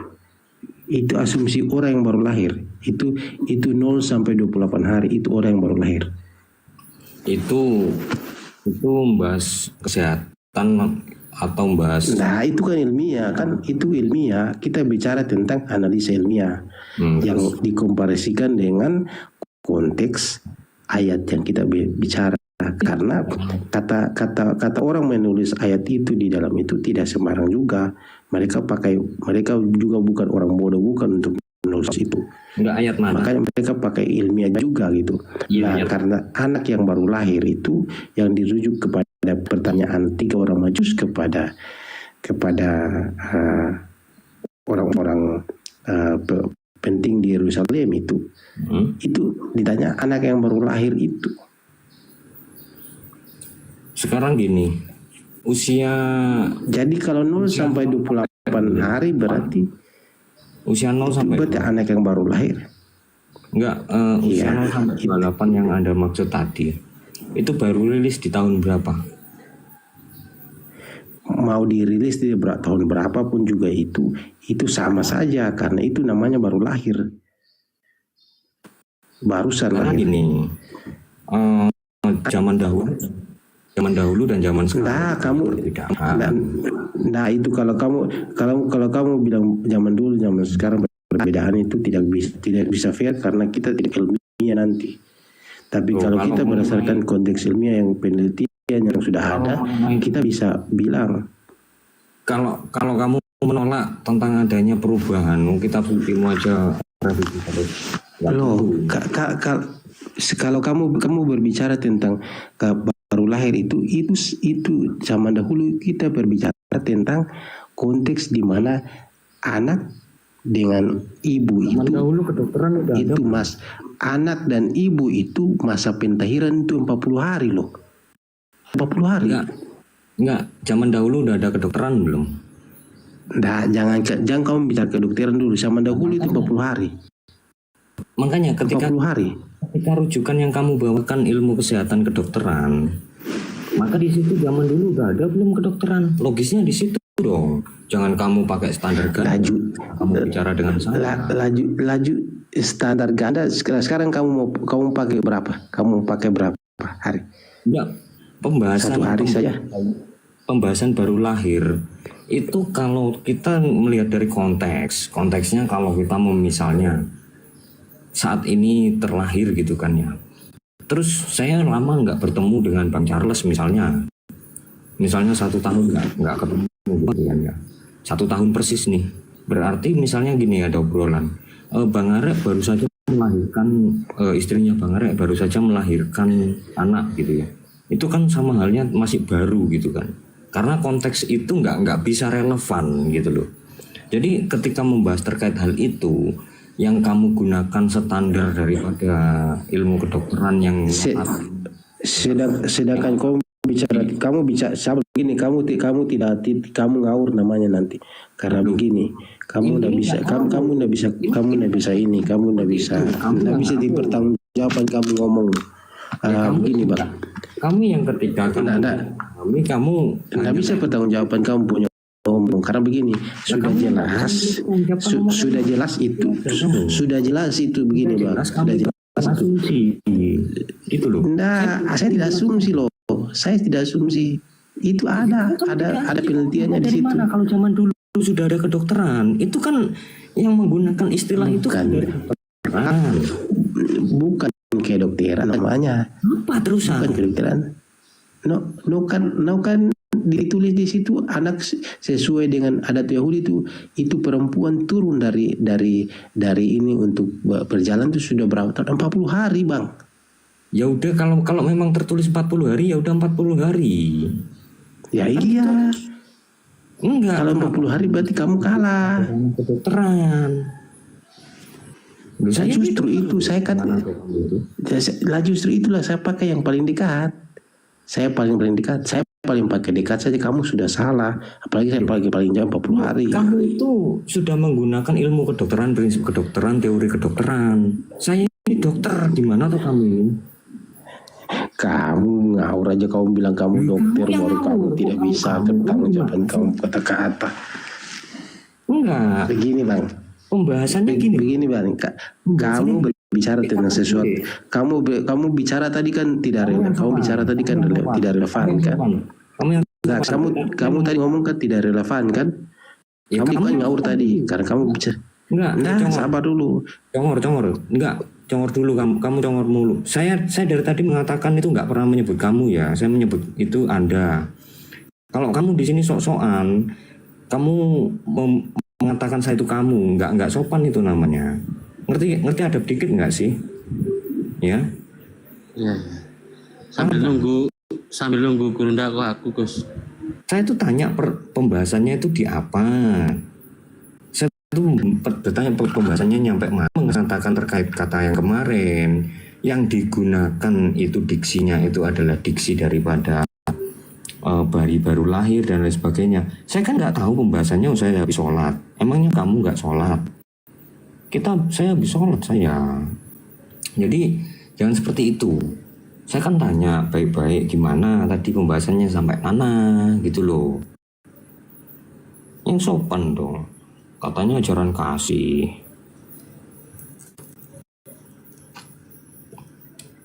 Santai saja kalau sama saya. Mau sampai jam berapapun saya terima kok. Tapi yang sopan, adabnya, tata cara bahasa digunakan. Kalau misalnya menggunakan bahasa yang tidak enak didengar, tidak layak untuk menjadi seorang pendiskusi atau narasumber, ya seperti itu jadinya. Adapun tidak kamu pergunakan, etikanya itu nggak ada. Masa digunakan kamu? Gimana sih?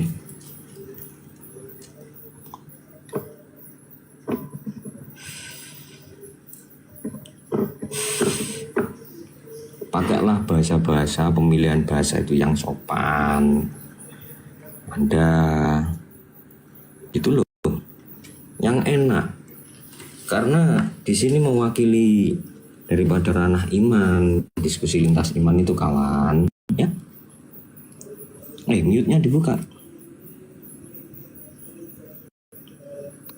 Jadi Anda itu juga tidak sopan, kamu juga tidak sopan. Kata dua itu semua tidak sopan. Yang mulai ngomong kamu itu kamu, bukan saya. Nah, justru kata kamu itu dalam hal kaitan saya itu adalah berbicara tentang lu. Kan kamu bilang tadi, kamu berbicara tadi katanya 28 hari itu tidak relevan. Tahu dari mana tidak relevan?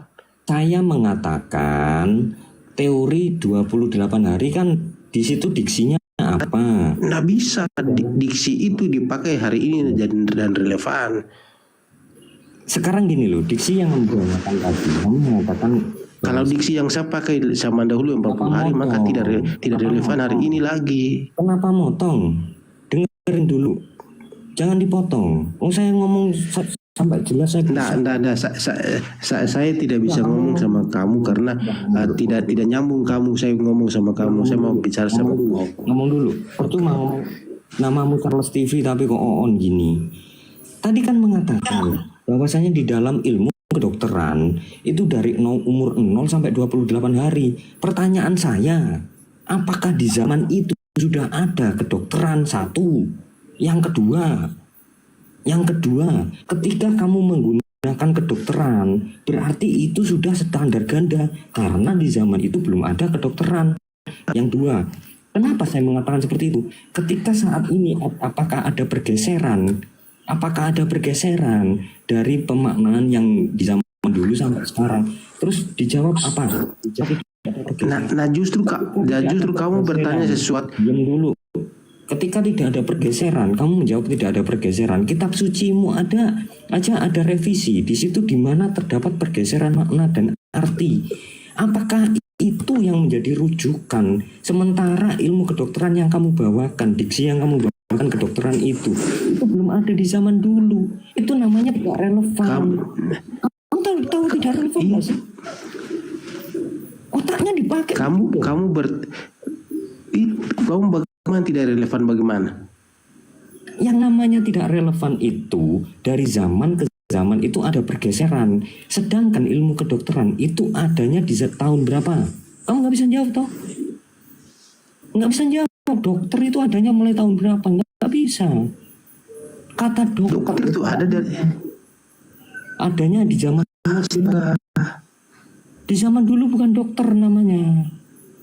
Itu sebuah pergeseran. Mungkin dulunya itu adalah seorang pengobat atau tabib atau apa. Itu sudah pergeseran. Pemaknaan bahasa seperti itu. Kalau kamu sama TV, pertanyaan saya, kamu bertanya sesuatu yang tidak ada, itu yang jadi persoalan. Karena kamu menjelaskan hal yang tidak ada, kamu asumsi. Kok lu? Kamu mengada-ngada standar ganda. Gitu. Udah. Begini Bang Geneva. Saya tulis saya punya biodata perjalanan contoh. Aku dari timur ke Jawa. Setelah sampai di Jawa, aku langsung kerja. Itu berarti berapa hari itu? Range waktunya berapa hari? Ini membahas terkait apa nih? Saya kan sabar dulu. Kok sabar dulu? Kamu jangan menyalahkan. Kamu jangan menyalahkan sini. Kamu ikuti saya pun jalur dulu. Kamu ikuti jalur saya dulu. Kamu sudah membawa ranah kedokteran. Kok sekarang membawa ranah pekerjaan? Menggunakan nama TV.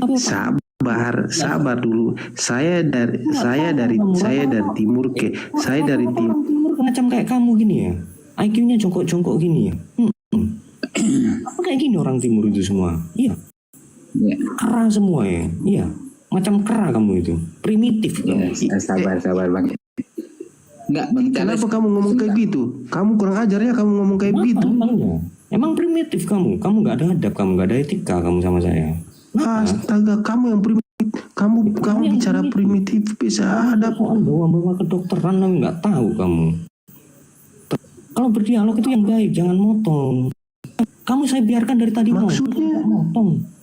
Kita nggak ada yang motong kamu kita. Oh, kamu nggak ada etika kayak Kamu gitu. ngomong,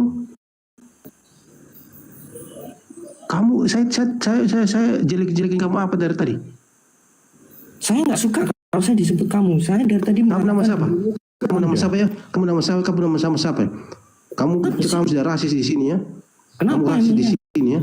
Aku kalau sama kamu Kamu ingat? kenapa? Berani kamu on cam? Hah? Kamu sudah rasis. Berani kamu on cam? Kamu sudah rasis di sini ya? Kenapa? Berani kamu on cam? Hah? Kenapa? Kamu sudah rasis di sini ya? Kamu sudah mewakili nama kedokteran di situ. Saya nggak terima. Weh, kamu ngomong itu saya jelekin kedokteran apa? Coba. Kamu mewakili di sini kedokteran. Kamu ngomong. Apa? Kalau kamu berdialog yang baik, jangan motong. Kita nggak. Astaga. Kamu motong saya. Kamu itu kata motong itu. Kamu primitif. Kalau kamu terus-terusan motong kayak gitu, kamu primitif. Kata motong dalam diskusi itu wajar, kamu yang emosional. Dulu saya. Iya, Bang Garis. Udah apa-apa. Kita dari tadi nggak ada yang motong. Pak Ganeva ini tidak sopan dalam bicara. Dia sudah rasis dengan bilang orang kera dan lain-lain sebagainya. Dia sudah bilang orang kera dan ini. Dia tidak sopan ini. Ya, Bang Garis tadi. Apa kau ingat ini ya? Berapa orang di sini ya? Kenapa? Berapa orang di sini ya? Berapa orang di sini yang dengar ya? Prinsipnya kamu nggak bisa. Kamu bukan teman baru sama saya. Saya pun nama dulu Charles L. Kamu sudah ingat saya punya nama ya. Kita sudah kenal lama ya, tapi ternyata kamu ngomong kayak gini. Kenapa kamu sekarang diskusi? Kita dalam diskusi itu biasa. Kamu ngomong kayak gini. Enggak, kenapa kamu diskusi sama saya motong? Kenapa? Kita diskusi itu potong-potong itu wajar, kamu emosional gitu. Saya nggak pernah motong kamu. Kamu orang baru motong kata sedikit. Kamu kayak orang kesurupan bilang orang macam-macam. Diskusi nggak ada yang motong, goblok. Kamu kesurupan loh. Kalau kayak begini modelnya. Karena kamu sudah 3 kali motong. Orang diskusi itu motong itu aja orang diskusi motong. Primitif berarti kamu. Yang namanya diskusi itu nggak ada motong. Kamu dari tadi lo narasi kita nggak ada yang motong kamu. Nggak ada yang motong. Kok kamu berani-beraninya motong 3 kali? Nah, itu loh. Primitif kamu itu cara diskusi kamu. Ngerti nggak kamu itu? Kan saya belum selesai jelaskan, kamu sudah motong. Saya sudah mendengarkan semua penjelasan kamu. Saya yang belum selesai menjelaskan. Aduh, kamu tadi bilang sholat, sekarang kamu bilang lagi dengar semua. Mana lagi yang betul? Kelihatan primitifnya orang. Kamu terlalu pemosian. Apa? Kamu terlalu primitif. Apa emangnya? Aduh. Kenapa emangnya? Kamu sudah. Apa? Kamu primitif kamu. Kenapa kamu?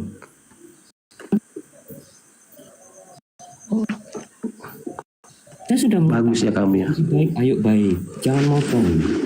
Jangan yang motong. Anda menjelaskan. Bagus kamu cara omongnya.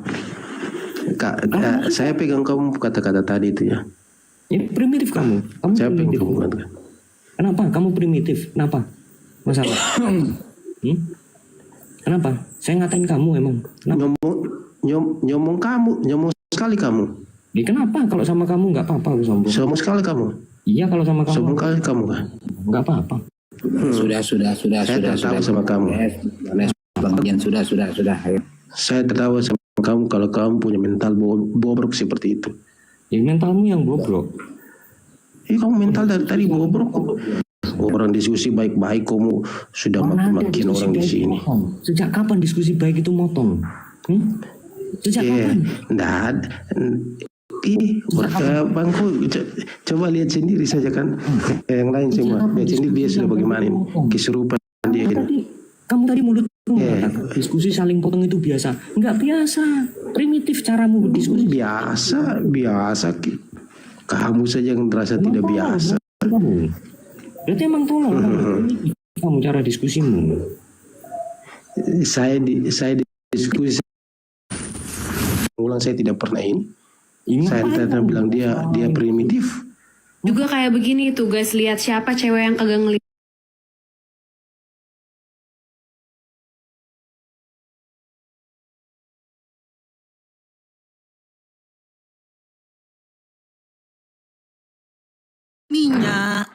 Kakek pakai saya, gas. kakek saya dulu pakai kayu. Makanya Kakek saya dulu pakai kayu.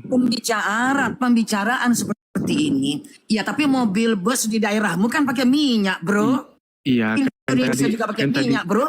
Indonesia ini mayoritas Muslim, bro. Malu kan? Bukan masalah malu. Tadi kan ibu bilang kakek. Kakek saya pakai.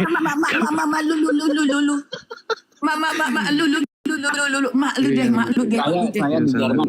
Waktu saya di Jerman, saya tahu betul apa yang disebut produk-produk sekolahan ataupun negara.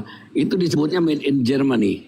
Orangnya, orang-orang Mesir, orang Indonesia, orang apa, nggak ada yang disebut misalnya katakan, oh ini Germany specifically the man who's create is misalnya Paul, gitu. Nggak ada. Justru kita mengenal dari Indonesia Habibie, tapi nggak perlu disebut Muslim. Ini karena menyangkut sistem. Nah, sistem itu yang diadopsi adalah produk daripada negara, nggak ada hubungannya ketika berbicara masalah-masalah yang istilahnya teologi. Yang teologi itu misalnya produk kafir yang Kristen, salib itu produknya made in Kristen, boleh itu, ataupun Bible. Itu sekali Abang Dabu. Dan yang kedua juga lagi, Pak. Ini loh Bang. Yang kedua justru orang-orang yang dia masih dalam keadaan kafir tersebut menginginkan produknya ya menjadi uang di negara-negara Muslim. Lewat produknya dia ingin mengambil uang orang-orang di negara Muslim.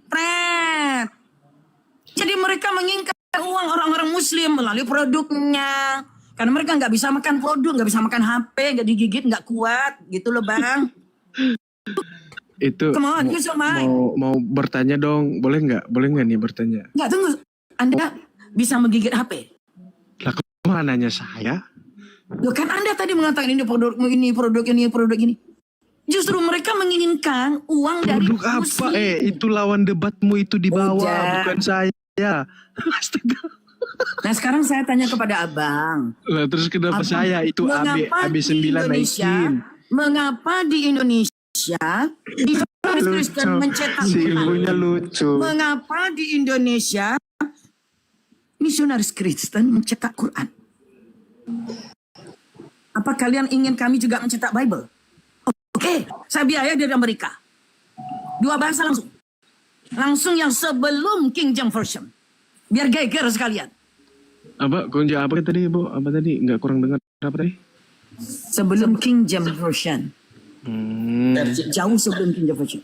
Versi kayak saya punya. Oke, Bunda, ini Bunda, ini Bang Ren mau bertanya Bang. Udah, ya, Bang, bentar.